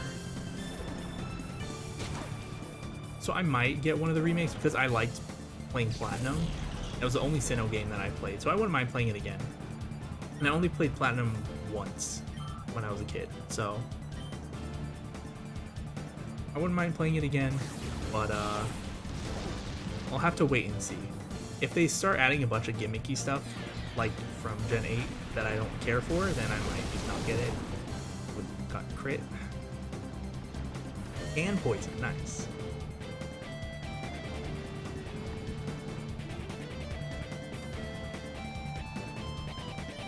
Mega evolutions, I mean, that would make sense, I guess, if it's in another parallel universe like Omega Ruby and Alpha Sapphire were, but I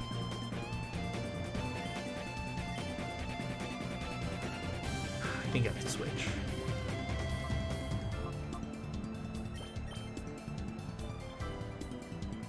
I wouldn't mind Mega Evolution that much.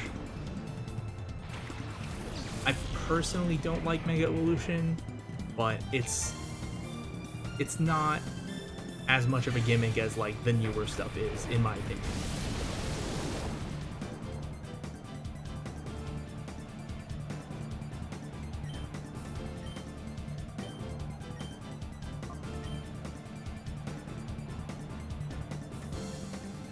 Okay, good. We hit, so it's over. All these people and their evasiveness moves. Thinking that's a real game mechanic. But yeah, really for the Sinnoh games, we just kind of have to wait for more information. It'd be nice if they had quality of life improvements. There's really no reason for them not to add those types of quality of life improvements like they did in Omega Ruby's Alpha Sapphire, but I guess we'll have to see. I wish I had a Shadow Pokemon. Oh, Pokemon, yeah, Legends Arceus. I'm not so sure about that one. It looks really nice, like art style wise, but if it's literally just go out into the wilderness and capture Pokemon, and that's the whole game, I'm not gonna get it. Yeah, I don't like that. I don't like that it's open world, if it is open world. Hold on. Ugh. It's a Viper, huh? We'll just double target the Hariyama, I guess. Helping Hand. Okay, so Helping Hand increases the power of this Viper's move by 50%. Oh. Well, that works. Yeah, I don't want just a game where you wander around and capture Pokemon and that's it. I would like for there to be some... Oh, that would make sense. The Pokemon War from Gen 6. or that they reference in Gen 6, that would make sense. But the war was in the Kalos region, wasn't it? Not the Sinnoh region?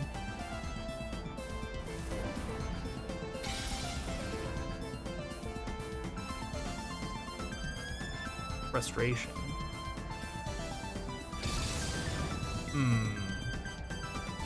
I think we're gonna have to switch out Heracross. Skarmory can drill peck the jump bluff. We'll switch for, I guess, Flygon again. Oh, not just in Kalos? Okay. I mean, if it's spreading from Japan to France, it would have to be a pretty massive war. I guess we'll see. I mean, that's a good theory, I think.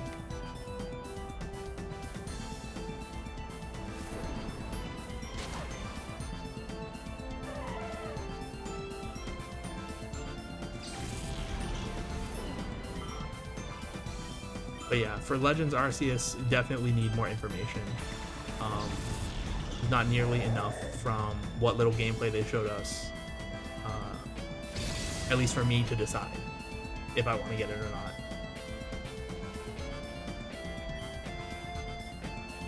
Okay, so now, I guess we'll Air Cutter Earthquake. Earthquake should kill, but Air Cutter will do a little bit of extra damage to them in case they live. Nope. Okay, we're good. Well, I mean, the Swallow might live, but... Oh yeah, I did. Hopefully the Air Cutter will... Oh, the Air Cutter will not finish it. No way. Unless we get a crit. Nope, okay.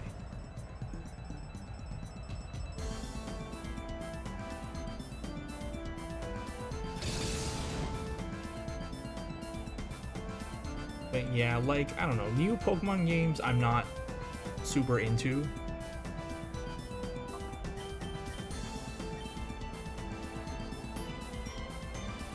They just changed so much. Added so many new mechanics, so many busted moves in Pokemon. It's like, I don't know. I don't feel like learning all the new stuff. I'm not that invested in the series anymore. But I still have fun playing through all the old games. So I don't have to like learn the game from scratch to play these games. I could just look stuff up if I need to. But I know most of it already.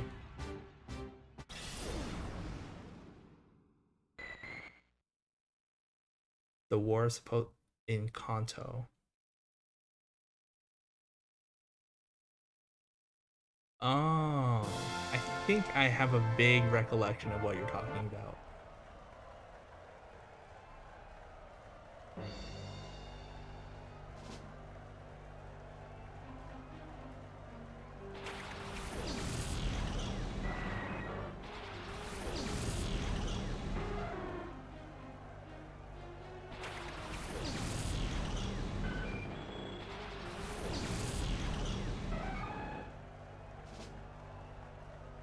Yeah, okay, that makes sense, yeah.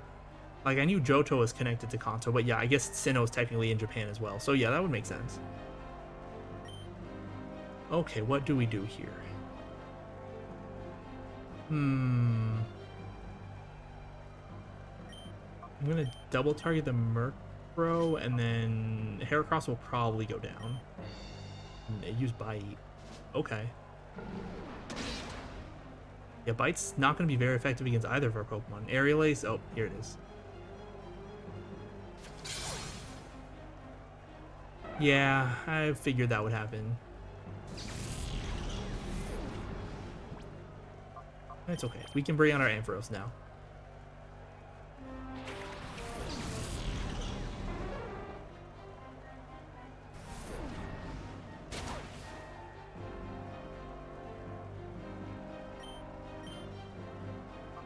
We'll just do that again, and then Thunderbolt the Golbat.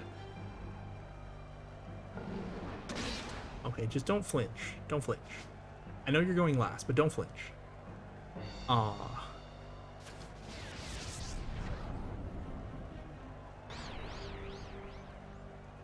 Now it might flinch or get confused.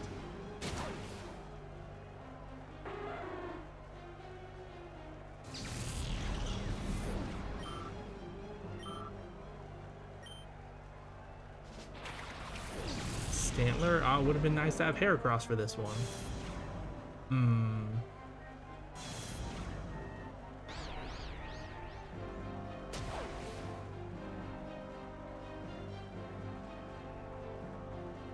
Think I have to switch out Skarmory?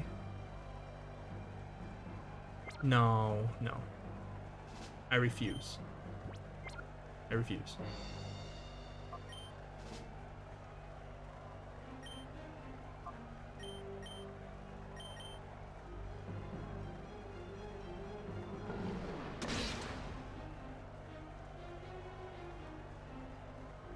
Light Screen.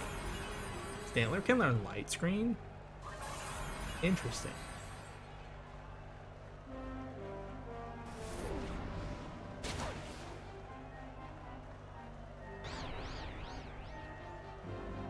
Thank goodness. How it lived. It's not supposed to live. Okay, you're gonna Drill Peck the Golbat, and I'm gonna switch out Ampharos.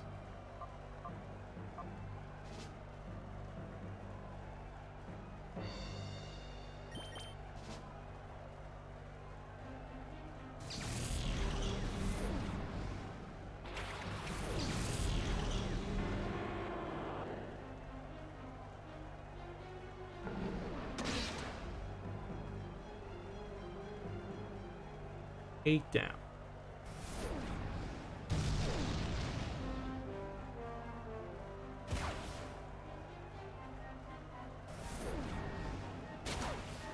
Okay, we got it. Well, yeah, Golbat's like a vampire bat.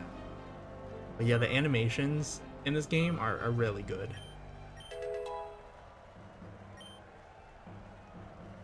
We're kind of getting there. Remoraid almost at 44. Okay, what do we do? Guess we'll double target the Stantler? I know they still have the light screen up and Skarmory got intimidated. Oh, well. I wanted Typhlosion to get some EXP. I guess it did technically get some, but oh well.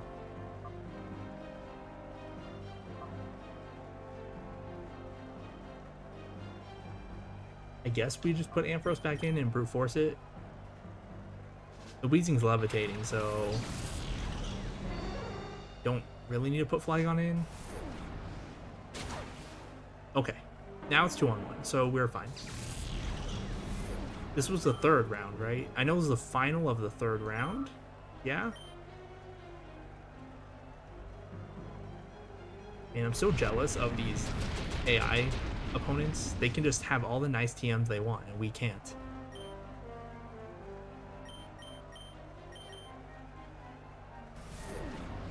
Because the AI, like, they all have like earthquakes and ice beams, aerial ace, sludge bomb. We get like 1 earthquake, we get 1 sludge bomb, we get 0 aerial ace, and we have to buy ice beam. It's not fair. It's not fair. Okay.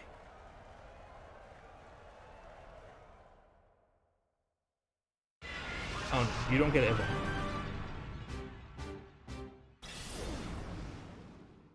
Not until you learn Ice Beam. Yeah, this game, there's no TM for Aerial Ace.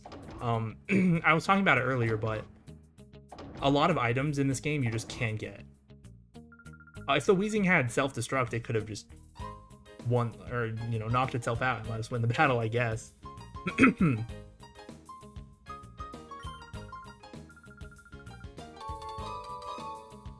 what's 30? But yeah, a lot of items in this game, including TMs, you just can't get. I would love to have a magnet for our Ampharos. We can't. There's no magnet in this game. No TM40 for Aerial Ace. There's no TM03 for Water Pulse. 30 is Shadow Ball. Oh! Can anyone even learn this? We already have a Ghost type move. No, we can't. Okay. We already have a Ghost type move, so I think we're fine. Yeah, Heracross has hidden power ghost, so I think we're fine. Oh yeah, that's true. We would lose all the EXP in that case. If all of the Pokemon got knocked out at the same time. I mean, Skarmory might have lived. I don't know, maybe. Okay. How do we? Actually, if it knocked out all the Pokemon on the field, then Remoraid would have just gotten all the EXP, and that would have been fine, I think. Almost leveled. Not quite. Okay.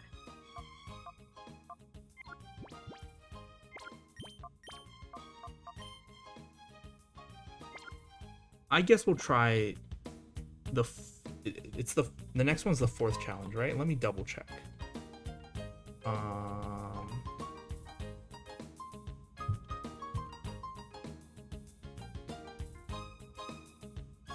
You get Shadow Ball for the 3rd one. Okay.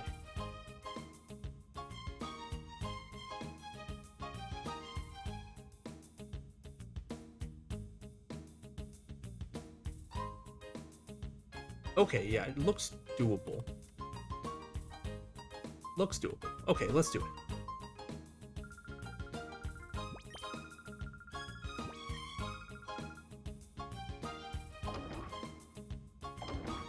But yeah, I mean, Shadow Ball, it's a good TM, but we don't have any Pokemon that can use it.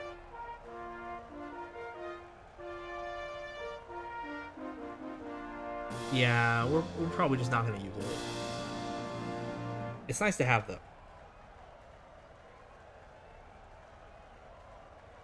Yeah, the Pokemon selection's still limited. I wonder if we can even get a Pokemon that can use it. Oh, well, Misdreavus. We have a Misdreavus. But it probably learned Shadow Ball by level up, right? I don't know. I didn't even look at Misdreavus because, like, it doesn't evolve in this game. It's not going to be any good.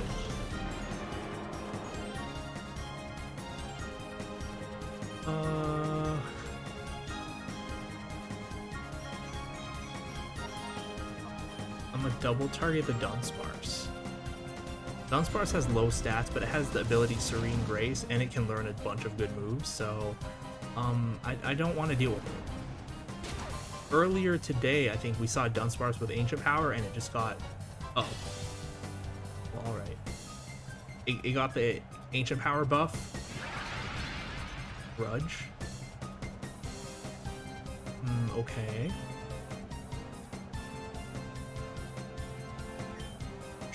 Sure.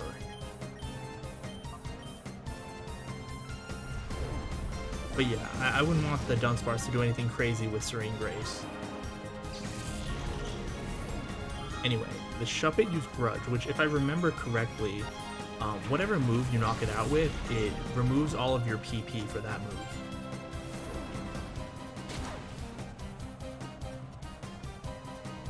I was correct. That's fine. We get healed in between each battle, so it doesn't matter. Dude, in Emerald, the ghost lady from the Elite Four, she all she did was remove your PP, and it's like, how are you an Elite Four trainer? Like, what are you doing? Anyway, we have Stealing. It's like, what do you want, just to remove my Pokemon's PP so I can't use those moves against the next Elite Four person? Like, what's your strategy? I mean, I just had Ethers. It's not a big deal. Yes. Removes your PP.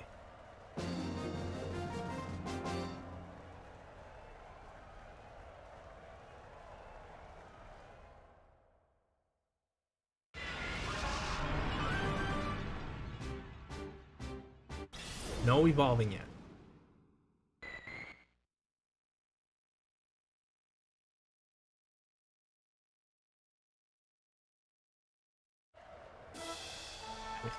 That's literally what the move does. I don't know what's so amusing about it, Walpo.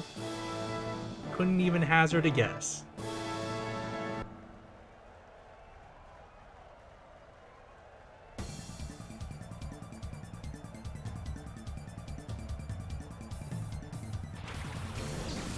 Sableye? Okay. Ironically, it would have been nice to have Heracross in here because it has the ghost move, but oh well.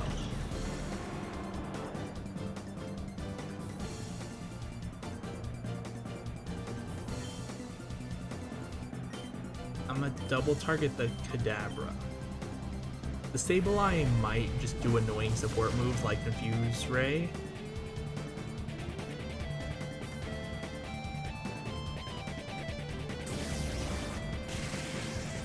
Okay, that's not as threatening as I was worried.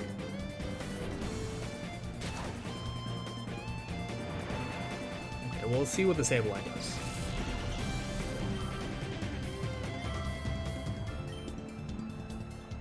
Staryu. Okay.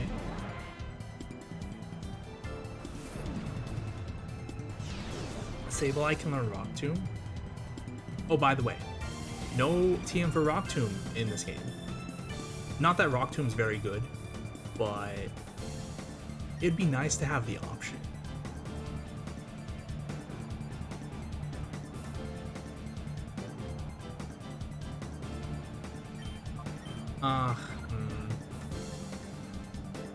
Do I just let Typhlosion go down? Probably. We'll double target the Sableye. Yeah, Rock Tomb is like 50 power, 80 accuracy move, but it always reduces the target speed by 1 stage. So it's pretty weak. But you know, reducing speed is nice. I feel like if it had better accuracy or higher power, it would be more worth it, but that combination of low power and, you know, slightly lower accuracy is kind of not worth using. But then again, in this game, there's no move tutor, so we can't, you know, teach Rock Slide to anyone. And I don't think there's any other rock type TMs. Well, you know, for moves that deal damage. Like, we got Sandstorm, and that's technically rock type, but it doesn't really count.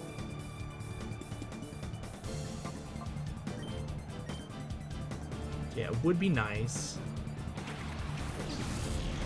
if we could have a rock type move on our team, because we have exactly 0 rock type moves on our team.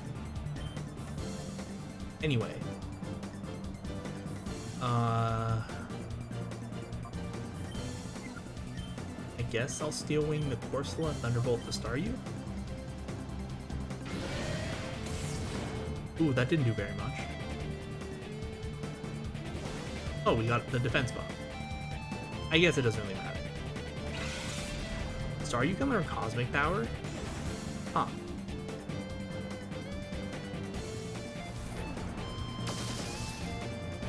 Still died.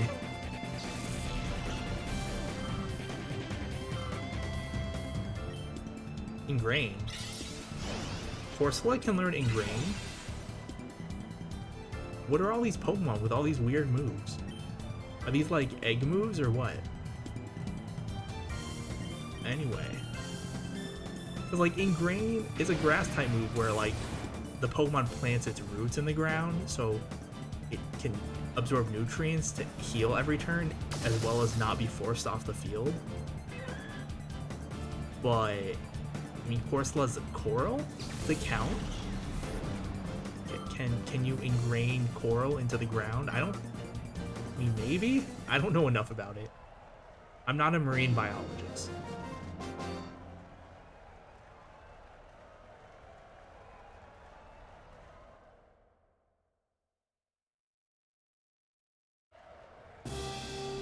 Okay, 2 more.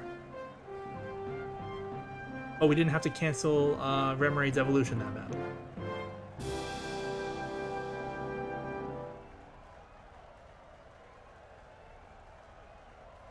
Venus should have pumped up her muscles some more. Okay. What in the world?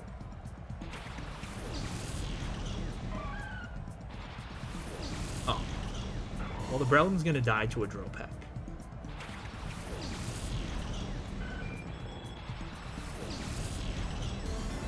Yeah, Coral is living, but it can't. Does it? And it just, you know, plant roots in the ground like that?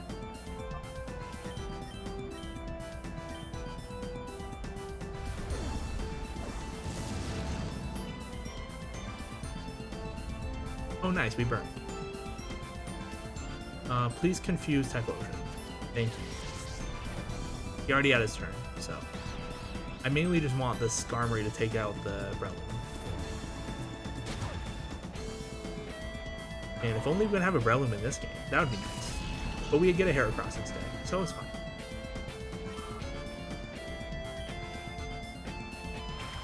Combustion.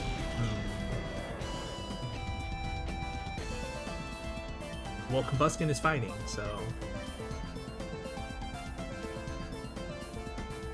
Eh. Oh well.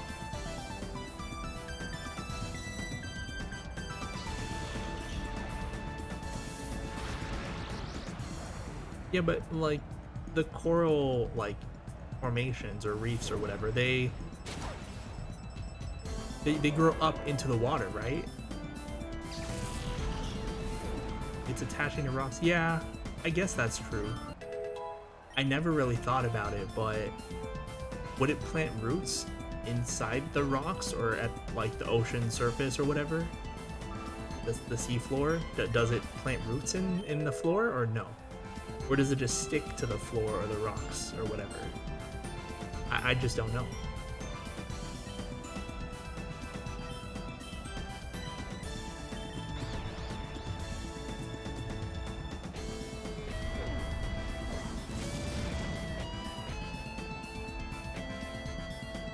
Are we gonna look up how coral? Okay, time to look it up.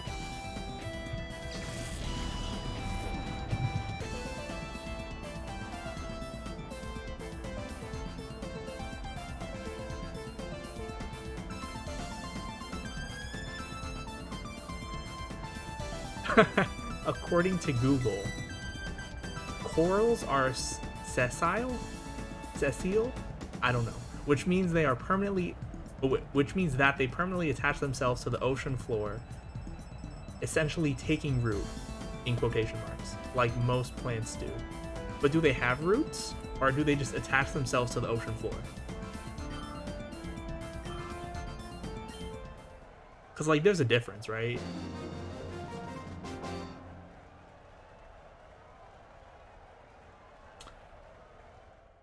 And Pokemon games making us learn things. Okay.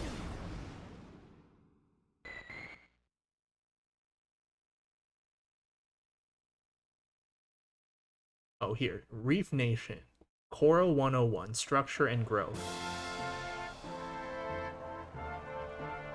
That was a long article. I knew coral's alive, but I just want to know if it's...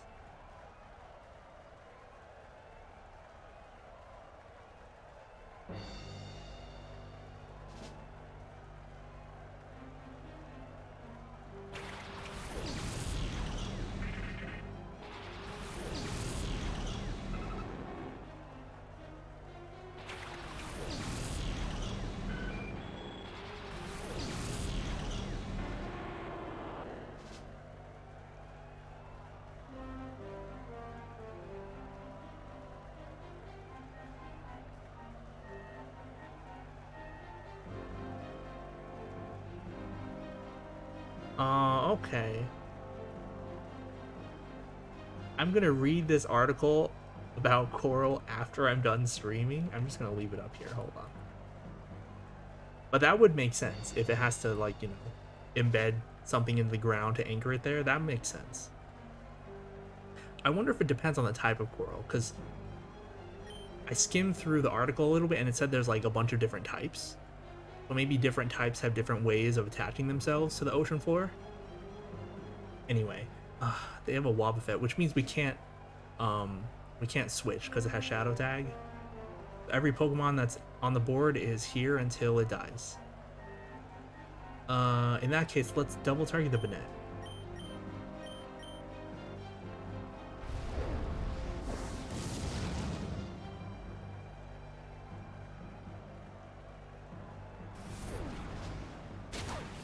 Very good. Yeah, Wobbuffet has a specific moves. Oh, it lived? Oh, never mind. Not very good. Oh, well, it knocked itself out, but that's not So we saw Curse earlier on Dunsparce, and Curse, when used by most Pokemon, it reduces the user's speed to increase their physical and special, or no, physical attack and physical defense. But when used by Ghost Pokemon, they give up half of their HP, half of their max HP, to put a curse on their target, and that their target Pokemon loses 25% of their max HP every turn. So Typhlosion's just gonna slowly die here, and we can't switch it out because of the Wobbuffet.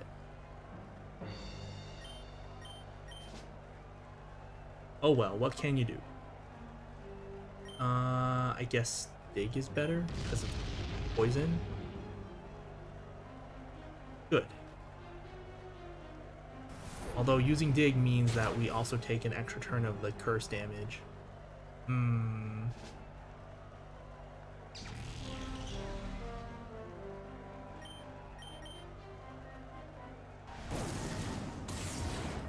Okay. It hit underwater.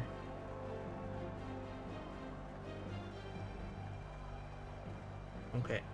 At least...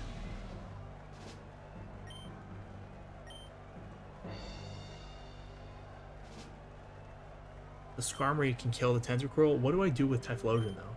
Oh, I know. I'll use Protect. So the curse damage, I believe it's round down. So we're going to take 39 damage. So we're going to live with 1 HP.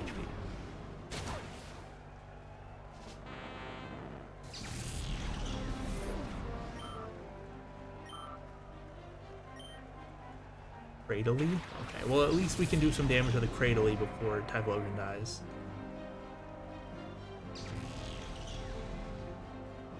All according to Keikaku. Oh wait, we should use Steel Wing. Steel Wing super effective against rock. And Flame Wing.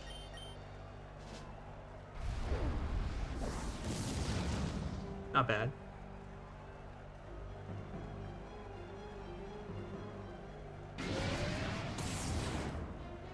Oh, it lived though. Well, what can you do? Ancient Power? Oh, I got the buff. No. That's a 10% chance to buff all of its stats. Well, I mean, it's almost dead, so we're okay, I guess.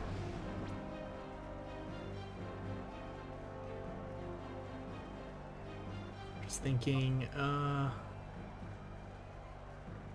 do we best deal with the Wobbuffet, though? We could either brute force it with the Ampharos.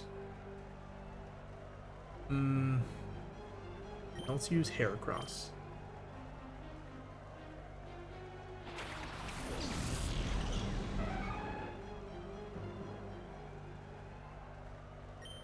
Okay, I'm gonna use...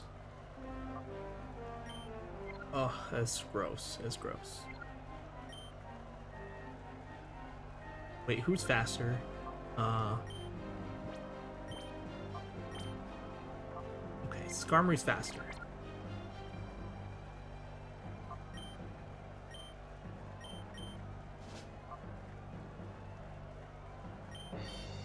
We'll do Steel Wing Hidden Power. Okay, good.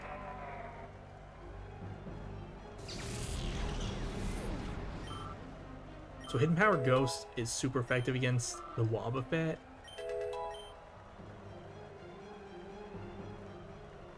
We'll see if it uses counter. Yeah, it lived, of course. Wobbuffet has a ton of HP. It's literally just built to use counter and Mirror Coat.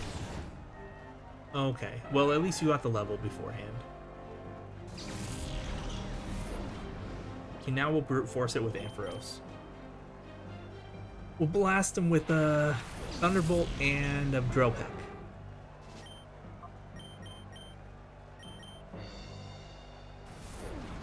This is why Wobbuffet's not super good in doubles. Obviously the Shadow Tag forced us to leave Pokemon in, and then we just had to kind of let them die. But we can literally just ignore the Wobbuffet otherwise and double target the other Pokemon the entire time.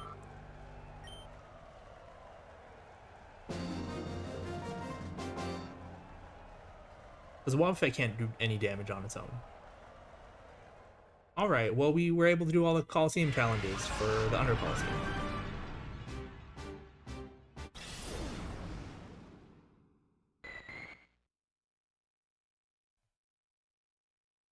No evolving until you learn Ice Beam.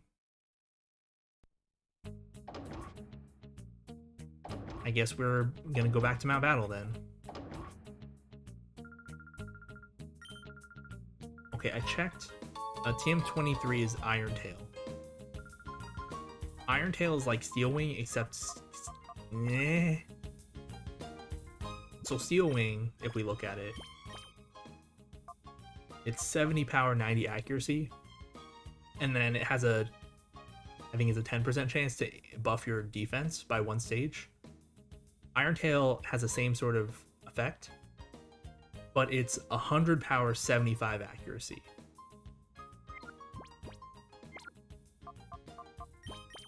Oh, 40, almost there.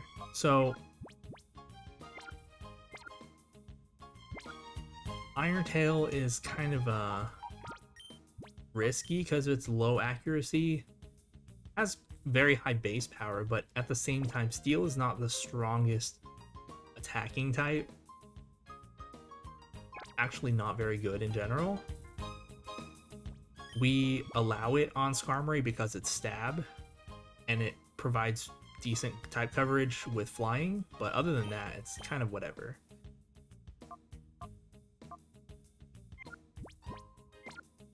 You're about to level? No, you two are about to level. Okay.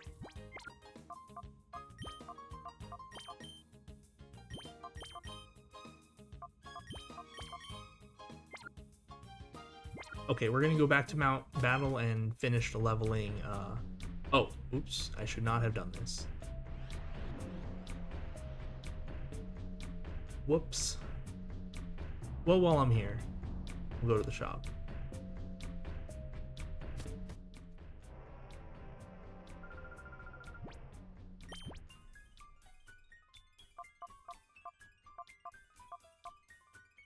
We'll buy another Protect, just in case.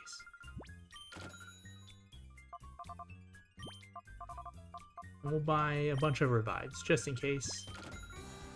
And why don't we buy a bunch of Full Restores, just in case. Okay. That's like super overkill, but we have the money. We saved it.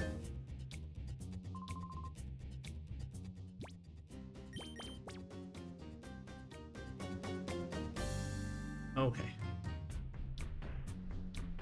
Back to Mount Battle.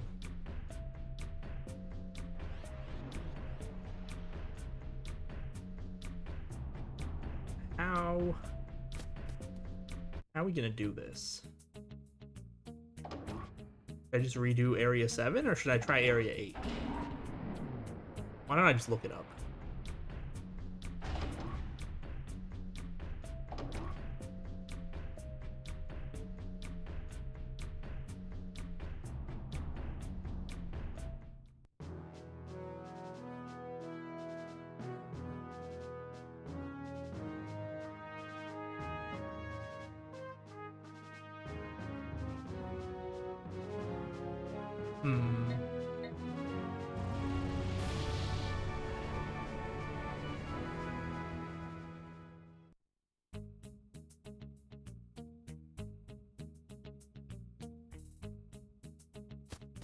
Area 8 looks like we might barely be able to do it.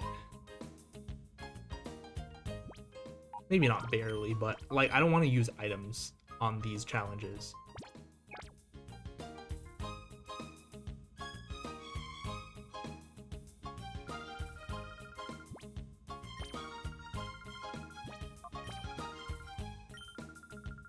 We're gonna play it a little bit safe and just do Area 7 again.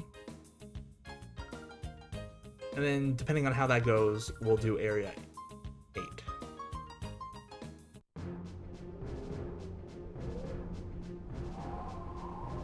We're definitely not going to do Area 10. That's the last area. Well, like, maybe we could. Well, actually, Maybe. Let me look it up.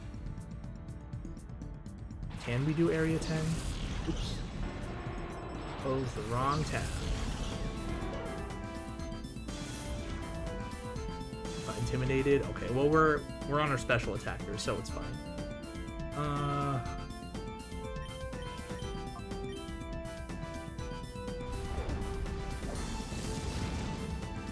Perfect.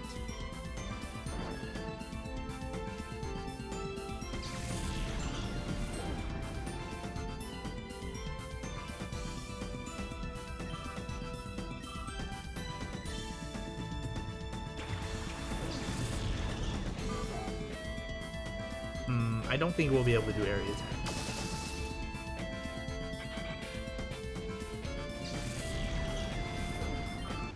Nice.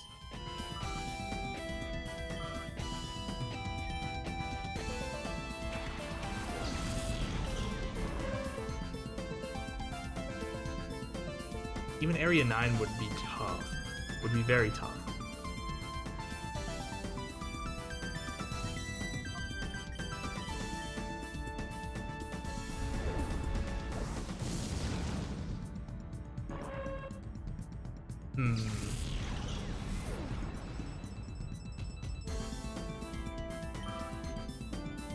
Yeah, because like area 10, it looks like it's like final boss difficulty, like what you know, for the last few people in area 10. We're not quite there yet, and area 9 is getting up there too.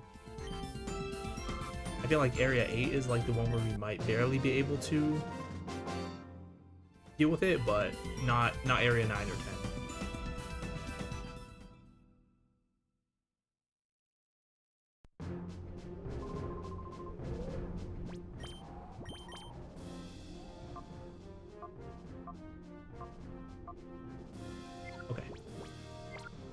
Let's put Skarmory and Heracross in the front. As soon as Heracross gets to 53, I think it will learn Mega Horn, so that would be nice. And then it'll have its final moveset. So you might notice it has Reversal. It's had Reversal this whole time. That's one of the moves it starts with after you purify it. But Reversal is not useful.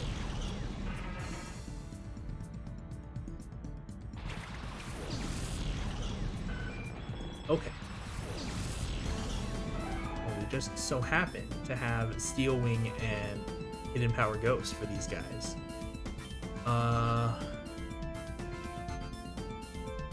Let's target the Lunatone. Yeah. Oh, we got a crit? Well, okay. Out of Sunrock and Lunatone, Solrock is more physical, and Lunatone is more special. So like the Solrock has higher physical attack and defense compared to the Lunatone, and vice versa.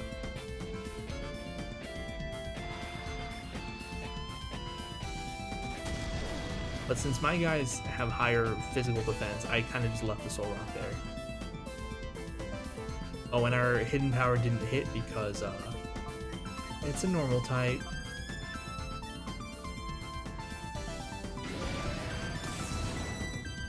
Okay, as expected, it didn't kill.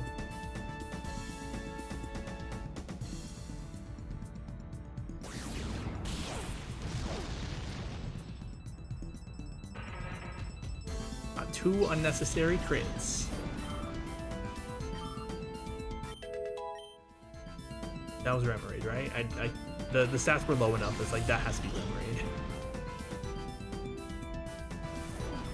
Ancient Power. Okay, this is the Dunsparce I was talking about. The Ancient Power, Serene Grace. Okay, didn't get the buff this time, thankfully.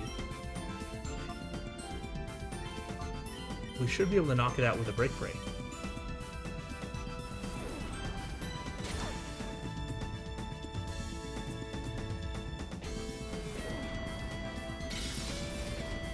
Okay. All according to K-Copy.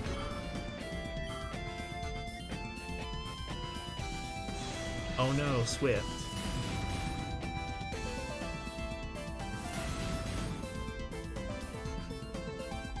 Man, Swift is just so bad in doubles.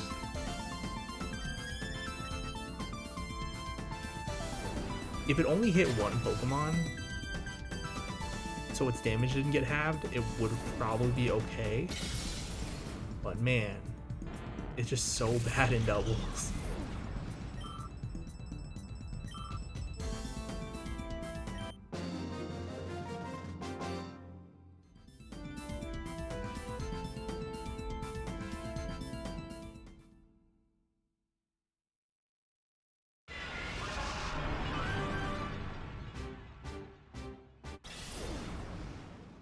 Not there yet. 3 more levels, and then you can evolve.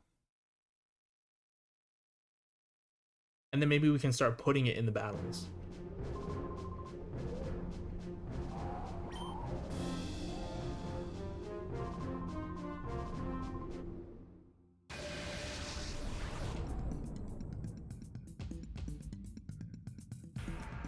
Yeah, this guy, he's like, I need to get on with my next research project. It's like, well, what are you doing here? I wonder, like, if they pay these people to be here. Because, like, they're just standing up here on this mountain.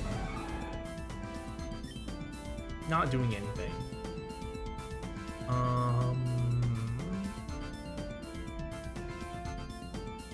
I guess we'll Steel Wing the Delibird. It's super effective.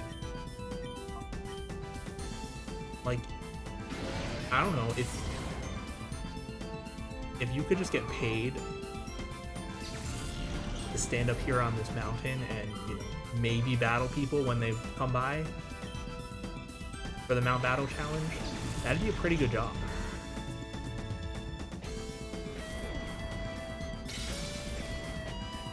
Nice. I was certain the Delibird would die because its stats are so low.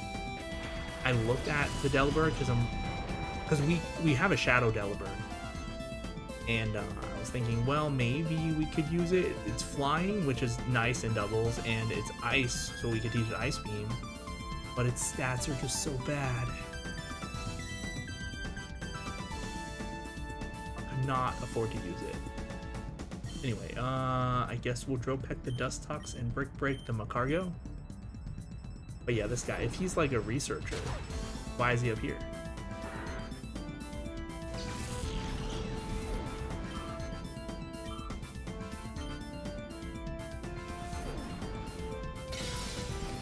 Very good. That worked out very well. And we'll get healed. It's fine.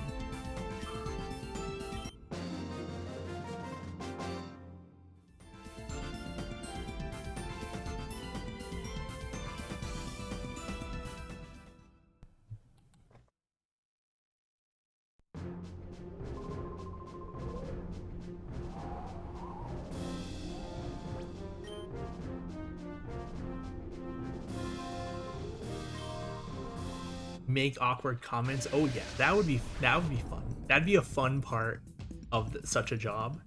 We have to make the challenger feel really awkward, and then you have a Pokemon. Oh, also, you have to have a really stupid name. I don't know who was in charge of naming all the trainers in Pokemon Colosseum, but I don't know. None of the names in this game are real. They're all just like it's like they had a bag of like Scrabble letters and they just pulled out a bunch and they're like, okay, how do we arrange this so it looks like a name? And they just did that for every single trainer. Okay, we'll Drill Peck the Ninjask. I guess we'll Brick Break the Dodrio.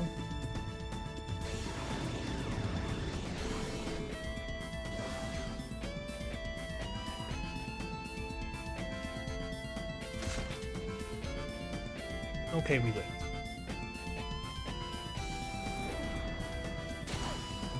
Very good. Will Brick Break kill the Dodrio? I don't remember if it did last time. Okay, 42. We're getting there. We're getting there.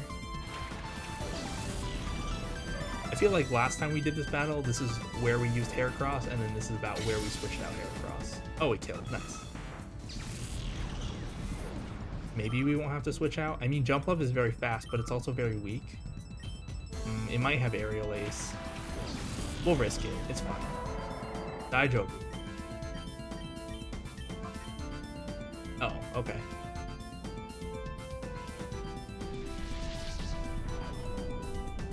I mean, as long as Heracross gets its Brick Break this turn, we're fine. Yeah, you do it.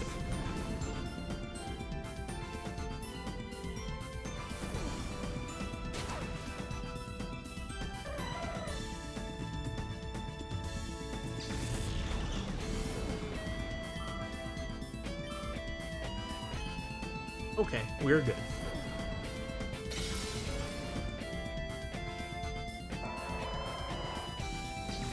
That was not bad.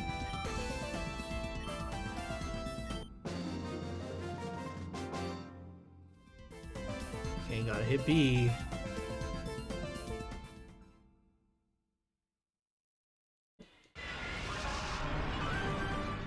Almost there, almost there.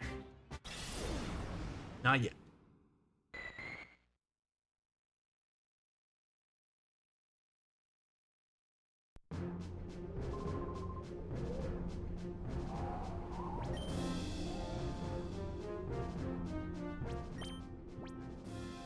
Yeah, it's fine.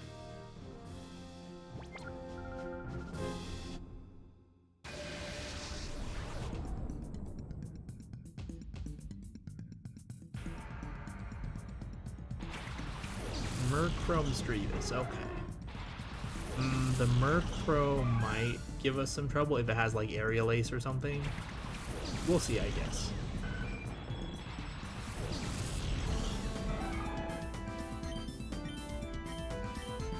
Why don't I just double target the Murkrow?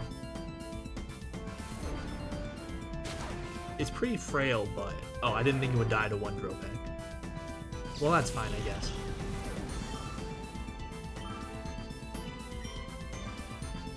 Oh, dang it.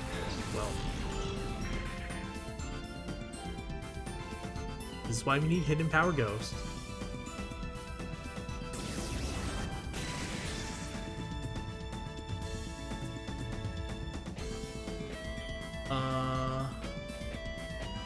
Misdreavus isn't doing too much, so we'll double target the Banette.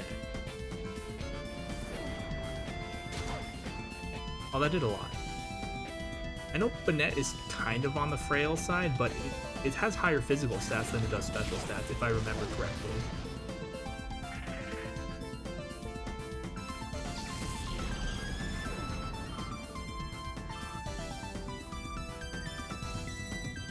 Sableye? Okay.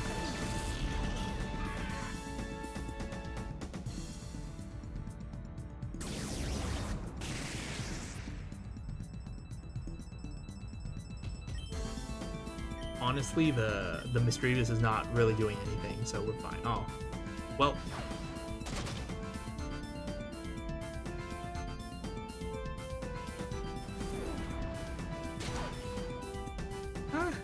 That did enough. Pain Split. Oh, thank you. So, Pain Split is a move that... you just take your current HP and the target's current HP, you add them together, and then you split it down the middle and share it. Normally you're supposed to do it when you're at low HP and your opponent has higher HP, and then you just steal some of their HP. But okay.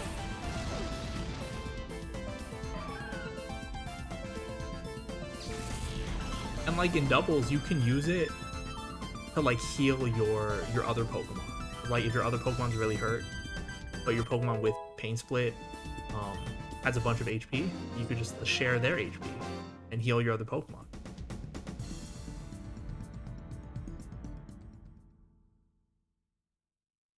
Yeah, Pain Split's a really neat move. Probably more in doubles than in singles. In singles, it's kind of whatever. It has its uses, but it's probably a lot better in doubles.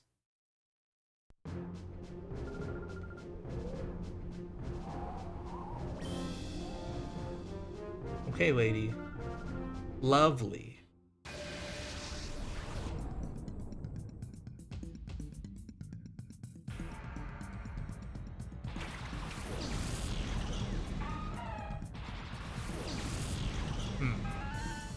I think last time we did this one, we double targeted the Giraffe Rig.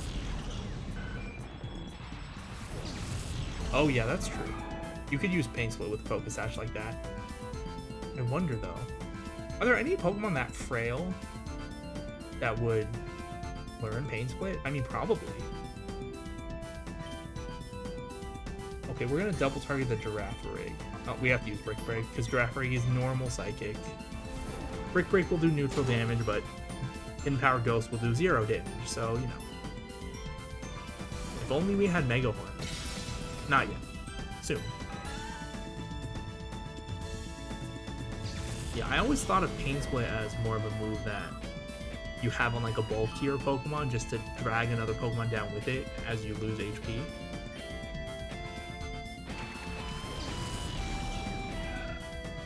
But yeah, you could use it that way. That's true. Oh, that's right. This is the Azumarill with rollout. Okay. Well, we'll do this.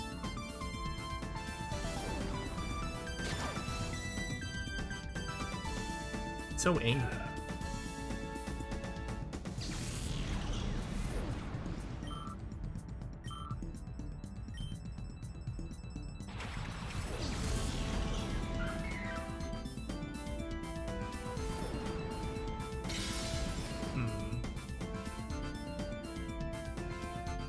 Rollout won't really do much to either of our Pokemon, so we maybe just leave the Azumarill there. We'll finish off the Colosseum first.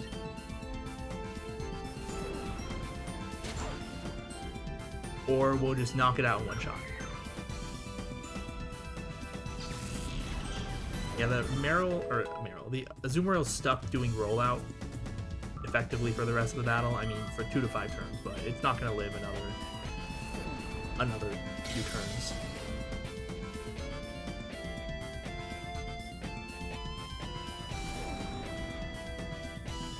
Oh, it got a crit.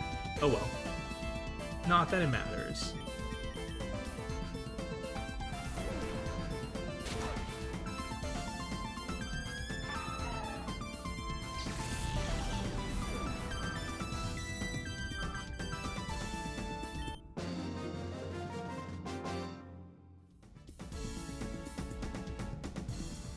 Yeah, that's true.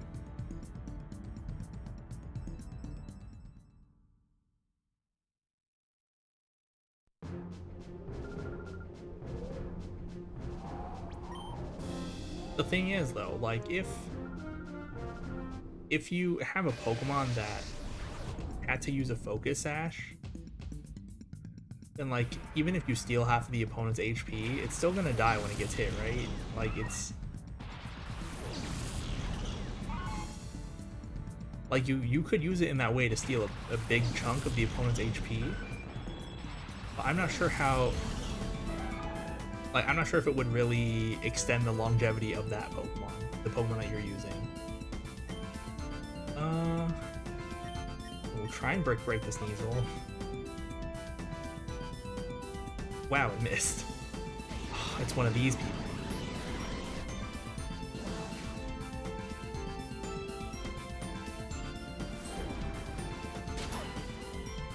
Oh, that did a lot. I guess Swellow is pretty frail.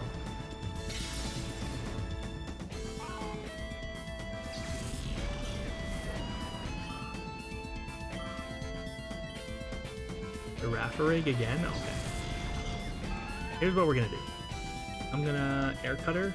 Air Cutter should finish off the Swellow, and then we'll... Oh.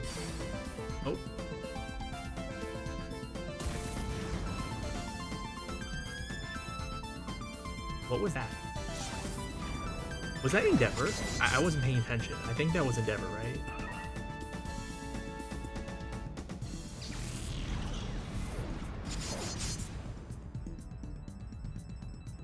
It looked like Endeavor. We've never seen Endeavor in this game, or at least I haven't, but that looked like it was Endeavor, which would reduce the target's HP to equal the user's HP.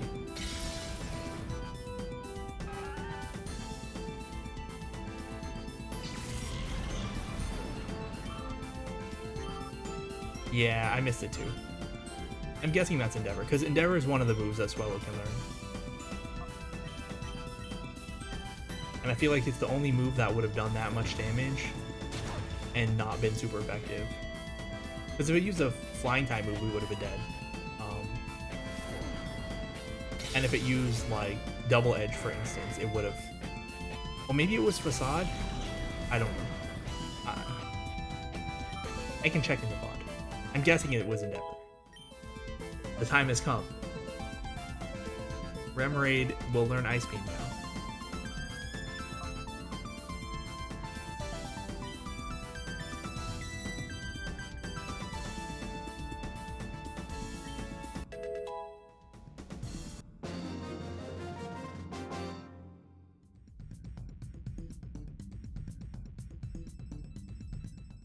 Okay. Now you can evolve from a fish into a beautiful octopus, however that works.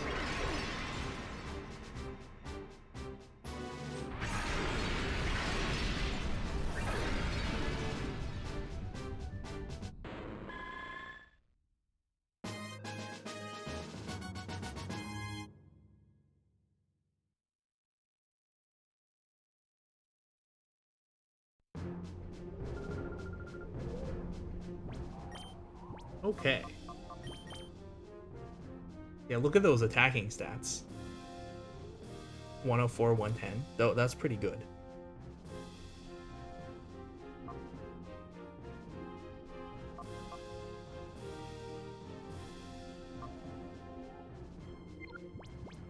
We're gonna teach it Protect, I guess. So beautiful. We're gonna teach it Protect. Because why not? We have the extra space. If I change my mind, I can just overwrite Protect. We can buy as many Protects as we want.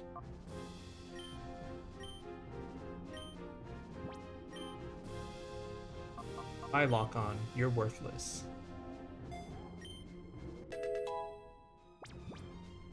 Very good.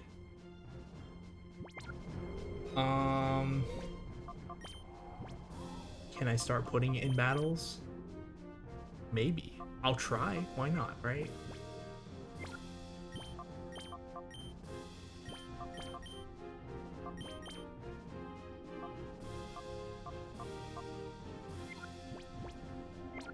I'll leave the EXP share on it.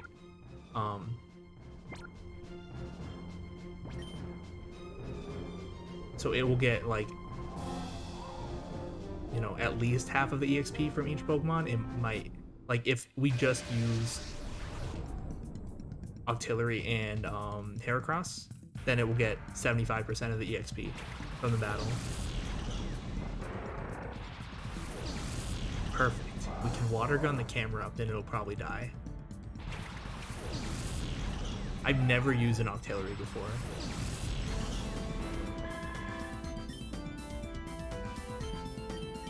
Water? Did I say water gun? I meant bubble beam. It'd be nice if we had waterfall or surf. But I'll take bubble beam. It's fine. Yeah, never used an Octillery before. Because it's like, it's not a Pokemon you would really use in any other circumstance. It's just the fact that our options are so limited. It's like, well, this is one of the best ones we can choose, so we'll use this one.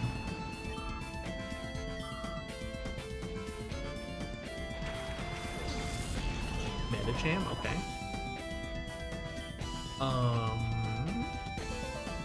And Hidden Power Ghost Medicham.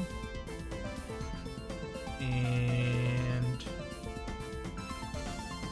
I don't know, Bubble Beam. Double target, sure, why not? Yeah, Hidden Power Ghost will be super effective.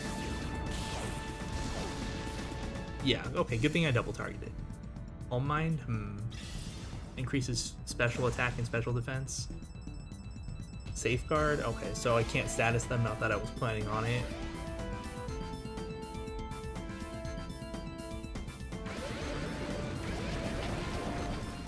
Very good.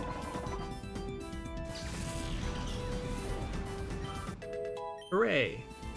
It is time for Heracross to learn its good move. By reversal, you will not be missed.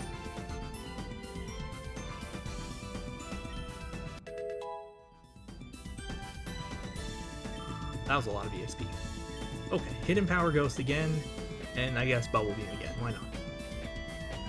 So, with Stab, Bubble Beam is like barely stronger than Ice Beam. The Bubble Beam is 65 times or plus the 50% boost from Stab, so it's like 97.5, and Ice Beam's 95. So, oh ho.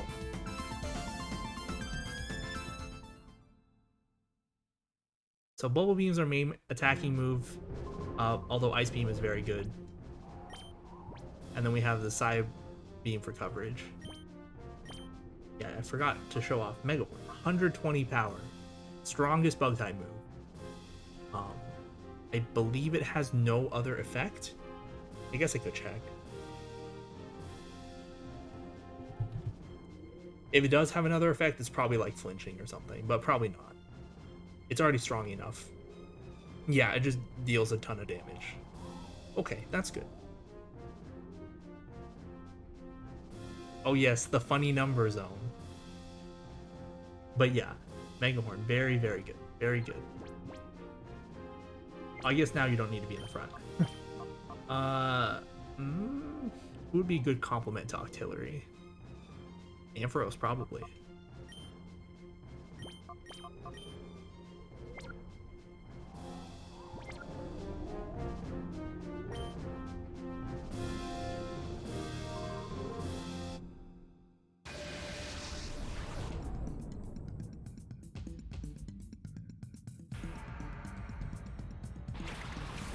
Yeah, I think when we're done using the EXP share on Octillery, I'll give it the Never Melt Ice to increase the power of its Ice Beam by 10%.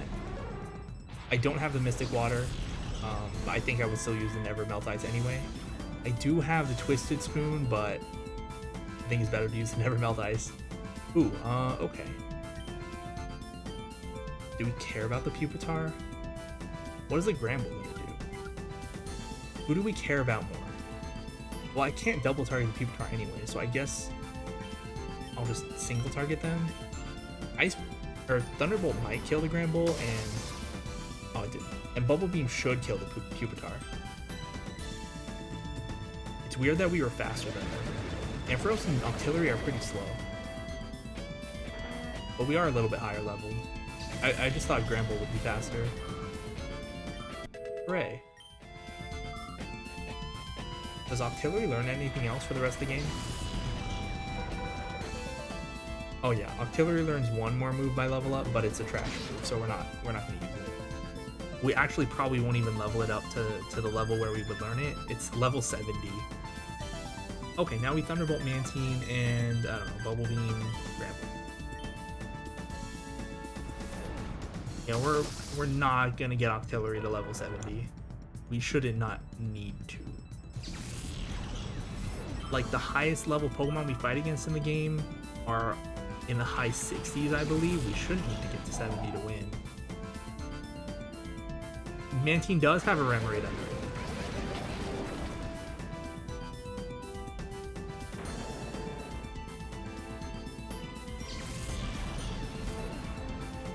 It's like their symbiotic relationship or something. In a later gen, they introduce the pre-evolution of Mantine called Mantike, and its evolutionary requirement, or one of them, is that you have a Remoraid in your party. So the Mantike can only evolve into a Mantine if it's in the presence of a Remoraid.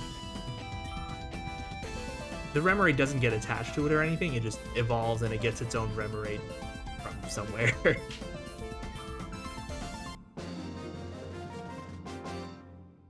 No, it's not a bug. Yeah, if you look at like the official art for Mantine, it has a Remoraid under it.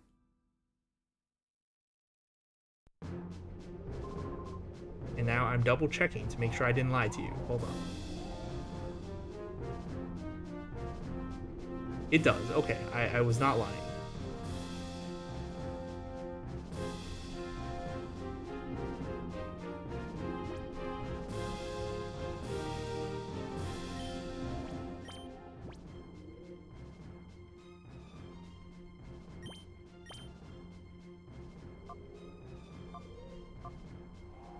What am I looking at? Who wants to gain the levels? I guess I'll leave Octillery in the front for now. Really wish I had an item to give to Ampharos. Hathy, this guy. I'm still upset that... Oh, no. Yeah, no. The Mantine always has a Remoraid under it.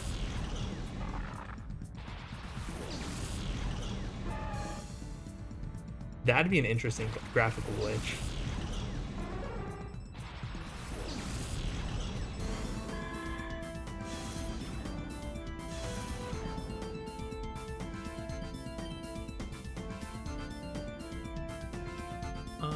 I remember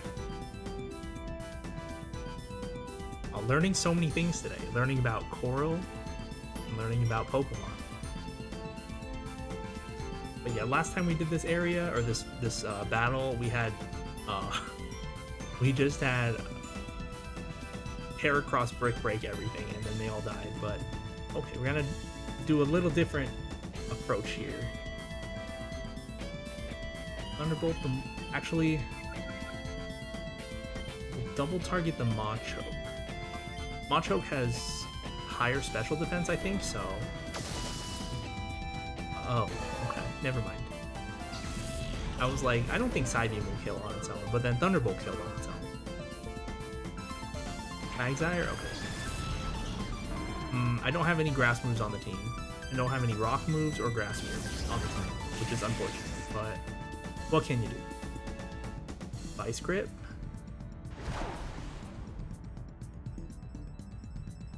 That didn't do very much. I don't know what Vice Grip does.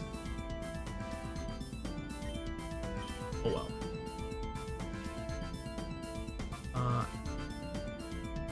So Quagsire can have Water Absorb, so I can't use Bubble Beam. It might not have Water Absorb, it's one of two abilities it can have. But... not gonna risk it.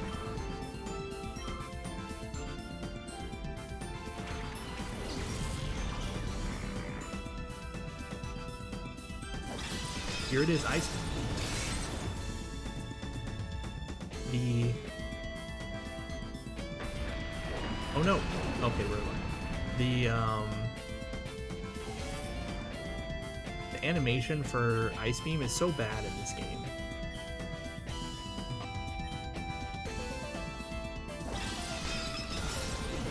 It's like it just shoots a block of ice.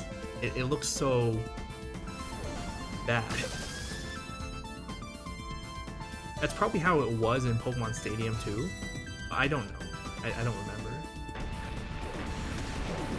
Did they fix or improve the animation for Battle Revolution? Probably not, right? Confused, right?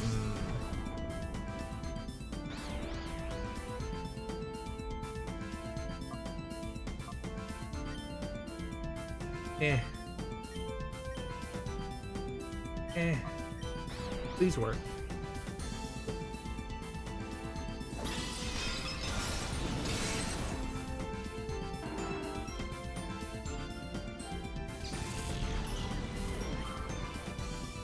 Nice. Catching up. Oh, perfect. We can just Ice Beam the Altaria. Assuming we don't hurt ourselves in confusion. Thunderbolt won't be bad either. I mean, Altaria is pretty bulky, so I don't think Thunderbolt will one-shot. It does neutral damage, but, you know. Or maybe Ampharos will just get knocked out. Yeah, okay. Well. Oh well. Who's up next? I guess Flygon?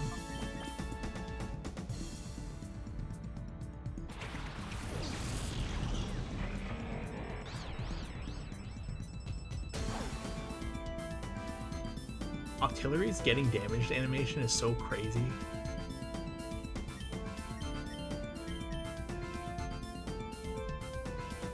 Can we get the...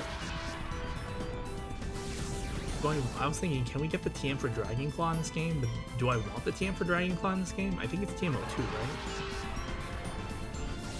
Let me look it up.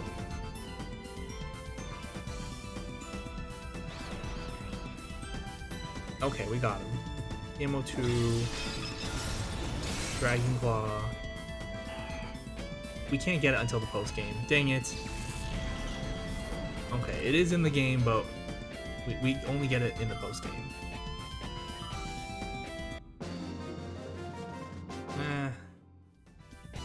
Okay. And it's towards the end of the post game too. That's fine. I don't mind having Dragon Breath. The paralysis chance is nice. The 20% chance to paralyze. Especially since we dropped Quagsire from the team. Now our only status move is Thunder Wave.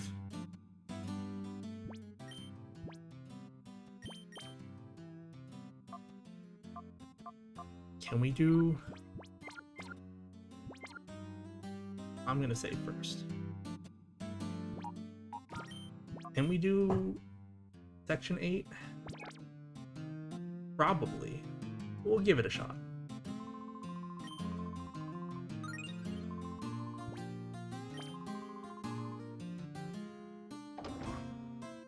We're definitely not doing 9 and 10, but we'll try 8.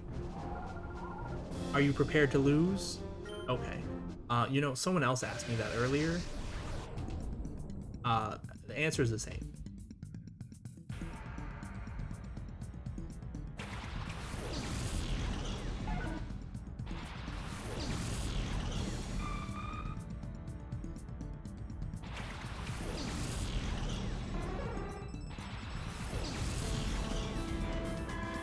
Okay. I guess we will Thunderbolt the Wigglytuff and Ice Beam the Sunflora.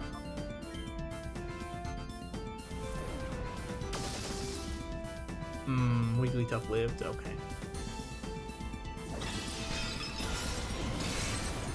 Sunflora lived too. Okay, yeah, you do that. We should be able to kill next turn. Yeah, they both pretty much just passed their turn, so okay, cool. Yeah, we're not at a level relative to the opponent where we can just kind of steamroll them. So this will take some doing.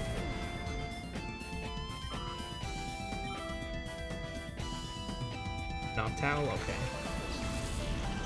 50, okay.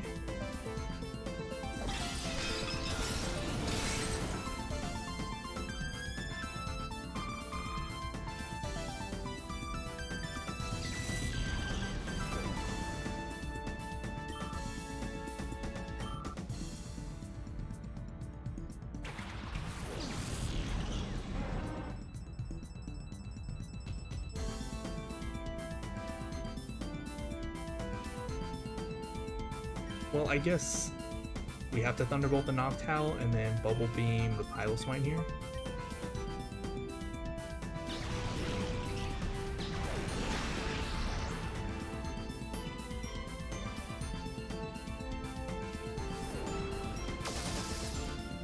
Okay, well that works. Yeah, the Piloswine is Ice Ground. We can't use Thunderbolt on it. Nice. That means this attack will do extra damage.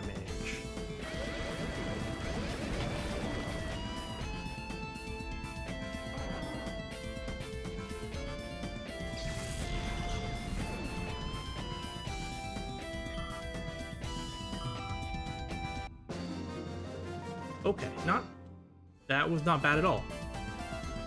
We still got 9 more to go.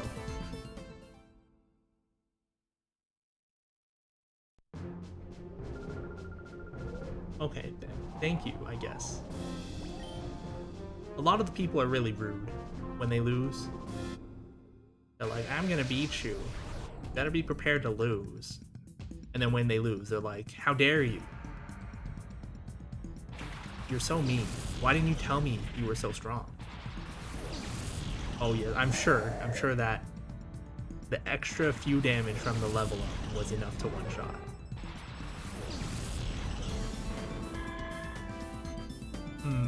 Okay, well this is where Psybeam is gonna be good. Who do we care about more? Oh, you know, the Swalot could get annoying. Why don't we double target that one? Oh, Glare? That's a paralysis.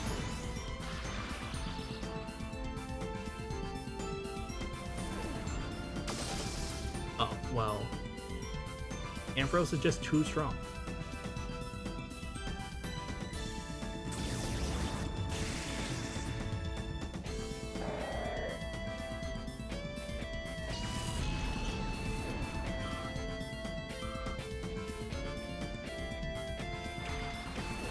Okay, well, Ampharos should be able to one-shot Golbat. If it did that much to Swalot, Golbat should be no problem. Okay, good. Supersonic is a confusion move. Has like a 50% accuracy. Kind of bad, but... yeah, we got it.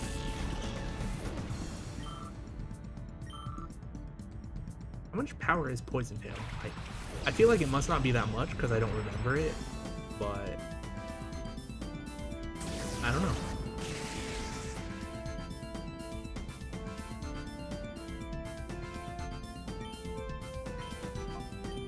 Okay. Future Sight? Yeah, you do that.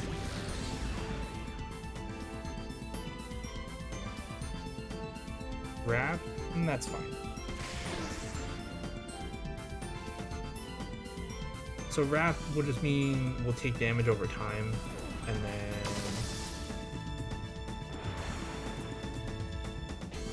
then we can't switch out, but that's fine. Because the battle's over. Okay, I looked up Poison Tail. It's 50 base power, but has a 10% chance to poison, and it also has an increased crit ratio. Well, that's interesting.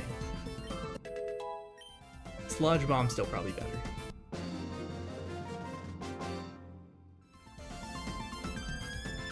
Actually, no, Sludge Bomb is absolutely better. Maybe he just doesn't have a Sludge Bomb TM.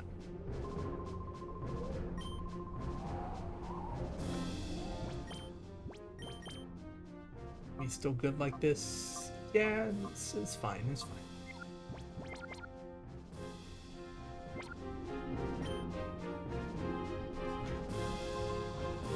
Yeah, I was thinking that we'd be able to do the final boss gauntlet today, but it's probably not. Okay, Tran is actually a real name. This might be the first guy we've seen who has a real name. Although Tran is usually a last name. Anyway, oh,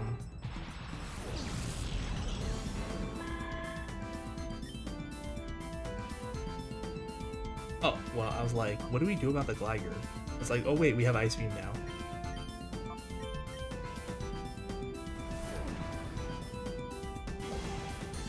Yeah, I was thinking we'd be able to do the final boss gauntlet today, but level grinding took way longer than I thought, and we're not even done yet, so... probably have to save it for the next stream, but then next stream would probably be the last stream. We would just end up doing the final boss gauntlet, do the 4th Colosseum, finish Mount Battle, and then do the other 2 post-game things, which I don't want to spoil. Oh, thanks for the follow, Wolpo.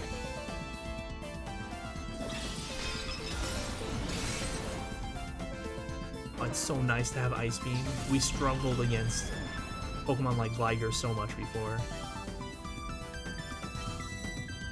We would have our Quagsire with Surf, but Quagsire's special attack is so low and Surf's damage gets cut in half because it hits both opponents.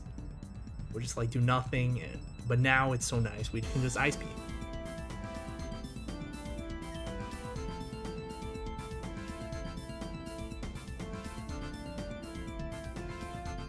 Oh yeah, I see. Okay, what do we do now? The Grumpig will probably take more than one shot to take out. Do we care about the Hitmontop though? What is it gonna do? Hitmontop, we have a Shadow Hitmontop, but Hitmontop has like such poor moves that even though its stats are pretty good, it doesn't matter if it doesn't have any good moves to use them with. I think we just double target the Grumpig with our strong moves. Magic Coat. Okay. If I remember, oh, I guess Hitmontop has 112 HP. Wait, Endeavor does contact? Oh, interesting. Magic Coat reflects status moves. So we're not using status moves, so it doesn't matter. I guess I'll just Thunderbolt the Grumpig and I'll use Psybeam on him on top. Confuse Ray? Well, that's fine. As long as we knock out the Grumpig this turn, we're fine.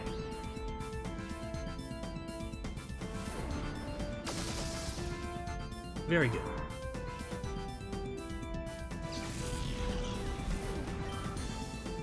Honestly, I probably should have double targeted the Grumpig in case something bad like that happened, but it worked out. Triple Kick, yeah, this is like Hitmontop's signature move, but it's so weak. Like, look, it's doing almost nothing. Triple Kick is a move that hits 3 times, has 90 accuracy, and each move has its own accuracy check, so it can miss more often than 90% if you consider the full attack being all 3 kicks. And the first kick has power of 10, second kick has power of 20, and the third kick has power of 30.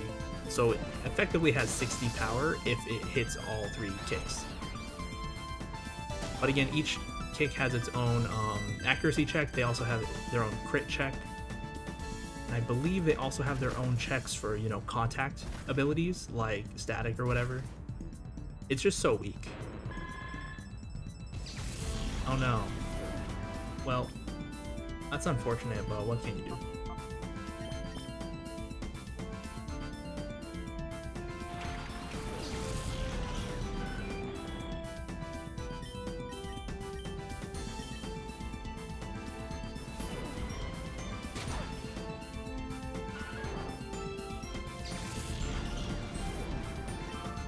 Oh, that would have been some nice EXP, but oh well.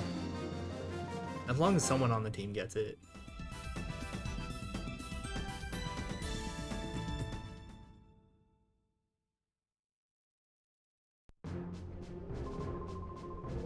No, I did not. No giving up.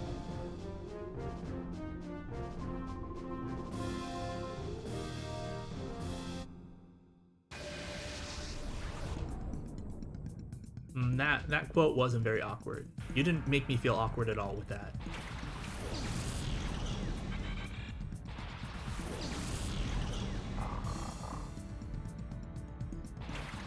The Mightyena has Intimidate, right? So these are our special attackers though, so we're fine. Yeah. Oh, that's right, Mass Brain also has Intimidate. So our physical attack got cut by 50% because we dropped 2 stages.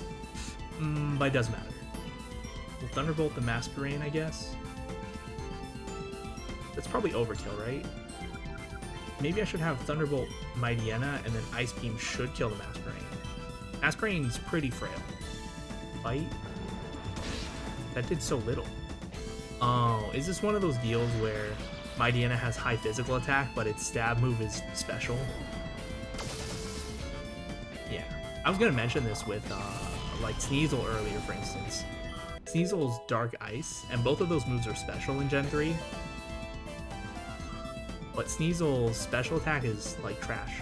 it has high physical attack, but bad special attack. So you can't even use its stab moves effectively. It's a problem with quite a few Pokemon up till Gen 3, and then they end up fixing it in Gen 4 by doing away with the physical special split. Ice Beam didn't quite finish. Silver Wind is like Ancient Power, where it has that 10% has a 10% chance of buffing all the stats by one stage, and it did. Unfortunate. It's like Bug Silver Wind. It's one of the best. Oh yes.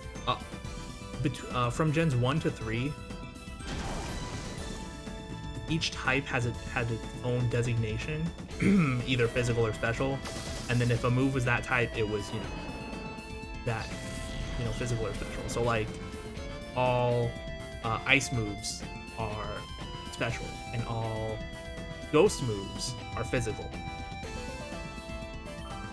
It was only in Gen 4 that each move got its own designation. And that's what made it very difficult to use certain Pokemon earlier, or in the earlier gens, like Sneasel, as I was talking about. There's also like Quagsire. We have Quagsire, and we used it for a large portion of the game, but now that we're in the end game, it's not cutting it. Because even though its physical attack is quite good, its special attack is really low. So we can't use its water moves because they just don't do anything. So that's why I had to replace Quagsire with Octillery here.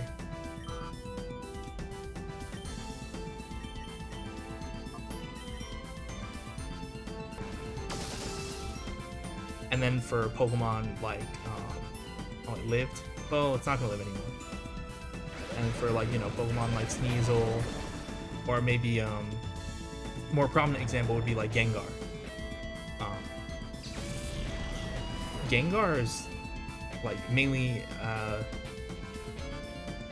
like its special attack is way better than its physical attack. Its physical attack I don't think is that good, but Ghost and Poison were both physical up until including Gen 3.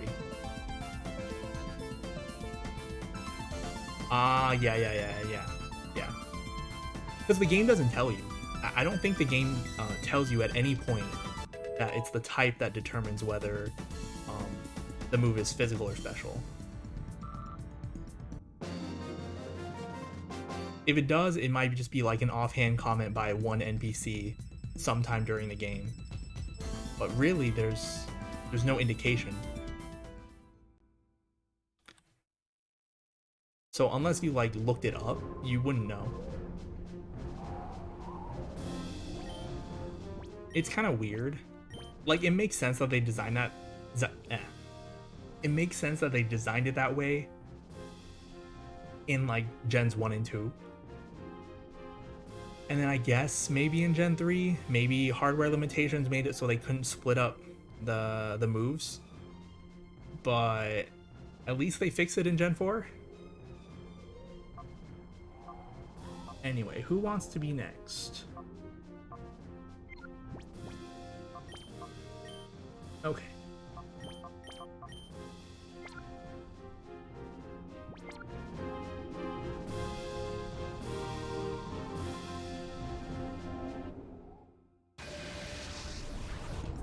But yeah, I didn't know about the physical special split until I played Gen 4 as well.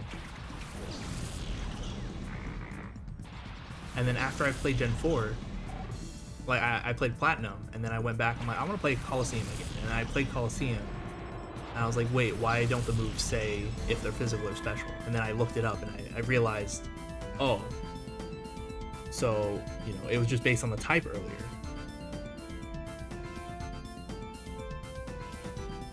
So yeah, it's one of those things you wouldn't really know unless you actively looked it up. Okay. I mean, we have Dig here. We could use Dig on the Lantern, as gross as that would be.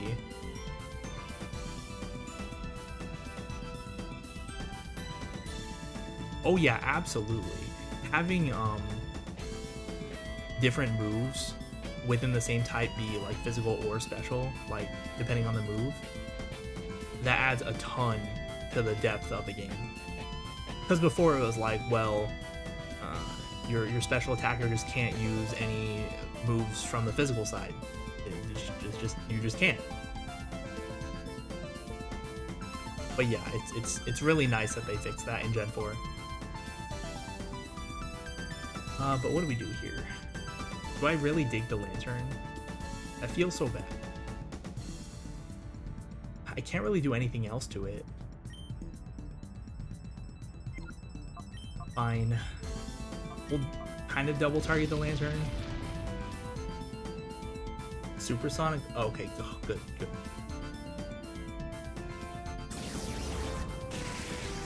Oh man, that did so little. I mean, I know Lantern's pretty bulky. Shadow Punch? Okay.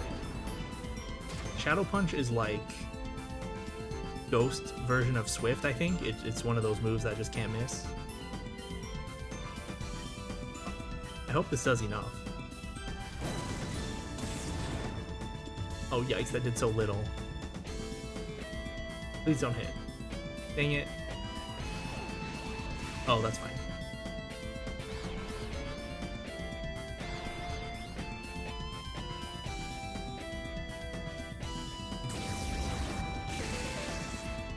Still didn't kill. Okay, that's fine.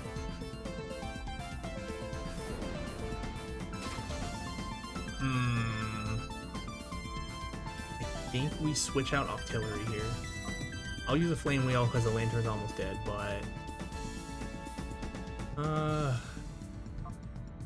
let's put in Lygon.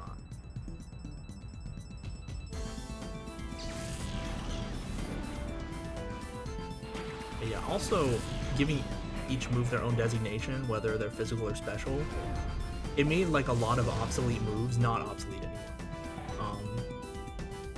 Like Waterfall. Why would you ever use Waterfall? It's like Surf is just better. Has higher power, they have the same accuracy, and Waterfall didn't have any special effects back then. But they made Waterfall physical and Surf is special. So it's like, oh, on my physical attacker, I'll use Waterfall. And then they also added the flinch chance to Waterfall, but that's besides the point.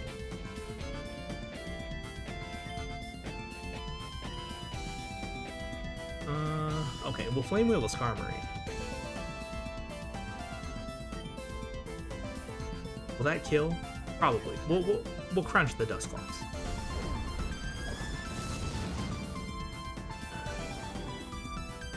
But yeah, there ends up being way more to think about and way more depth after they fix that physical special split starting in Gen 4.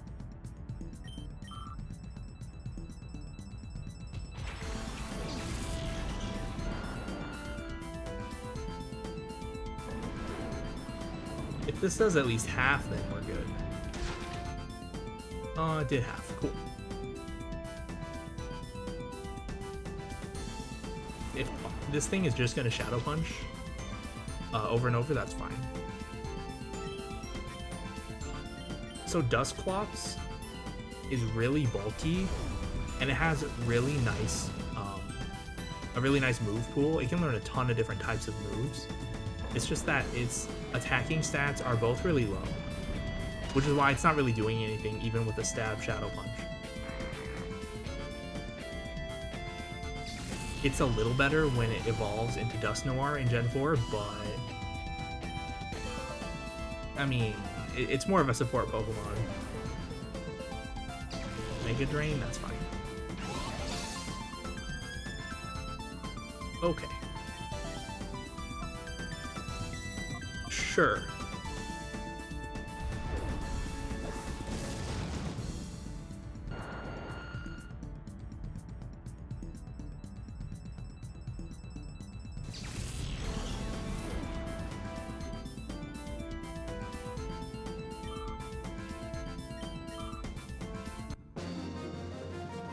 What was that, like 76?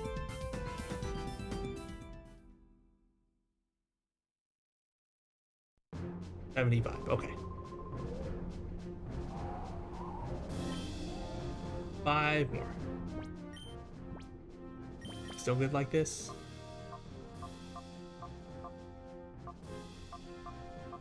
I guess so.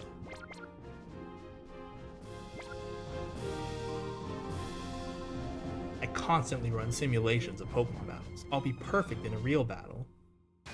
Well, yeah, that was the thing back in the anime. Right? It had this, like, terminal where... Or am I misremembering? I feel like that was the thing in the anime.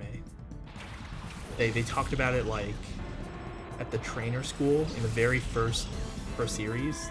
There's a trainer school, and one of the kids, they, like, practiced on the simulations, but then they couldn't win in real battles. Anyway, I should probably look at what we're up against. I'll Flame Wheel the Glalie, and oh, Breloom's 54. That's kind of scary. I'll Ice Beam it. But yeah, I feel like that was a thing. Glalie lived. Crunch, that's fine. Glalie, all of its base stats are 80. It's weird. I think it becomes acceptable once you... Yeah, I think that was in there. I mean, the first series of Pokemon is on Netflix, right? I'm gonna rewatch that maybe. Just that episode. I'll look it up first. Make sure it's there, and then watch it. Okay. But yeah, Glalie's weird. It gets a Mega Evolution in Omega Ruby Alpha Sapphire, I think. But it's still weird.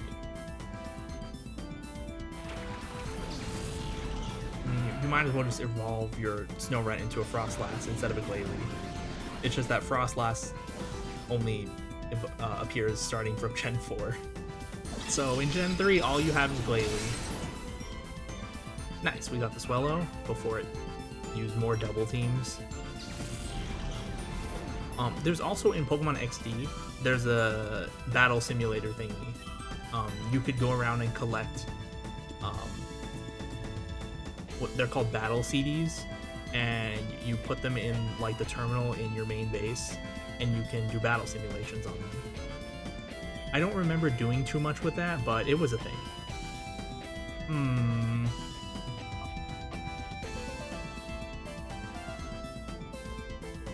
gonna protect Bubble Beam.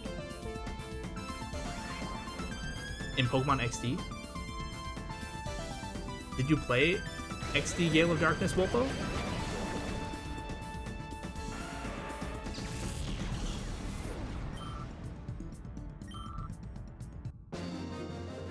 Or did you just like watch some gameplay or something?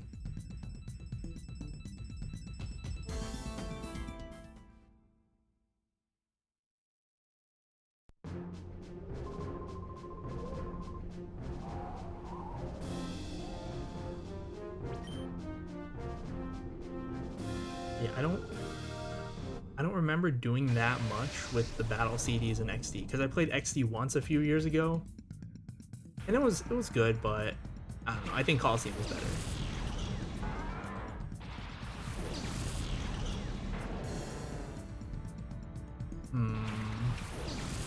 Well, we can Flame Wheel the Metang.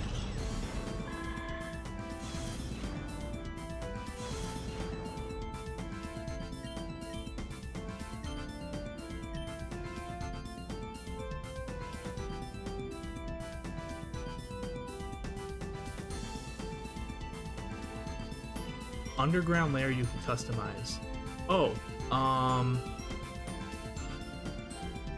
that would be the Sinnoh games. There was the Underground. Yeah, and you could go and make a secret base like you could in Gen 3. In Gen 3, you could make secret bases at specific locations, like in trees or shrubs or in like cliffs or whatever. But in Gen 4, you could go underground, and there'd be like this underground system of like caverns or something, and then you could just make a secret base somewhere in there. Okay, what do we do here? I use Flame Wheel on the Metang. Do I double target the Metang? Just in case. Oh yeah, okay, yeah. I never made a secret base. I just use the underground to farm for materials. You know, like the shards, the different colored shards, as well as the heart scales that you needed for the move reminder. The shards would go for the move tutors, and then the heart scales for the move reminder. Oh, but wait, okay.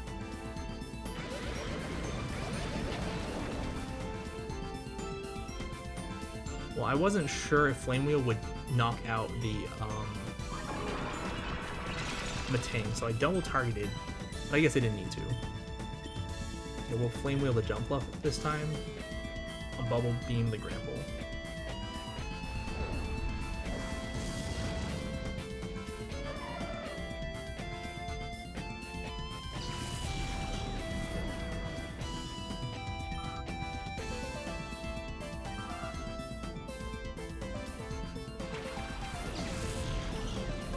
Zatu, huh? Lick. Lick is a really bad ghost type move that has a chance to paralyze. Ugh, it has like 20 base power. I don't even know the chance that it paralyzes. No one uses Lick. Do I switch? Now let's just keep pushing. Future Sight? Okay. So Future Sight throws an attack into the future, like 3 turns into the future.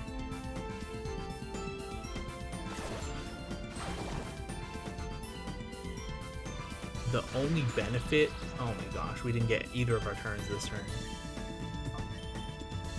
The only benefit of Future Sight's attack is that it doesn't, how do I put this? It doesn't take type advantage or disadvantages into account. It just does typeless damage effectively. But it's weak and bad. Like, why would you want the attack to go in the future? Are we gonna get paralyzed too? No? Okay, good. Okay, good. We got a crit. I don't know if we needed the crit to knock it out, probably, but we're done now. The Gramble was just being really annoying. Attract and Lick.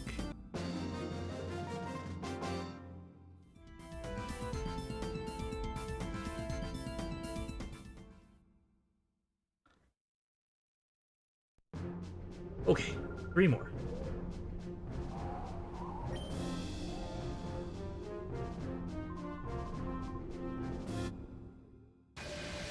Thanks for the compliment, I guess.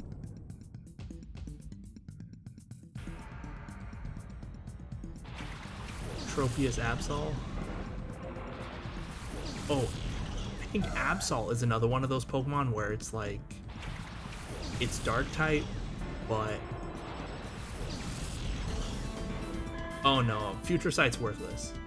There's no 200 IQ use for it in competitive play. Oh, but yeah, Absol's another one of those Pokemon where it's Dark type, but its main attacking stat is physical attack, so it can't use its stab moves effectively in Gen 3. Tropius is really bulky, so I'm gonna double target it. Even though Ice Beam should knock it out in one shot, Tropius has a ton of HP. Swords Dance? I'm gonna have to double target the Absol next turn.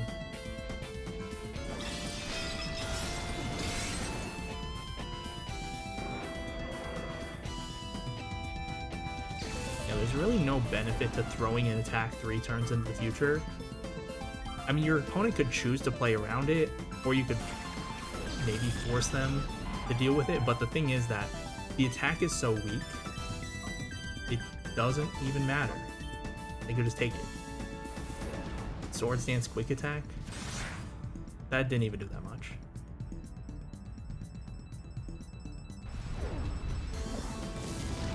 but I want to get rid of it before it decides to use actually good moves. We'll deal with the Lyron next turn.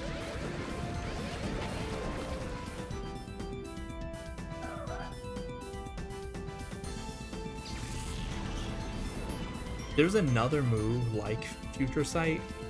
I think it was like Jirachi's signature move, Doom Desire. I think that's the name. Oh, he has an Exploud. It's our first time seeing an Exploud. Doom Desire. I'm correct. It is Jirachi's signature move. It is...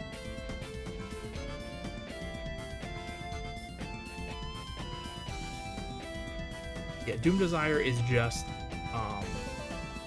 a really strong version of Future Sight. It looks like its power is 140. Oh no. It was 120 when it was introduced, and it got buffed in Gen 5 to 140. But yeah, that's big power. Big power. That one might be worth it, maybe. But Future Sight's really weak, so it's not worth it. I don't even remember Future Sight's I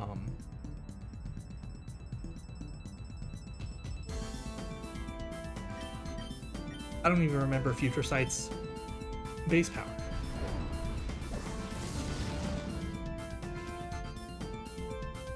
I guess I'll look it up. It was 80, and then it got buffed in Gen 5 to 100, and then it got buffed in Gen 6 to 120. I guess they realized that Future Sight was such garbage, they had to fix it, and they just kept buffing its power. Oh, and I guess that's why they buffed Doom Desire, because they didn't want Doom Desire to be worse than Future Sight. Okay. I didn't see what the Exploud did, but I guess it didn't do anything, and it's gonna die now. Oh, Uproar.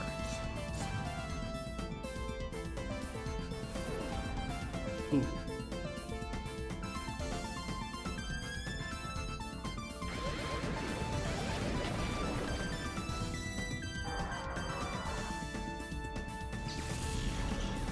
Alright, that wasn't bad.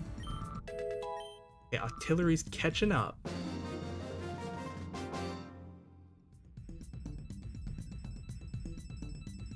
Do I take the EXP share off it now? Maybe.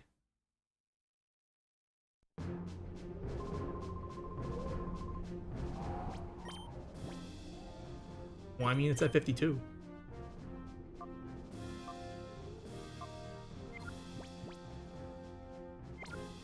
Yeah, we'll give you your Never Melt Ice now.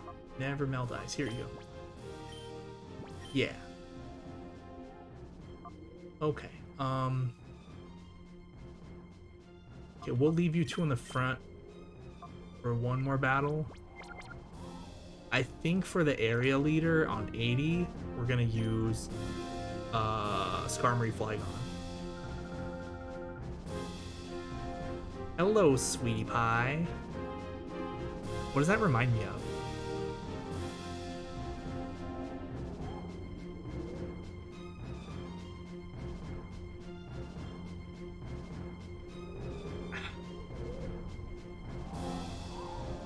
That reminds me of something. I can't think of it.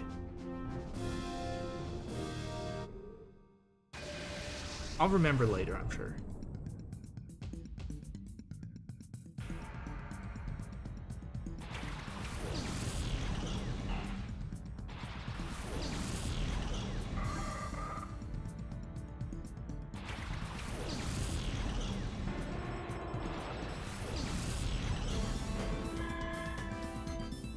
Okay, I guess I have to focus on the battle now.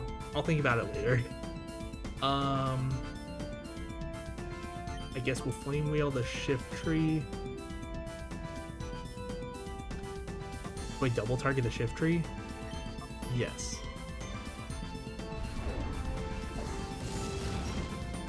Oh, didn't need to. I'm like playing it super safe.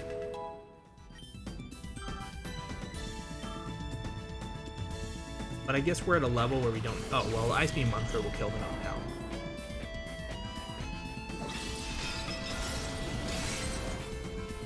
Or not. Iron Defense, yeah, you can.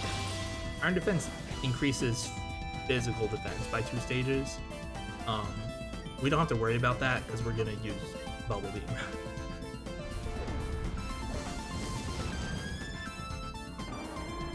Well, I guess that works out.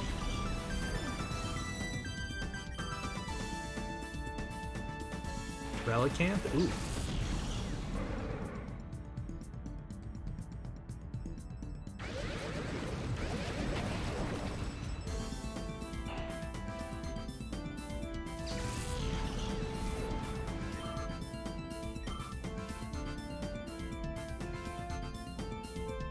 I just had a weird thought.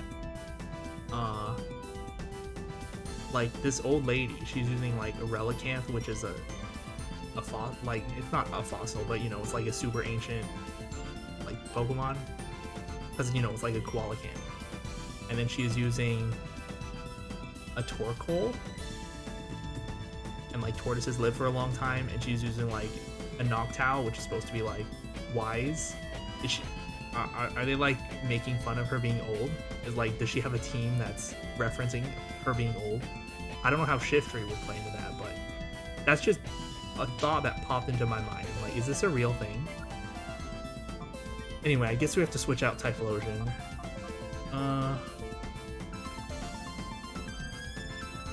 Ampharos, yeah, I guess. Octillery. We can use Bubble Beam. It'll do neutral damage. Yeah, whatever. I don't know. I don't even know if that's a thing. It's just popped into my mind, so.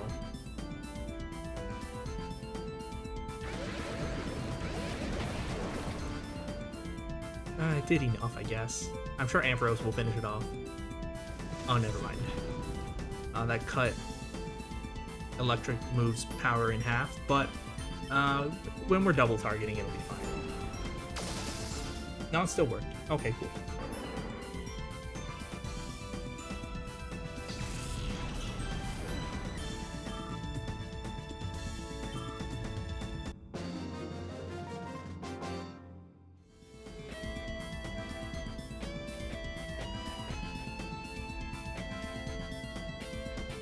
People are messaging me. I should probably answer them soon. Well, I think after the next battle, we'll call it for today.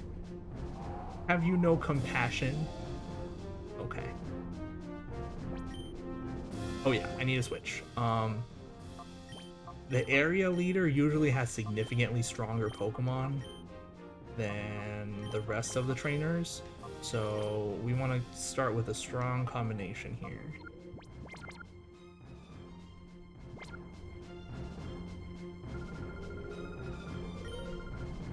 But who cares? You're like, you're so unique. But who cares? Let's battle. Showbone? I mean, that sounds like it could be a Japanese name. Ariyama Cacturn. Okay. Yeah, she does have relatively strong Pokemon, it looks like.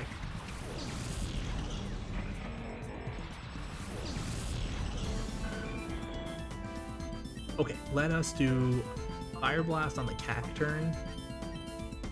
Drill Peck on the Hariyama, which I'm sure we'll use Fake Out. Yes, it did.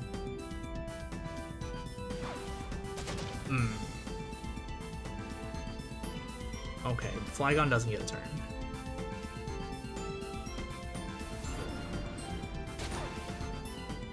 I did more than half, that's good. Hariyama went first because Fake Out's a priority move, but I'm sure that... oh. Well, I'm sure that Skarmory will be faster than Hariyama. Nice Sandstorm. Damage only your own Pokemon, and not mine. I was gonna say, Cacturn is Grass Dark, but it must have Sand Veil, so it doesn't get damaged by Sandstorm. Anyway.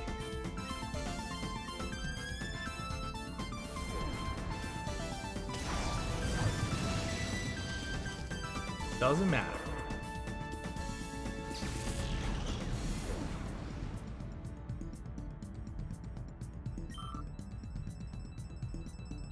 Yeah, that is what it is.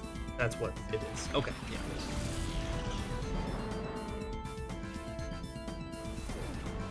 I unironically like Sandstorm. It's not a bad sound. All right, well we knocked them both out. So it looks like she had like kind of a Sandstorm team. I guess it's fortunate that we decided to start with Skarmory and Flygon. Okay, what next?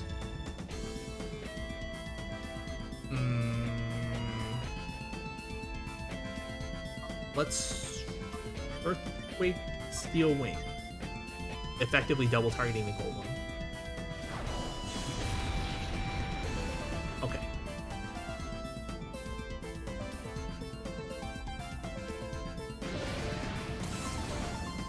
It lived. Ah.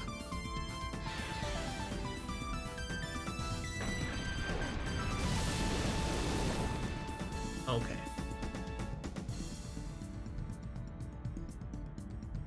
Oh, that's true. Wait, Golem can learn Fire Blast? Well, Golem's special attack isn't very high, so yeah, it didn't kill. Oh, but yeah, that's true. Before all those, you know, apps that you could use to search up music titles, yeah. You just kind of had to know. Oh, especially since there's no lyrics, right? Because normally you could just search it by the lyrics, but... Anyway, I think if we just kind of breathe on the Golem, it'll get knocked out, so... Let's Dragon Breath the Weezing, and then we'll use Air Cutter.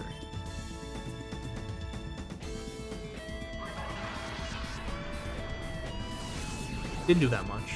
Weezing's pretty bulky, but, you know. No, missed the Golem? No. Wait, missed them both? What? Air Cutter has 95% accuracy. This is unacceptable.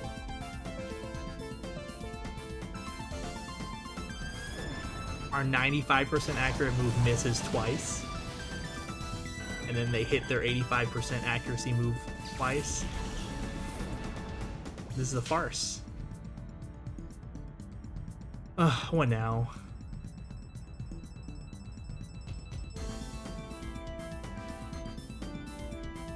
I guess we'll just bring in Octillery for the EXP.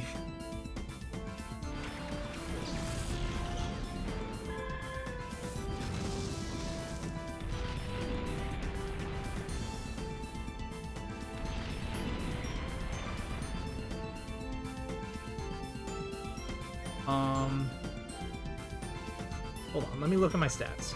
I think Octillery has higher special attack than Flygon. 96. Oh yeah, by a lot. Okay. Yeah, Flygon has very well-rounded stats. But that just means it doesn't excel at any one thing. Its physical attack is the highest, and then everything else is kind of the same. In that case, we will use Flygon to finish off Golem. And then I'll just use my strongest move on Weezing. Back in the dial-up days, oh. Yeah. I was a kid back in the dial-up days.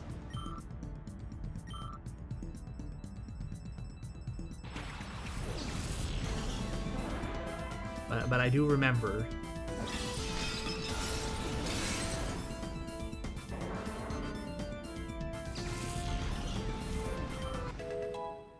Nice. Nope, no Sandstorm. Stop learning Sandstorm. I even have the TM for it, I'm not going to use it.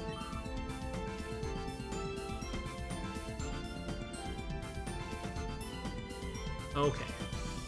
So Starmie's her best Pokemon, but thankfully we took out the other two Pokemon at the same, or during the same turn, so we can just 2-on-1 her Starmie. Is it gonna Ice Beam my Flygon? I feel like that... Oh wait, I can use Crunch. It's Psychic after all. But I can't... Octillery literally can't touch this Starmie. Dang it. Switch.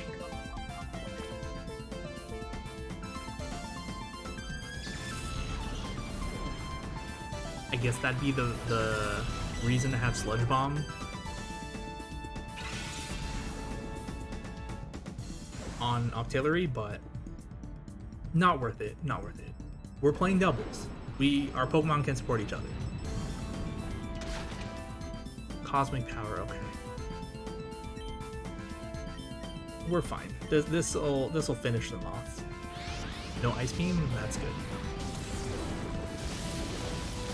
Okay, we lived.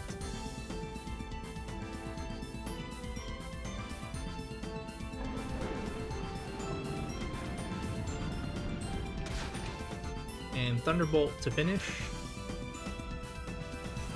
Her team composition was interesting. It was like mostly Sandstorm, but then by the time the Sandstorm is up, she'll throw out her other Pokemon like Starmie and Weezing. Very interesting.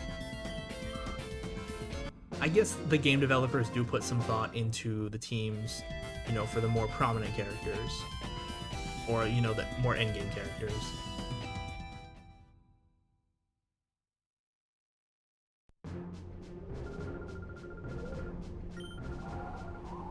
Thank you. I will go get my Poke coupons from the break room.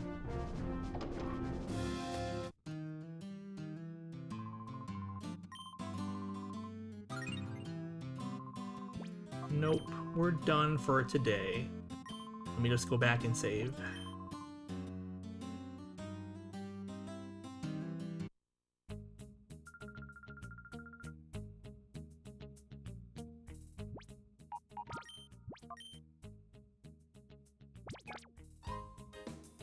Okay, we did a lot today. But then again, I did stream for 6 hours. Okay, I'm just gonna put these two back in the front. Yeah, so everyone's at level 52 or 53 now. We're getting close. Yeah, it was definitely... oh. Yeah. We're definitely gonna be able to take on the final boss gauntlet next stream. But yeah, that's it for today. And yeah, thanks for hanging out, Walpo.